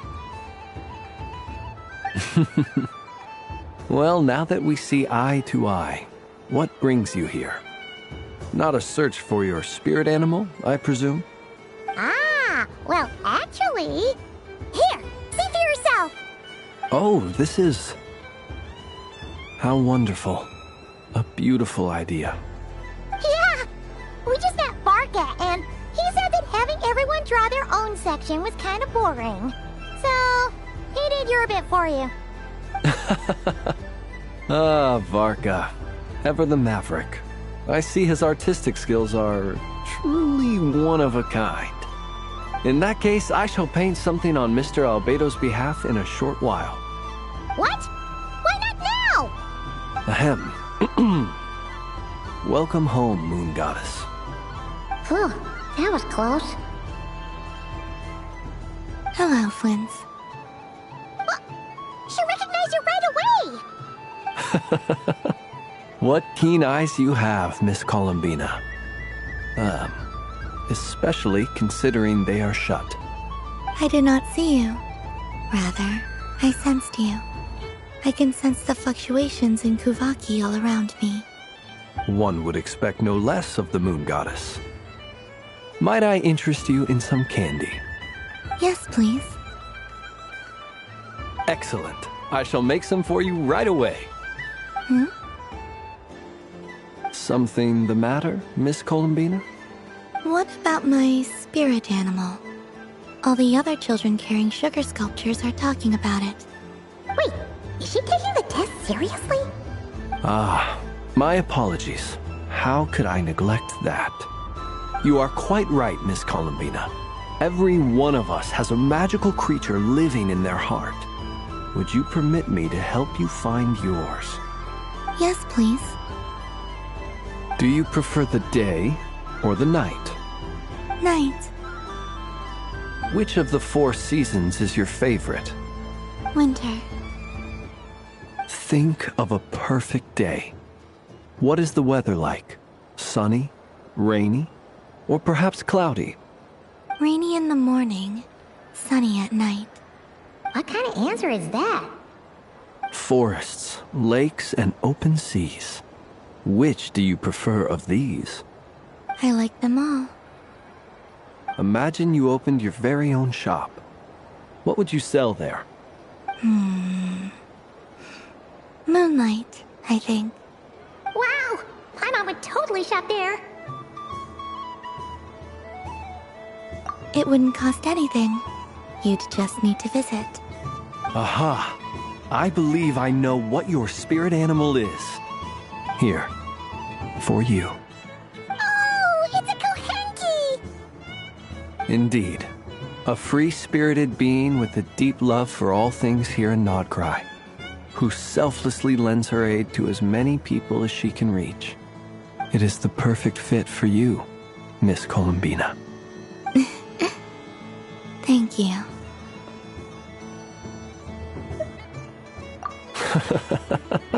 It would be my honor. But you shall have to forgive me. We have known each other for quite some time. I doubt there is any answer I could give that would come as a surprise to you. So instead, would you accept this sugar sculpture as a token of our friendship? It's a lantern. Hey, why don't you two go enjoy your candy over there? Paimon wants to try out this spirit animal thing too. Right, Flint's? Come on, play ball. I get this drawing done. But I want to hear Paimon's answers. But it'll probably take ages. Paimon's a complex soul. And we don't want your candy to melt while you wait, huh? Oh. Okay then.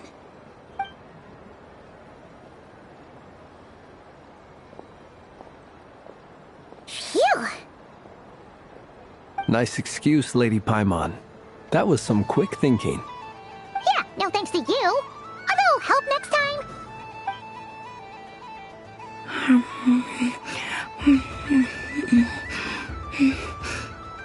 It's sweet.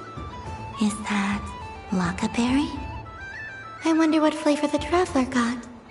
This way, this way! It's the candy-selling lantern! I'm coming! Of course. Traveler, maybe we can share? Yes.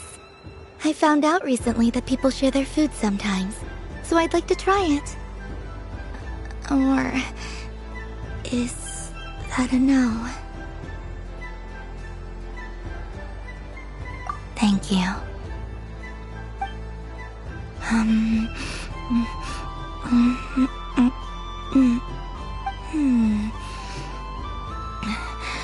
Yours is a little more sour than mine.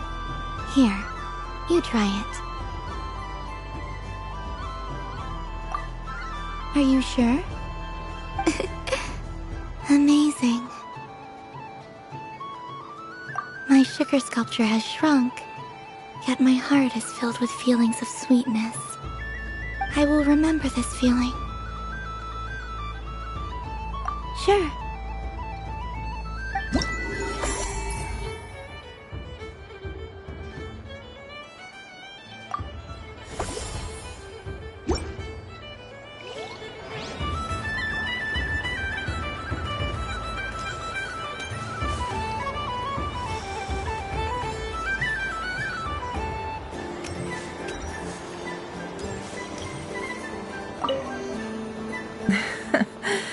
That was fun. It's a shame Ashru doesn't like playing with water, or I'd have roped him in as well.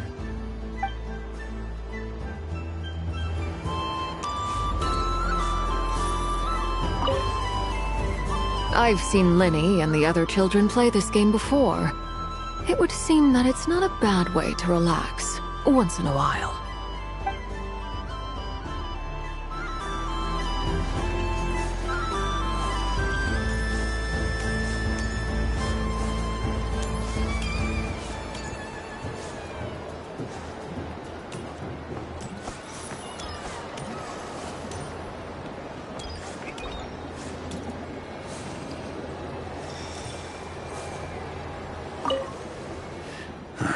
It'd be rude to just leave without saying anything. But at the same time, I don't want to barge into their lively conversation just to announce that I'm leaving. I guess I'll just wait a little longer. Huh? Albedo? This sketch is for you, Grandmaster. Oh, a gift for me. Thanks. Let's see what you've done for me. The North Wind left in the lurch.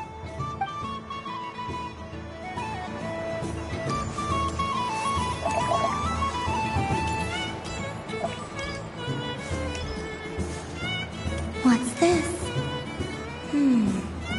Should I give it a try?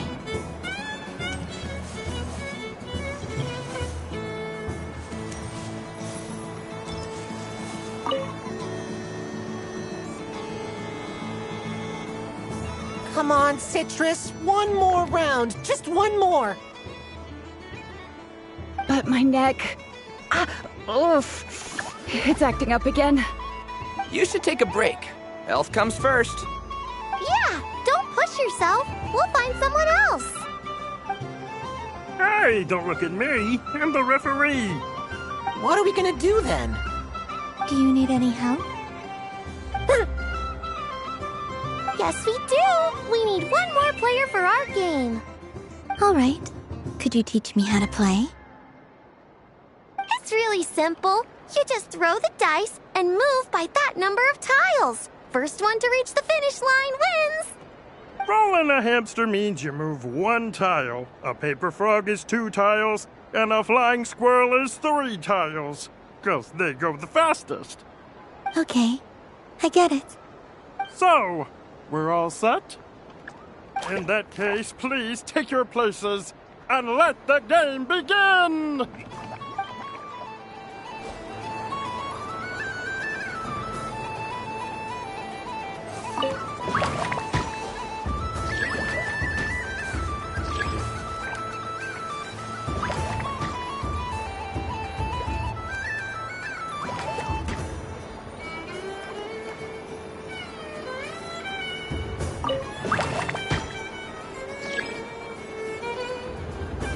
And the winner is the Moon Goddess! Congratulations!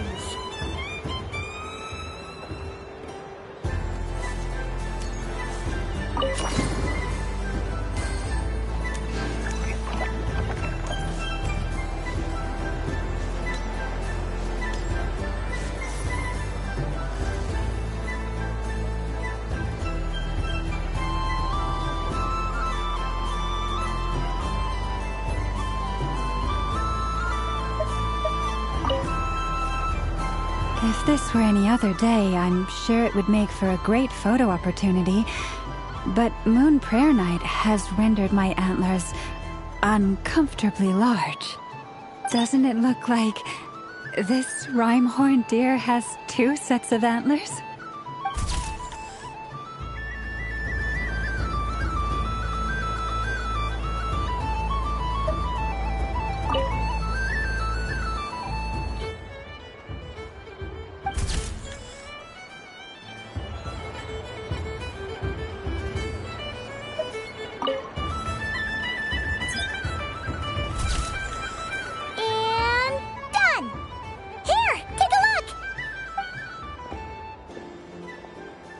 I think it looks quite funny. Well, Paimon thinks it's super cute. It looks like a silly chic badger and a rhyme-horned deer that's about to fall asleep. Maybe I'll stand on the chic badger's side instead. It looks like we've attracted the attention of quite a few animals. Let's make room for them.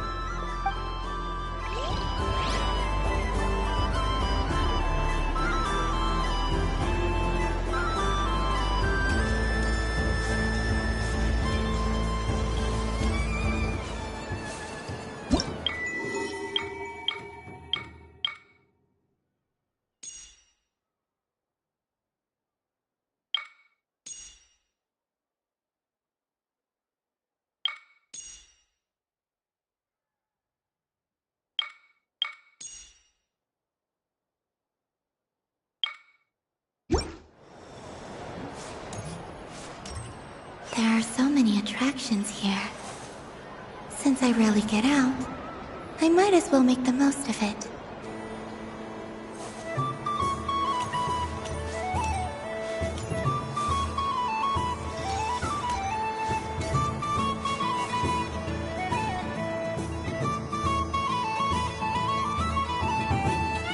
Well, well, look who it is. I heard someone went and disappeared on us the moment we let her out of our sight. They looked all over for you. Frankly, I didn't think you'd be back for Moon Prayer Night. Were you worried about me, Sandrone?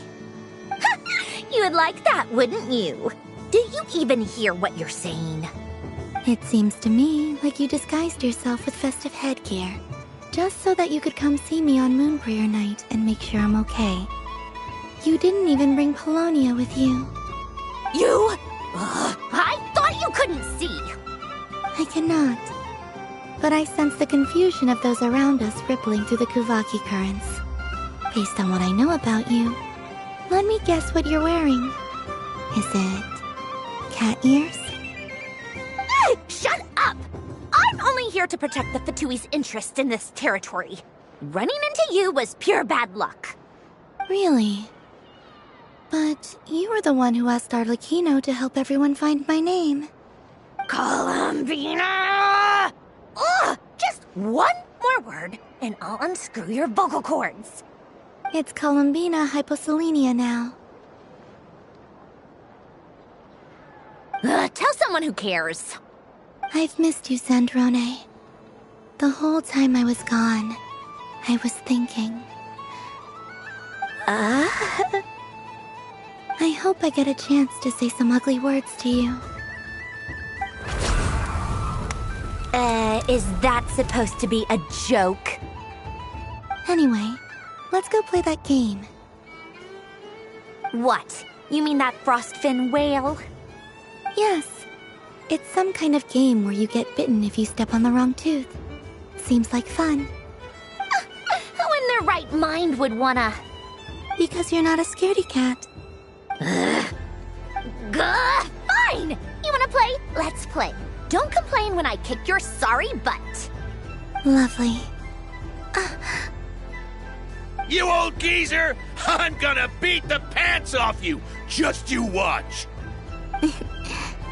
I almost forgot. Sandrone? What is it now? You'd better not lose, or I'm going to beat your head in. What? Allow me to demonstrate since I'm feeling so nice. You just step on the teeth, like this.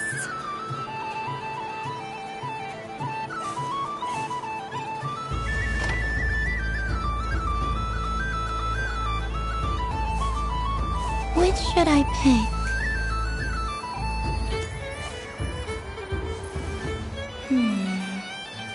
I'm getting a bad feeling from this one. Sensing Kuvaki doesn't count as cheating, right? I want to switch. Your turn, Sandrone.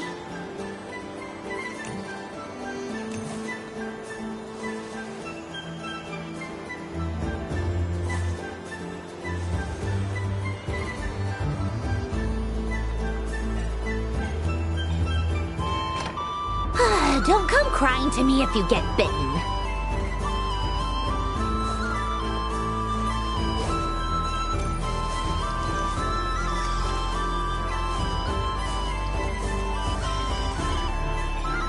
There are less and less teeth remaining.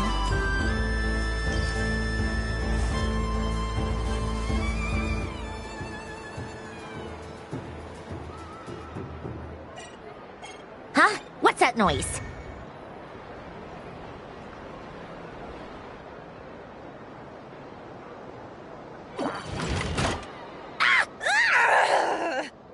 I think you might have picked a bad tooth, Sandrone. Shut it! Do you need any help? It seems like you're stuck. No! It's just a blasted... toy! How is its grip this strong? Stop laughing! All right. Well, you lost. So just like I promised. Hey! What are you doing? Are you seriously? Hiya! Why, you... Oh, just you wait! Rematch! Are you all right, Sandrone? That was quite a strong bite. Are your clockwork parts? Quit your fussing! I don't need it! All right. I'll go first this time.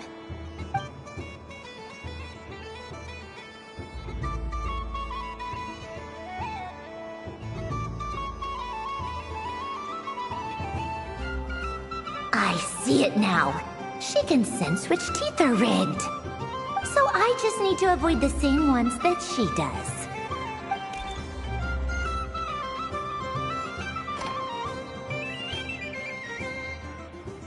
This one...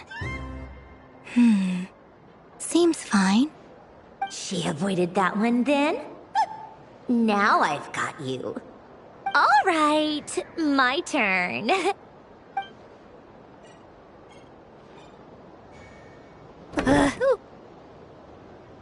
What? Looks like you lost again, Sandrone. Wait! There's more than one bad tooth! Bonk.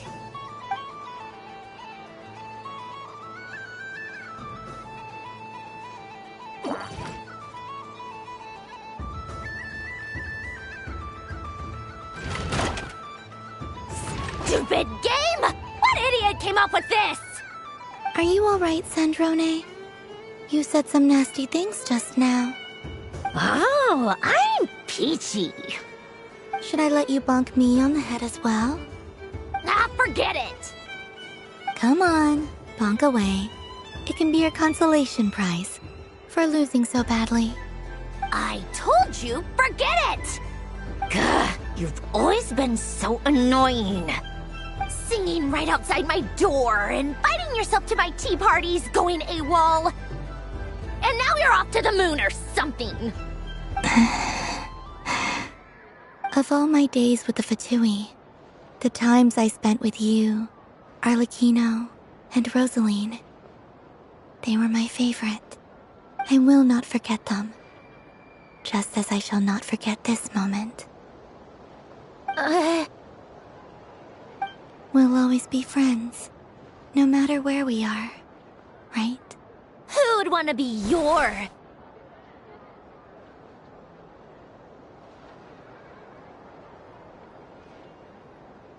I'll miss you, Sandrone.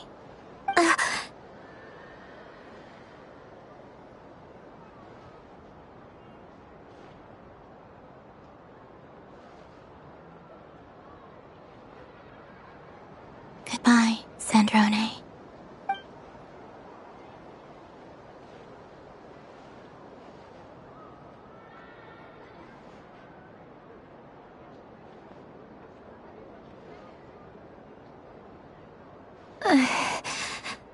I'll miss you too, Columbina.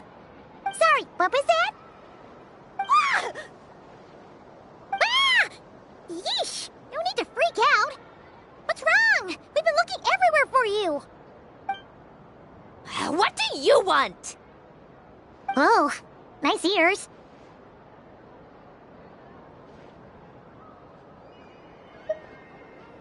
What do you want? This. Huh? It's your turn to draw something. You're one of her friends too, aren't you?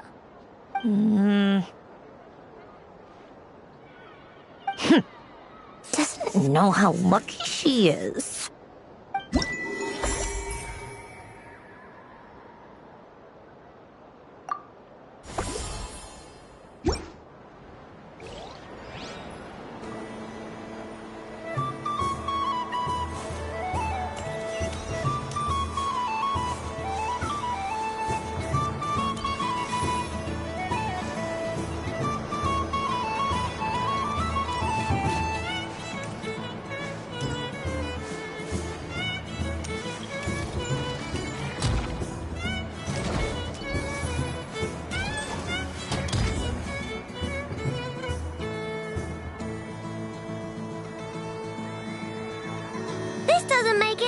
sense. How am I losing every single time? Wait, Inefa, you're cheating, aren't you?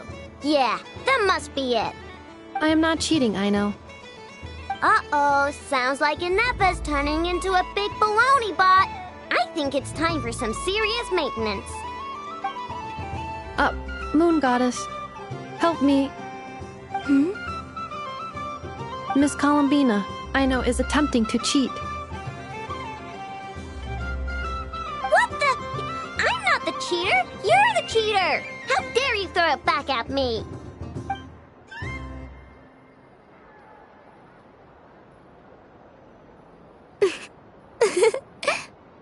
Alright, fine. Let's all laugh at Aino. Just you wait till I get home, because I'm gonna make a game bot that can win 100% of the time.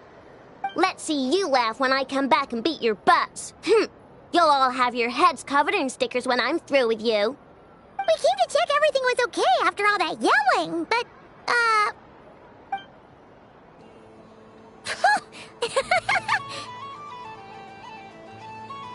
Whatever it is, it sounds like cheating is allowed.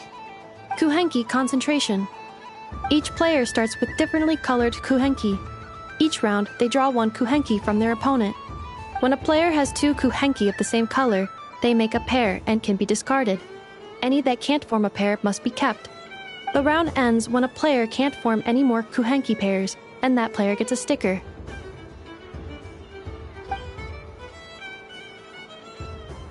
Ooh! Can 4 people play as well? That is fine, so long as the turn order is fixed beforehand. Alrighty then! In that case, the 2 of us will join as one team. Okay, but if you lose, you're both getting stickered. I don't want to hear any excuses. Sure. And if we win? If you win, only one of you gets to sticker someone else.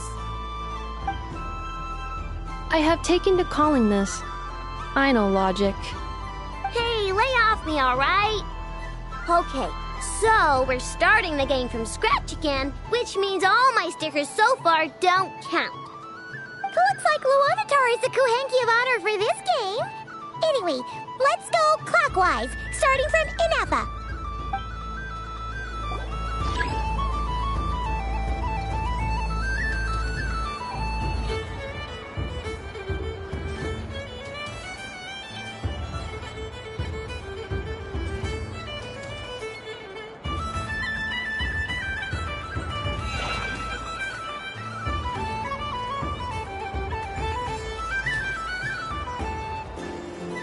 Nice! That's a pair!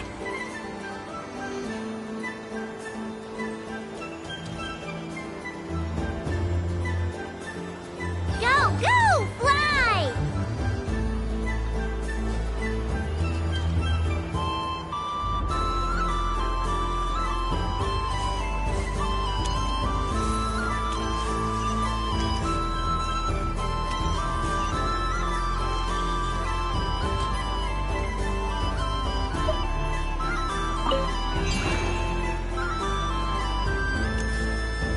Go on.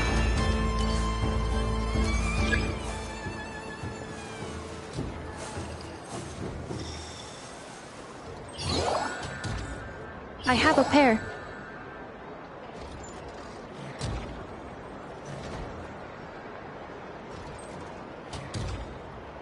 Uh-oh! We gotta pick up the pace!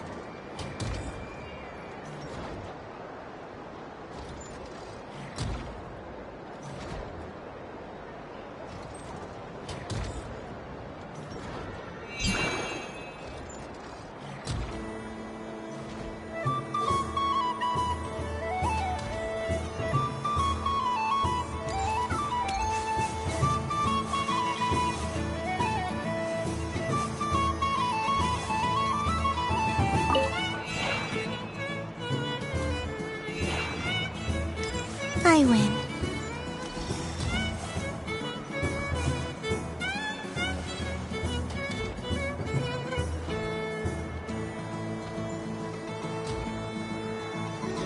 Phew, that was too close. I thought I was gonna lose. Good luck, everyone. Aw, we're out!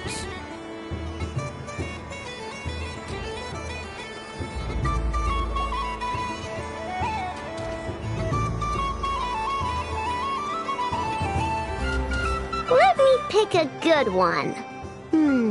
What's it gonna be? You're looking very pleased with yourself there. What happened to being a huge Grumposaurus? I won. Duh.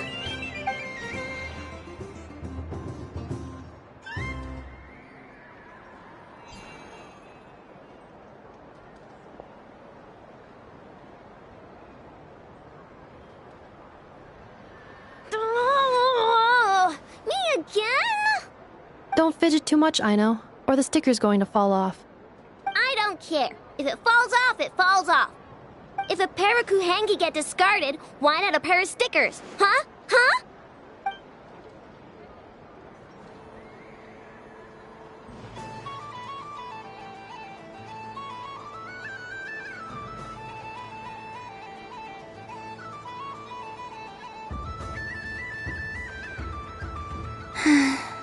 I've lost. Sticker, sticker, sticker!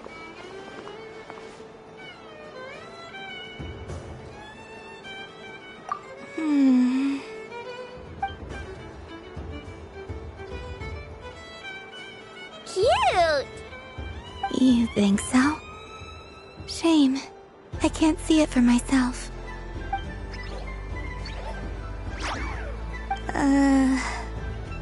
What did Luanatar say? She said it looks so cute that she wants me to lose a few more rounds.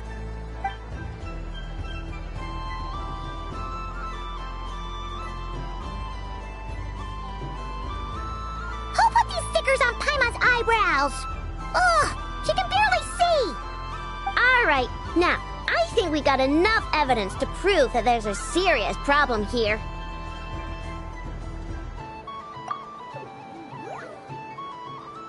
Yes, I agree as well. The culprit is... Ineffa! Culprit? What did I do? Quit acting dumb, Ineffa! You're not wriggling your way out of this one. I've been watching you. Not only did you remember whose side Luanatar started at, but every time someone drew a Kuhenki, you were logging it and calculating every last possibility. Which Kuhenki pairs were gone, who had what color Kuhenki in their hand, even our facial expressions. You were keeping track of it the entire time. Exactly! What Aino said! Putting aside the fact that running calculations is not against the game rules, do you have any evidence to support your allegations? But that's not against the rules either. So she admits it. She certainly does. Alright, everyone grab a sticker. It's time to get Ineffa back. But... Take that!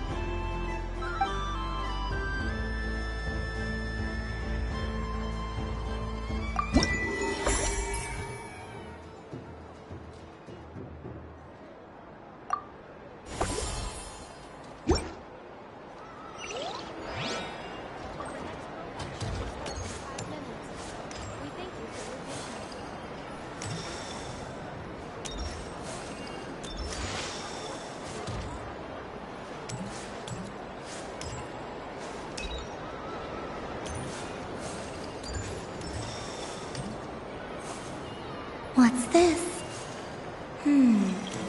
Should I give it a try?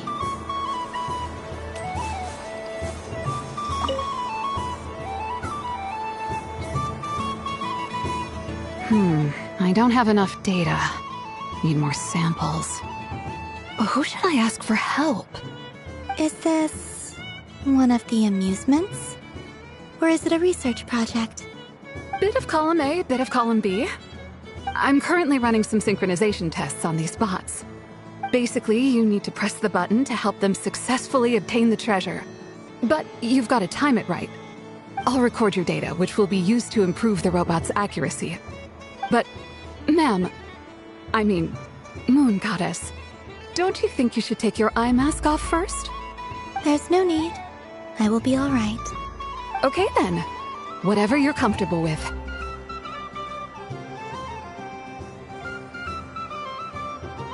Great. Then let's begin.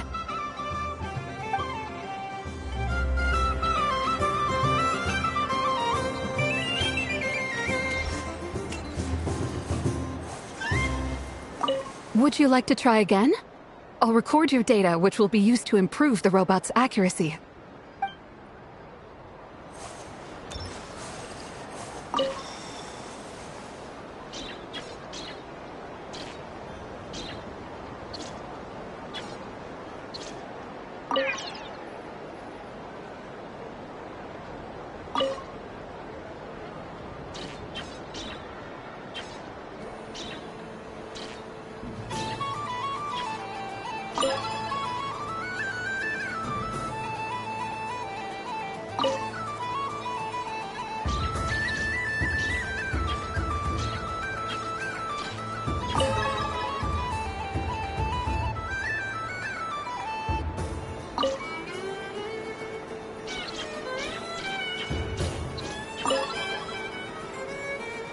Nice! Data collection complete.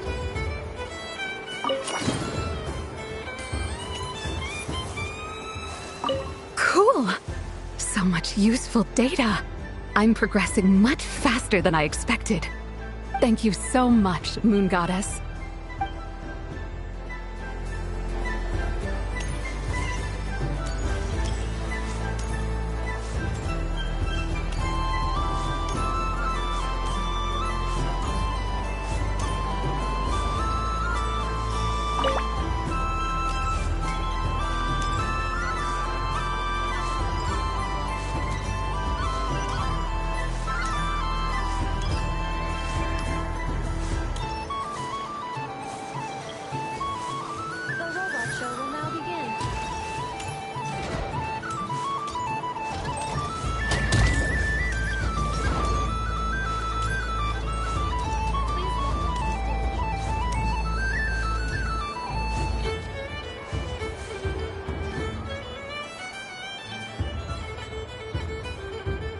What is going on over here?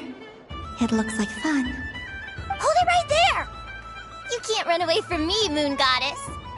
Hmm? Are you talking to me? Of course.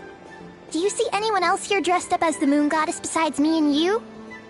Hey, come on! Call me by my title. Happy Moon Prayer Night, Moon Goddess. And the same to you. Anyway, there's no time to waste. Get ready for the duel of a lifetime. Duel? Meet my partner, Stacko. Come on out, Stacko. Well, don't just stand there. Let's see your partner. Partner?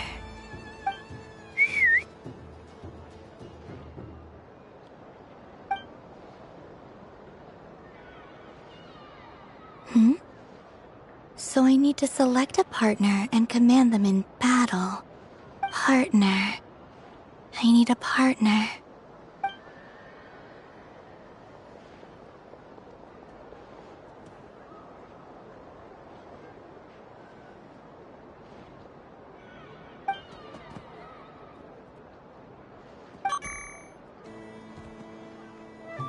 Whoa!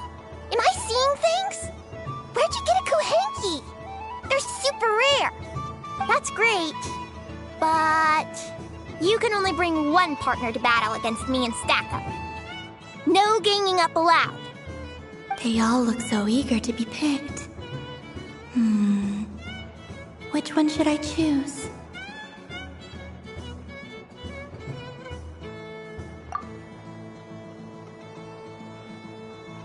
This one usually lives in Nasha Town. She likes falling asleep to the sound of striking hammers. And I bet she's quite familiar with robots' weak spots. They all look so eager to be picked. Which one should I choose?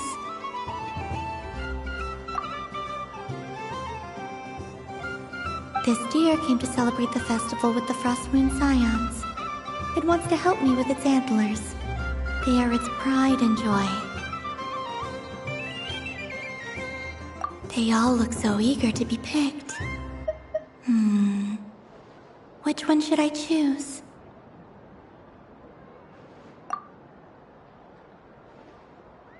I'm not sure what this bot is trying to say, but it seems very happy.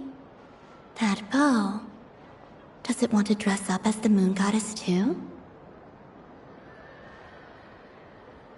They all look so eager to be picked. Which one should I choose?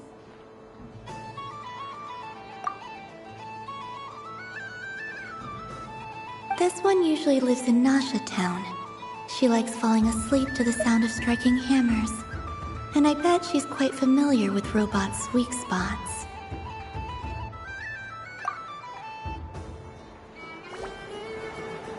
Testing! Testing! Oh, this is an emergency broadcast! An exciting battle is about to take place right here at the Nasha Town Special Arena!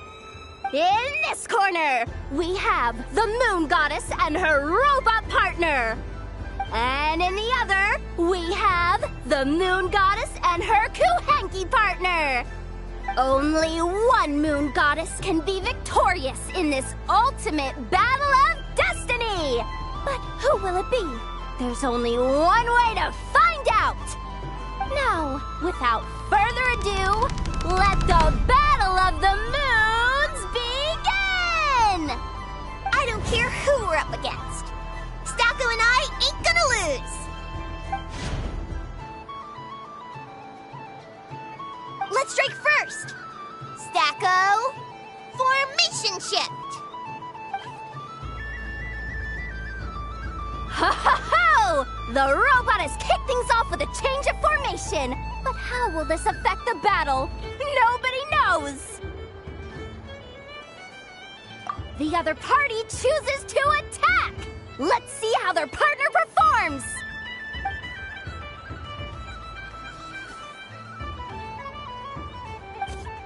Stacko! The attack lands! And if those sizzling sounds are anything to go by, it was very effective! Okay then. Stacko, maintain formation and enter your empowered state.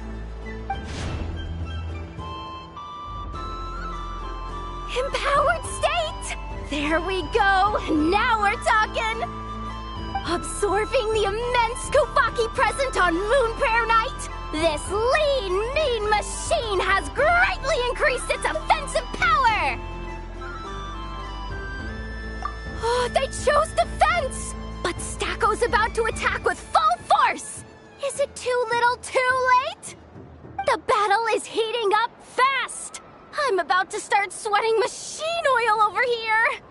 Go for it, Stacko! Set Kuvakia to maximum! Can their opponents withstand this blow? And what will this moon goddess do? Don't be afraid. Fight however you wish. It's a moon lane! A deft use of a moon lane allows the Kuhenki to dodge the blow, and now it's spiraling around its foe in circles! One loop, two loops, the robot's screen is bugging out! It's getting dizzy! Stacko! Oh, Stacko is down for the count! Our winner is the Moon Goddess! The slightly taller one, I mean. You did your best, Stacko. I'll take you to Ainos for a checkup right away, don't you worry.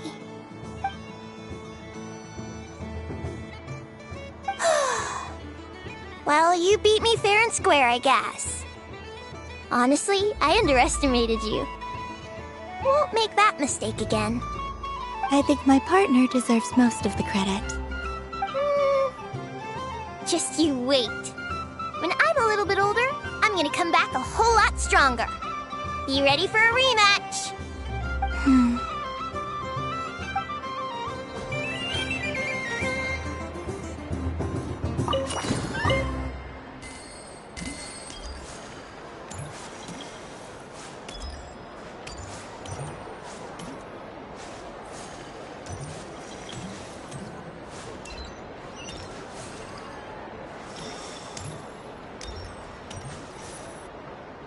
Moon Prayer Candy! Beautiful, tasty Moon Prayer Candy! Buy a whole box, share it with your friends and family! Candy? To share? I wonder what flavors everyone would like. Welcome home, Moon Goddess. Fancy a box of Moon Prayer Candy? Sure. I knew you would. Now, what flavor would you like? I'm not sure. What flavors do you have? Is this for yourself or as a gift? A gift for my friends.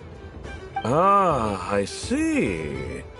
In that case, I'd recommend apple, lockaberry, or midsummerberry. Those are the most popular. Do you have nocturnal blossom flavor? Huh. I've seen couples give those as gifts before, but I did not know they were edible. No? Okay then. Moonfall silver? You did say this was for friends, right?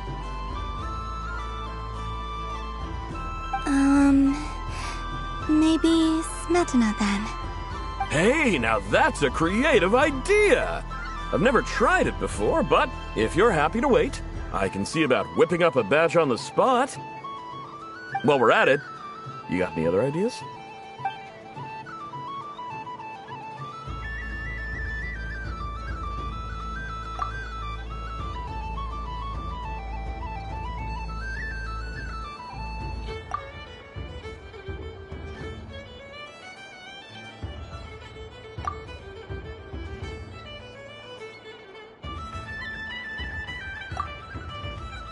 Here you go.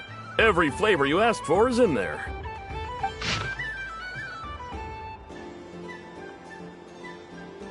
Thank you. Haha, I should be the one thanking you! You brought me a whole bunch of new business. It's like a genuine blessing from the Moon Goddess. I hope you and your friends have a lovely night.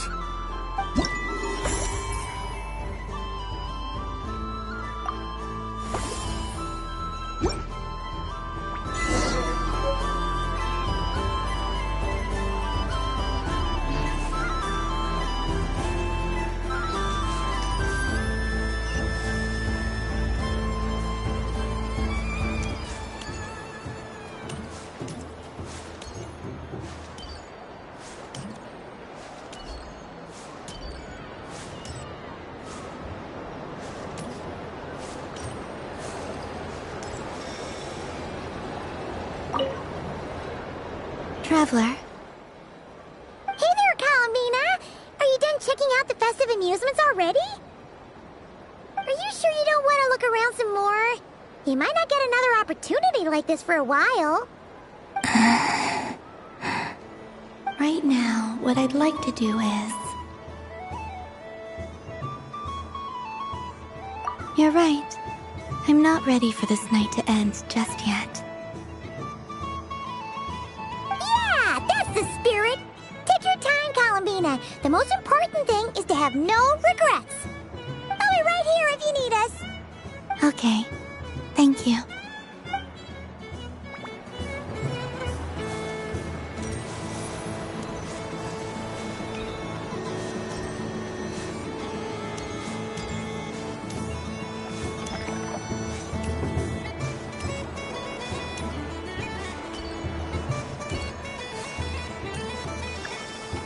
Happy Moon Prayer Night, adventurers. May you have a lovely evening.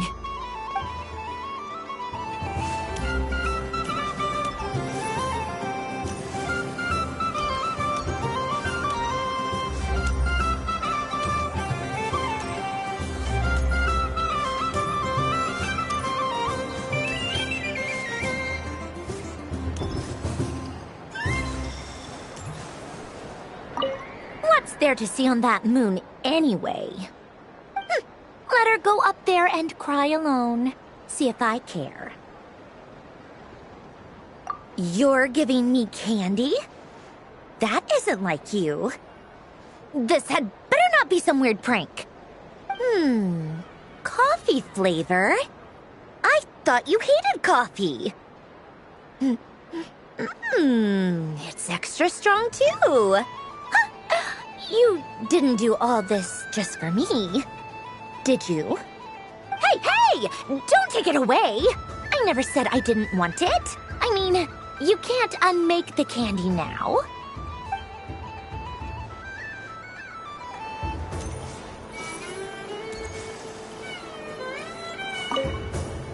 I'm gonna come back a whole lot stronger. Be ready for a rematch.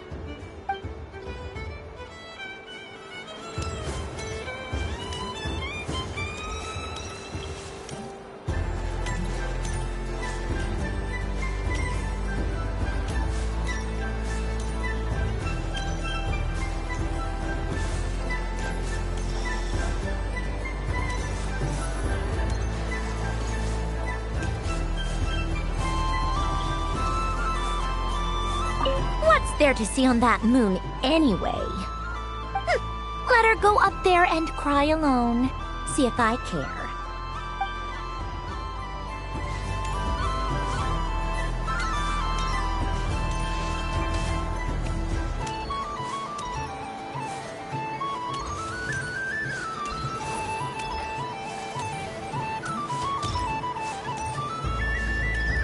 The robot show will now begin.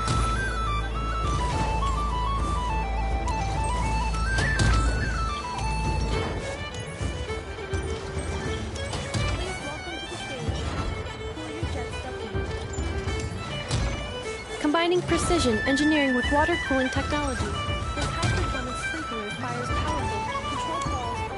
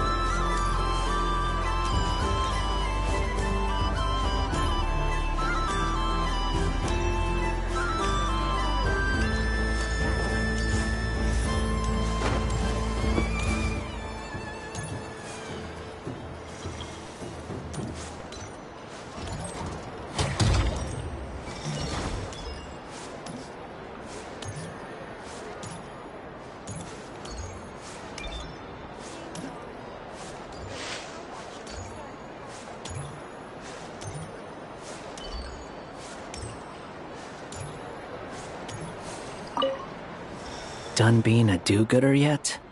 Thanks for coming here with me, Hat Guy. Are there any games you'd like to play?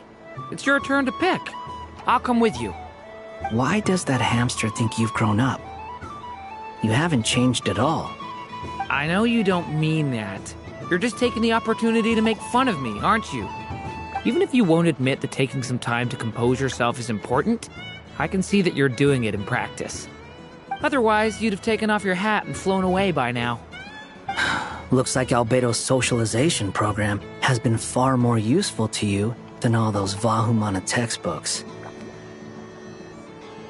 A moon prayer candy for me? Thank you. It smells like baked apples and butter. Reminds me of Good Hunter, a restaurant in Mondstadt.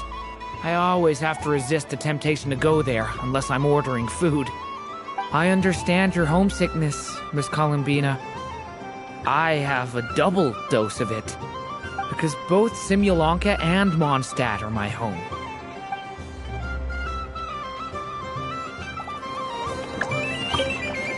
Done being a do-gooder yet? Thanks for coming here with me, Hat Guy. Are there any games you'd like to play? It's your turn to pick. I'll come with you. Why does that hamster think you've grown up? You haven't changed at all. I know you don't mean that. You're just taking the opportunity to make fun of me, aren't you? Even if you won't admit that taking some time to compose yourself is important, I can see that you're doing it in practice. Otherwise, you'd have taken off your hat and flown away by now. Looks like Albedo's socialization program has been far more useful to you than all those Vahumana textbooks. I thought you'd actually spend your precious time doing something more worthwhile. Everyone has to take one? Well, fine. I'll take mine.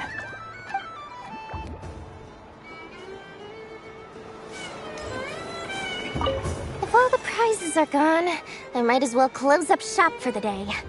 But you haven't had your fill of fun yet, right? So the next time a customer shows up, you're going to have to run faster, all right?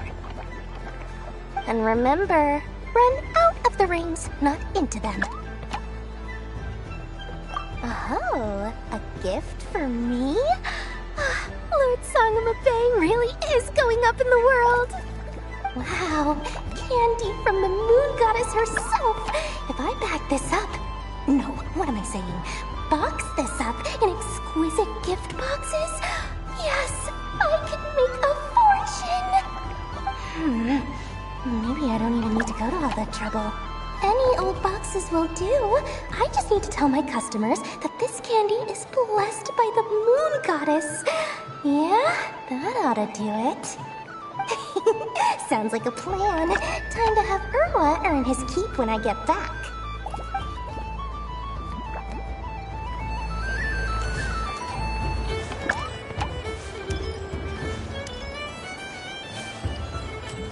Up for another round of fish blast? Oh, I mean of bye-bye bad fishies. Oh, bless my fluffy tail. Dodoko has never seen candy shaped quite like this before. Why, it shines like a lovely crystal. Let the feasting begin. Oh, sweet as a tomato bathed in sunlight. Thank you very much. You truly are a friend to the Dodoko. Please share the rest with other people. I am sure everyone will fall in love with the taste of pure joy.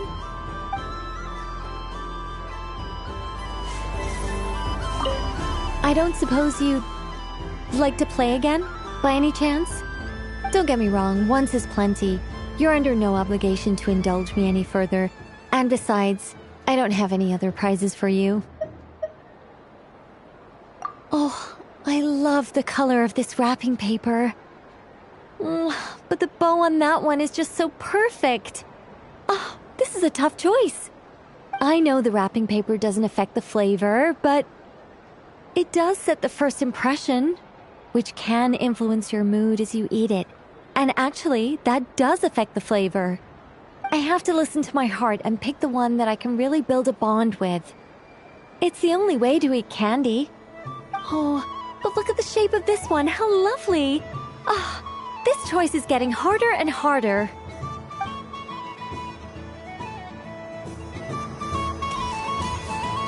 The death card made a most enigmatic appearance. The moon for which Miss Columbina is bound, I fear. Fretting is of no avail. I will have a chat with Alice about it sometime. Ah, you're such a polite child, Miss Columbina. But we elders have already partaken of our fair share of stories in this world. Enjoying candy, keeping up with the hip and groovy trends of the day. Oh, these things should be left to youngsters like you. I hope you don't misunderstand me. I do not intend to lecture you or reject your kindness. It is simply that the mere sight of this candy is starting to give me a toothache.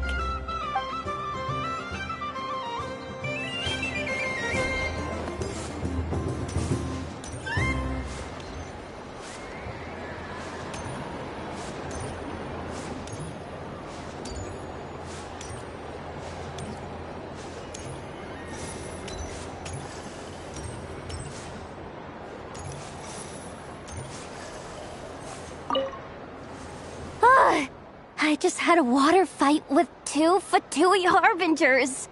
Pretty scary, but also surprisingly fun. Aw, man, this feels kinda wrong. Like, shouldn't we be the ones giving you candy rather than the other way around?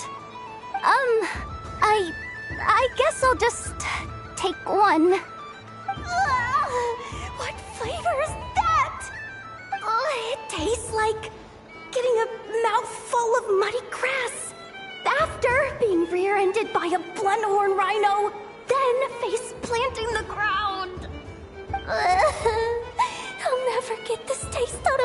myself. It's delicious. Mm-mm.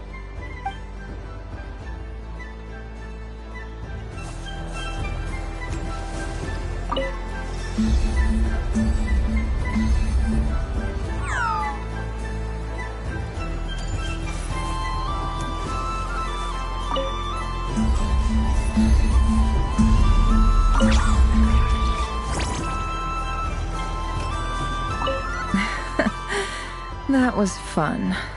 It's a shame Ashru doesn't like playing with water, or I'd have roped him in as well.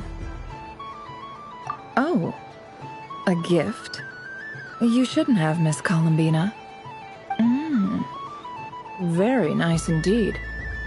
Candy is one of many luxuries that the desert folk could never afford.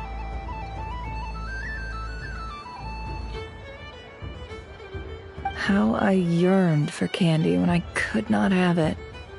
Yet, now that it is readily available to me, I never seem to crave it. May your moon prayer night be one free from regrets.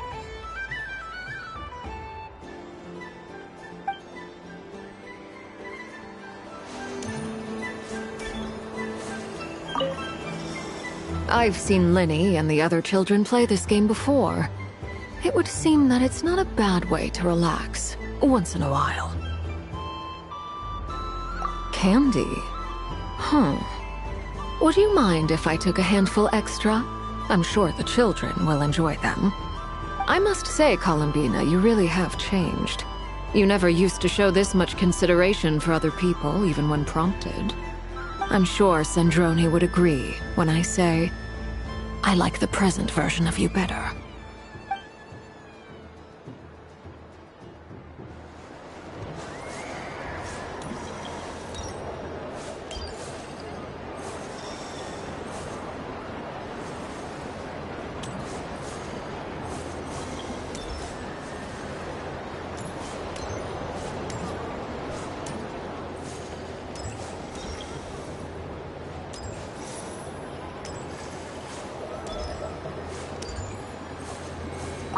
Something about festive lighting always has a way of putting the warmest smiles on people's faces. This is most thoughtful of you, Miss Columbina. Kindness exudes from your heart like benevolent moonlight. Forgive me, but I shall have to enjoy this gift a little later. I hope that the flavor I chose is not the only one of its kind. If others were denied the chance to sample such kindness as you have shown to me, it would be a great pity indeed.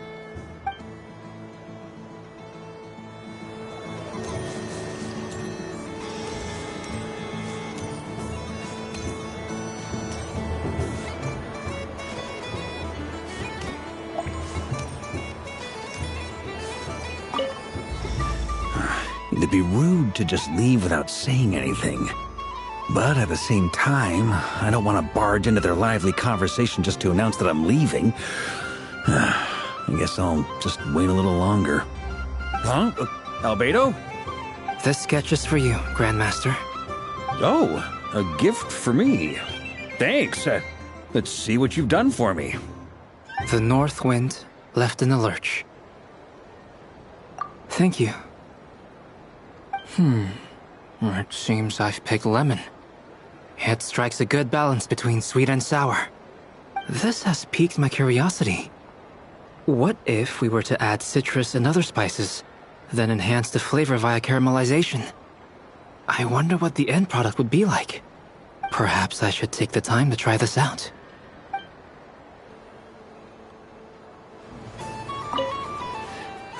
It'd be rude to just leave without saying anything. But at the same time, I don't want to barge into their lively conversation just to announce that I'm leaving. I guess I'll just wait a little longer. Huh? Albedo? This sketch is for you, Grandmaster. Oh, a gift for me. Thanks. Let's see what you've done for me. The North Wind left in the lurch. Ooh, I get one too? Nice, thanks. What is that? Oh, it's so familiar. Don't tell me. Oh, I got it. It's It's like the candy jar dropped into a vat of today's boon. Seems I'm a proud recipient of today's Feast of the Moon, huh?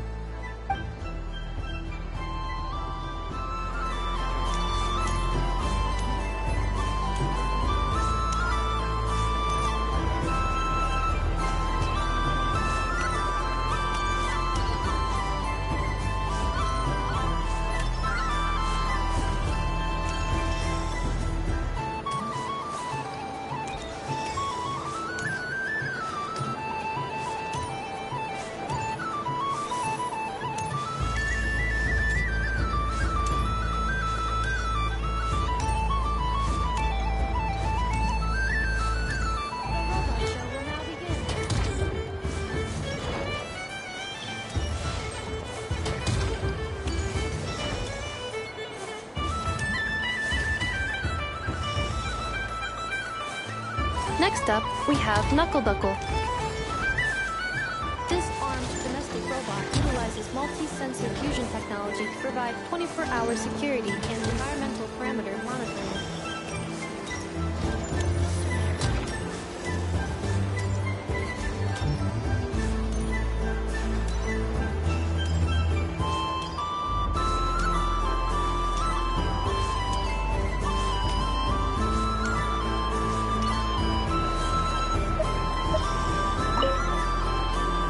If this were any other day, I'm sure it would make for a great photo opportunity.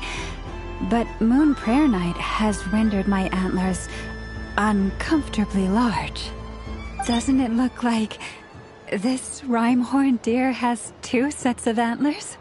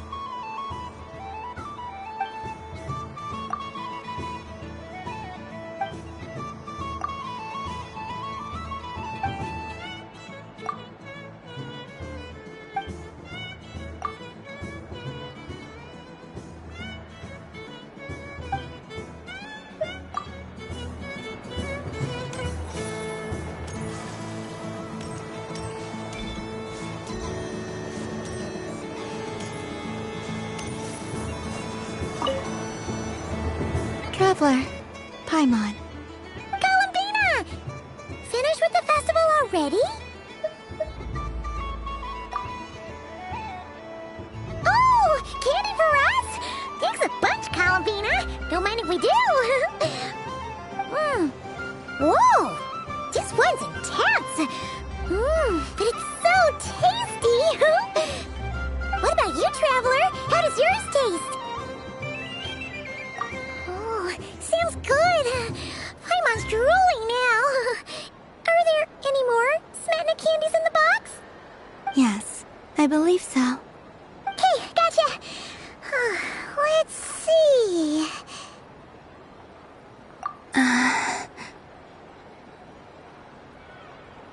Sure. This one, and yep, this one looks right too. Okay, that's 3. Here we go. 1 per person. It's so sweet.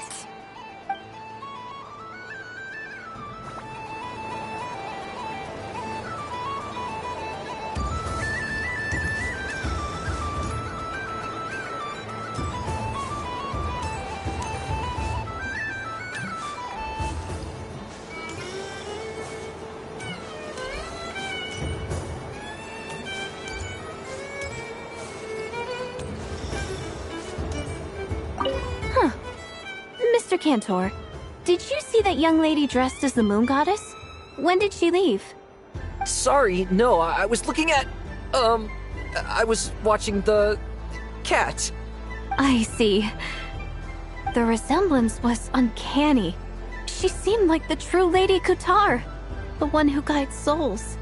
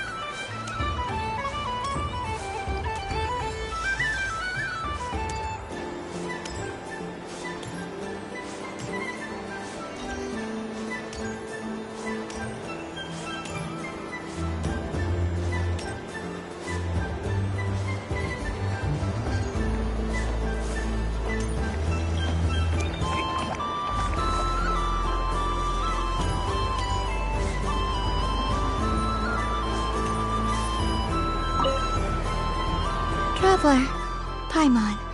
Columbina! Finished with the festival already? Really? You're sure you don't want to have a little more fun out there? Final answer! Yes, I am sure.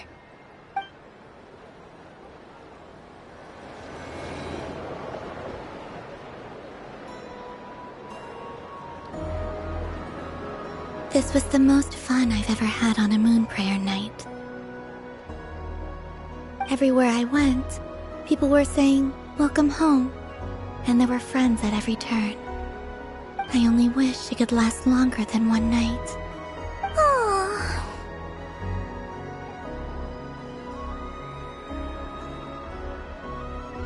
Yes, you're right. The moon prayer blossoms. Ooh, look! Look! Moon prayer night has come.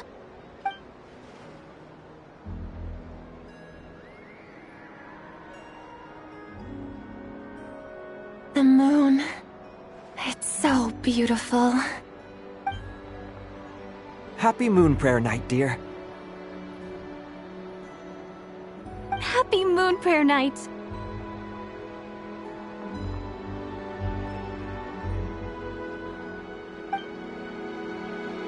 Happy Moon Prayer Night.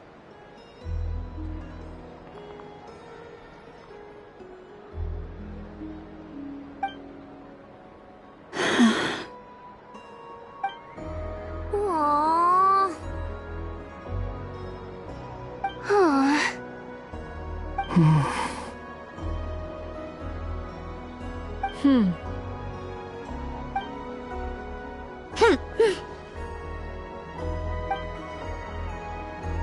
Time flies when you're having fun.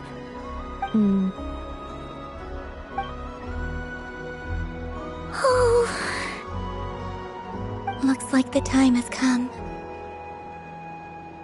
Columbina. You're heading off, then? Yes, to the ruins you mentioned. And from there, back home to the moon. Wait! I know? At least... Take one of our craft shop's crumb cookies up to the moon with you. You know, for a snack. Sure. Why not? The Curatorium of Secrets believes in proper farewells. No story should be left without a satisfactory endnote. Never. Farewells are an important affair for the Ratniki, too. We never know when we might meet again. Haha! And here I thought grand farewells wouldn't suit tonight's mood. But I suppose friendly passion is not to be stopped, eh?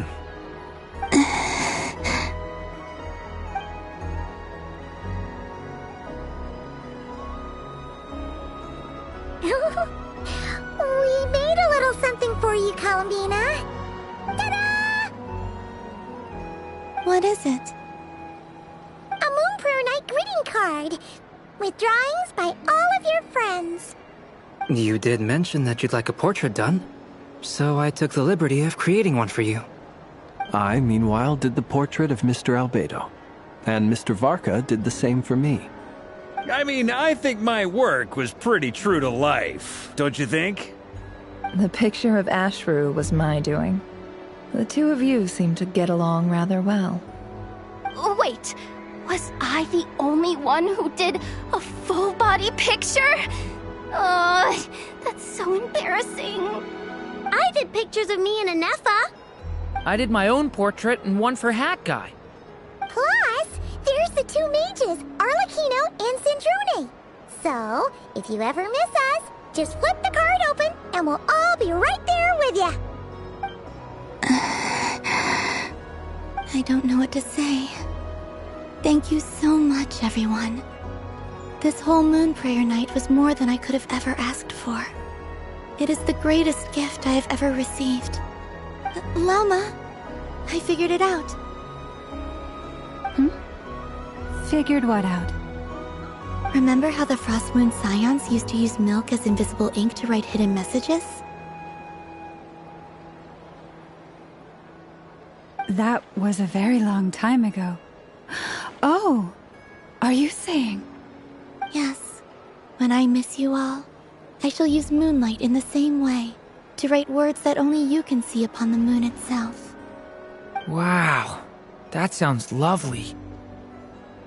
Quite. But how will we see them? Simply open your windows on nights when the moon shines bright, and the moonlight will naturally flow towards the words I have written.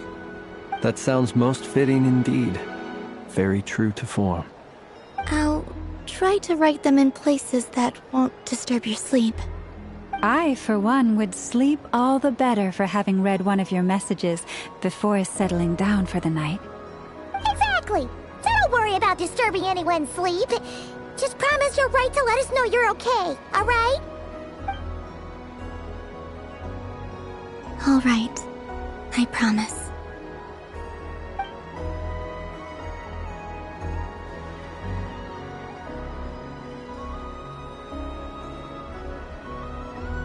In that case, Columbina? I'm ready.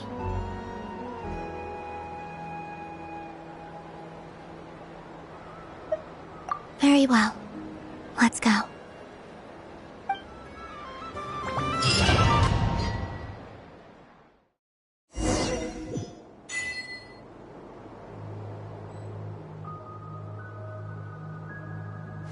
In just a few moments, I will be gone. I still don't know what to expect on the moon. Will I really be able to send messages to my friends? The Kuhenki, the animals of Not Cry. I'll never get to see them again. I wonder where I'll be when the next moon prayer night comes.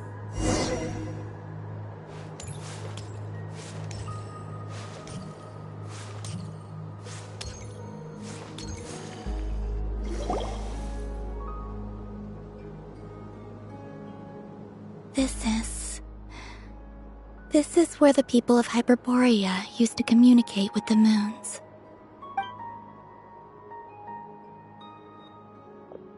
Eternal moon, frost moon, iridescent moon. When the power of all three converge, the gate to the moons shall open. Moon marrow preparations are complete. Only the final step remains. I'm sure Nasha Town is livelier than ever at this moment. Yeah, it's a shame you couldn't be there for it, but it's now or never, right? It's fine. I'm more than happy with this. My last piece of luggage. My only piece of luggage.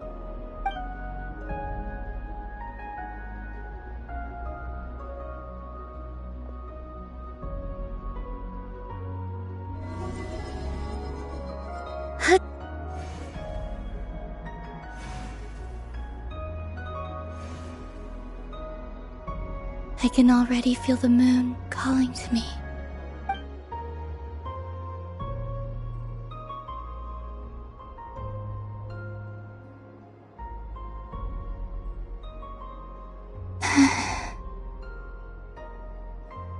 Your home lies on the far side of this light, Columbina. From now on, we will at last have a reason to pray to the true moon. Columbina. Yes? I'm listening. Be sure to come back and see us when you get the chance.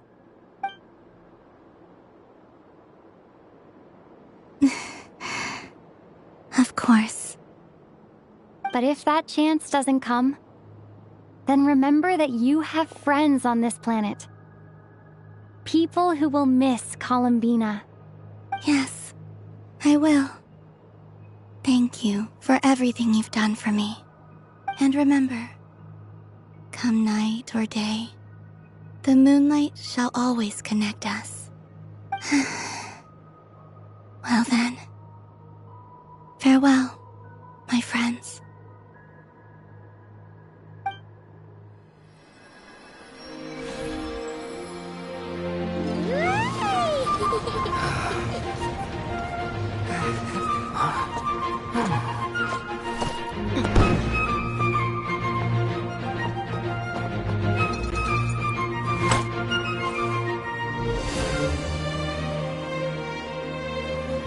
Thank you. This was my happiest night in Tevat. Farewell, Columbina.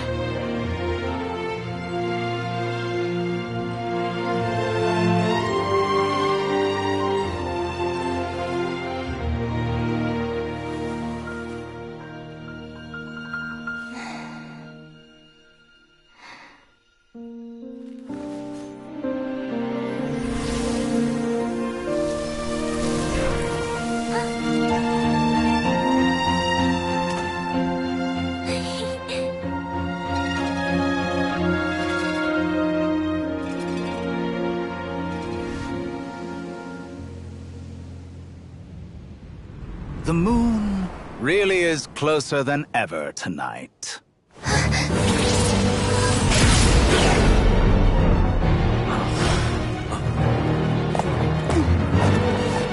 Columbina.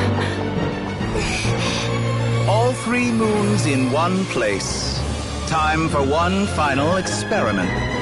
Reason, life, death, time, and space. They all believed I would fail.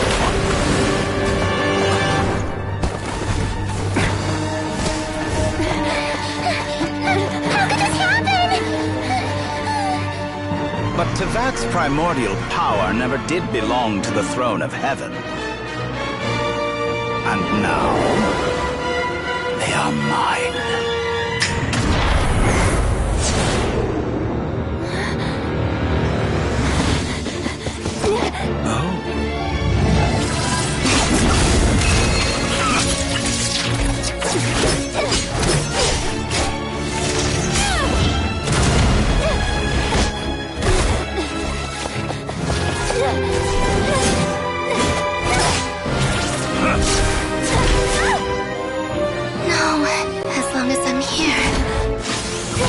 Is free to wield the 3 moons' power.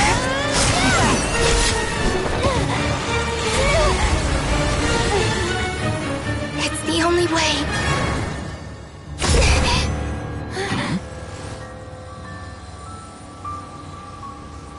I guess I won't be going home today.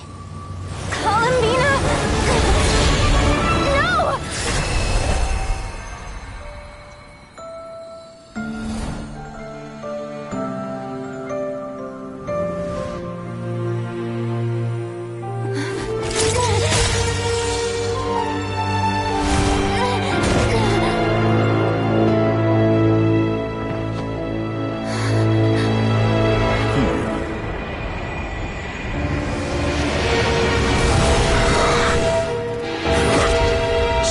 World, do not try to control me!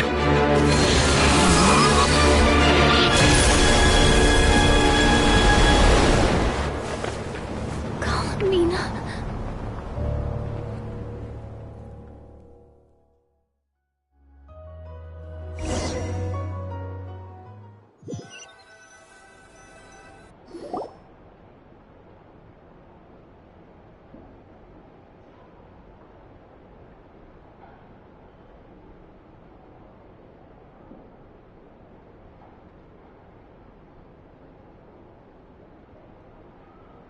Are you all right? Do your wounds still hurt? I had someone prepare a little medicine that could prove effective. Take it if you need to. In that case, let me relate the contents of the call we made to Alice after the incident occurred. That Dottore is a crafty one. He distracted the Hexenzirkel by creating a huge fuss at Tevat's borders. I'd assumed that the cause was an abyssal intrusion from the outside world, which in fairness is a rather common occurrence. But after learning that you managed to influence the phantoms in Nordcry, I realized that perhaps this interference could have come from within Tevat instead. But we weren't able to change their fates. True, you couldn't change how their stories ended, but you did build some variables around yourself. Variables? Yes, things you heard that you could not otherwise have learned, ideas that would otherwise have never crossed your mind. All these things are variables. Of course, most variables usually pale into insignificance with the myriad of possibilities floating around. But the moment you start treating them as building blocks and intentionally stacking them, that changes things. That's what Dottore did, and it's how he created the necessary conditions so that when you activated the portal tonight, it played right into his plan. However, we have no way of knowing exactly what he did. Yeah, we also need to ascertain Columbina's status. And that about sums it up. As I suspected, Dottore has disappeared completely. If it's any consolation, he wasn't able to control Columbina as he might have wished to. Oh no!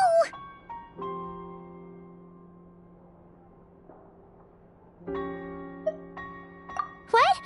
She did what? All we saw was Dottore appeared and used some kind of power. The next thing we knew, he and Columbina were gone and you were falling into the sea.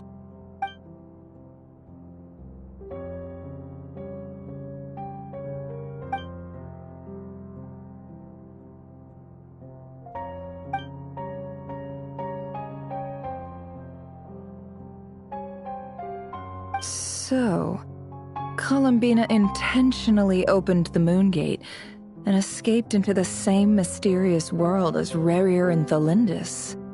Sounds like bad news.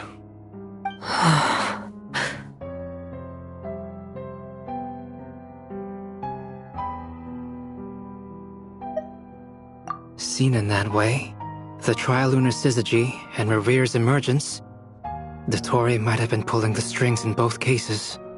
According to Miss Alice, he is attempting to transcend his destiny and finish an experiment that only a god might complete. An utter lunatic. Wait a sec, where's Hat Guy? Seems like he'd want to be here for this. He took off with the Dodo communication device after we spoke to Alice. He said he had a hunch that he wanted to investigate by himself. The look on his face was terrifying. I've never seen him like that before.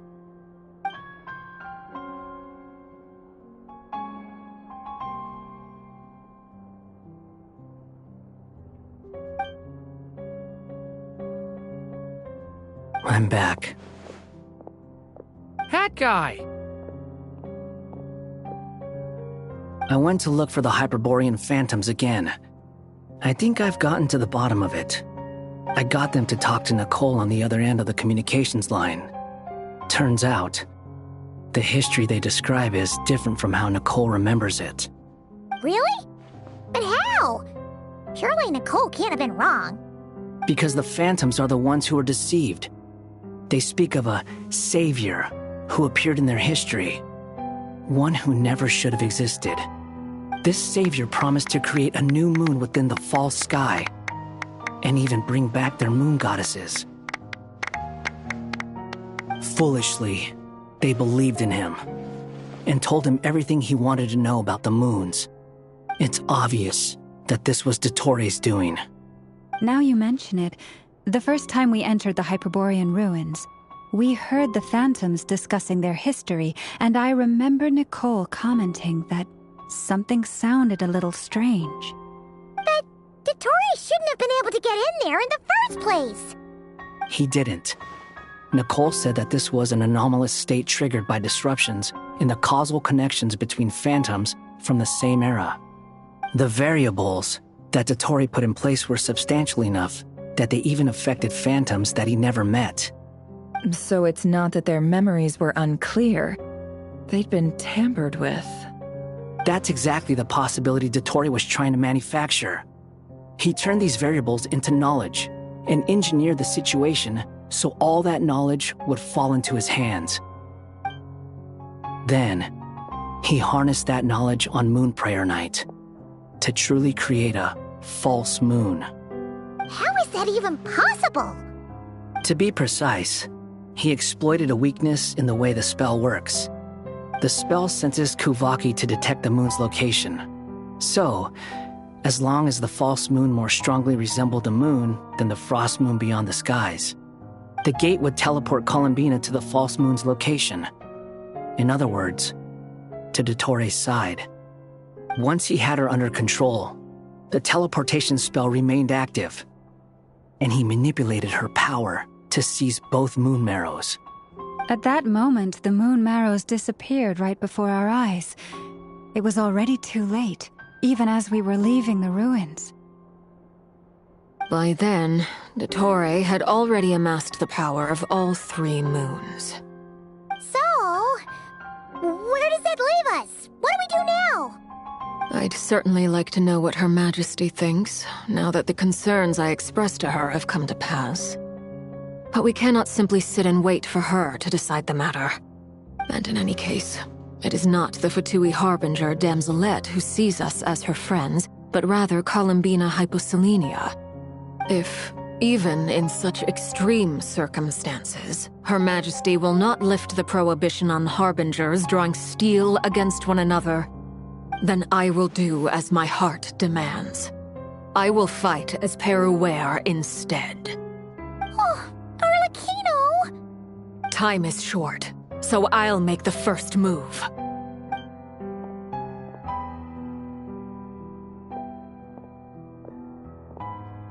Whew. Even Arlecchino seems to be losing her cool now.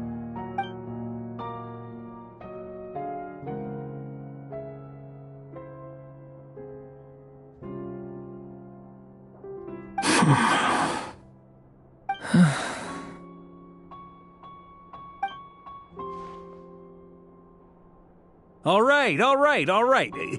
Lose those dejected looks for a moment and let me get a word in. It looks bad, I won't lie. Very bad, in fact. So Dottori's pulled some real dirty tricks to gain the upper hand. For now. And yeah, it's to the point where even the mages say that his variables have affected destiny. I'm not so sure, though.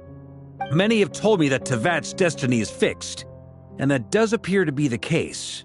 Well, what makes Dottori so sure he'll be the exception? And since he was able to stack these variables up, who's to say we can't do the same? You of all people should not be discouraged, traveler from afar. This isn't over yet. And you're not alone in that. Everyone here does, whether they've spoken thus far or not. But none of us are the type to sit back and wait for the sun to shine again. That's exactly how a knight should roll. If they knock you down, you get back up and get back in it. Don't forget, Honorary Knight, you're a legitimate member of Mondstadt too. Mark is right. This is far from over. Dottoro's already way overdue a butt-kicking given his past shenanigans. And after this, he's earned himself a double dose. That's what I'm talking about. How's everyone else feeling? I'll use Kuvaki to investigate Columbina's whereabouts. I'm not ready to give up either. Leave the intel gathering to me. Whatever happens within Nodcry's borders, when the Curatorium of Secrets wants to be in the know, we always find a way. Aino and I will do all we can to support you. We will attempt to reverse engineer Dottoro's actions and seek a breakthrough that way. Alice and Nicole are busy dealing with an emergency at Tevat's borders, so they can't return just yet. But they're both very angry about this. They've asked Albedo and me to act on the Hexen Circle's behalf and do everything in our power to fight back against Dottore. Are you ready then? We're going to have to conduct a lot of research, even in the early stages. I'll do my best. As for me, I'm pretty familiar with Dottoro's way of doing things, so I can try to predict his next move. I'll help with your investigation. Nice! Looks like we have our basic division of labor. I'll get in touch with Flint and Itlua, get them to have a chat with their Starshiner. It couldn't hurt to bring the Lightkeepers on board as well. At the same time, I'll pass on instructions to the Knights present in Nodcry to assist the Lightkeepers and other organizations in ensuring the safety of those living here. Yeah! We'll show him! That's it then. Good luck, everyone.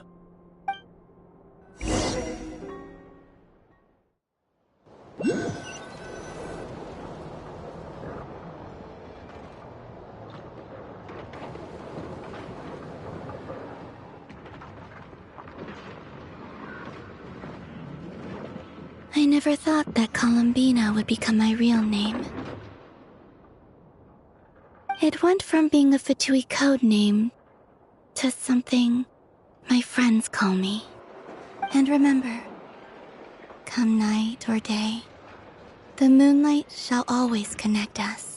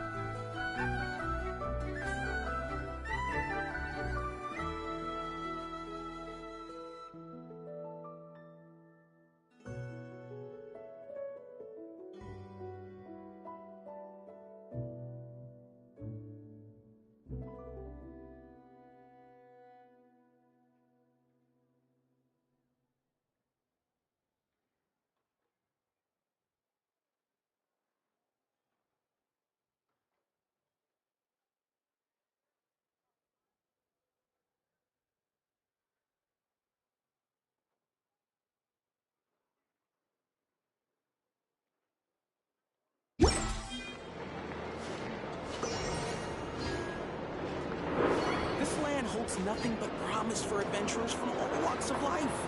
Wouldn't you agree?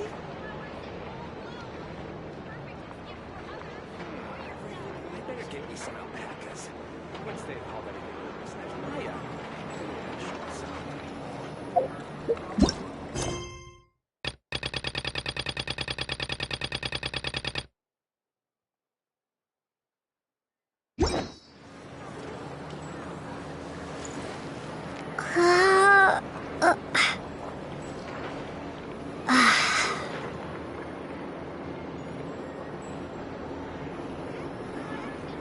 This land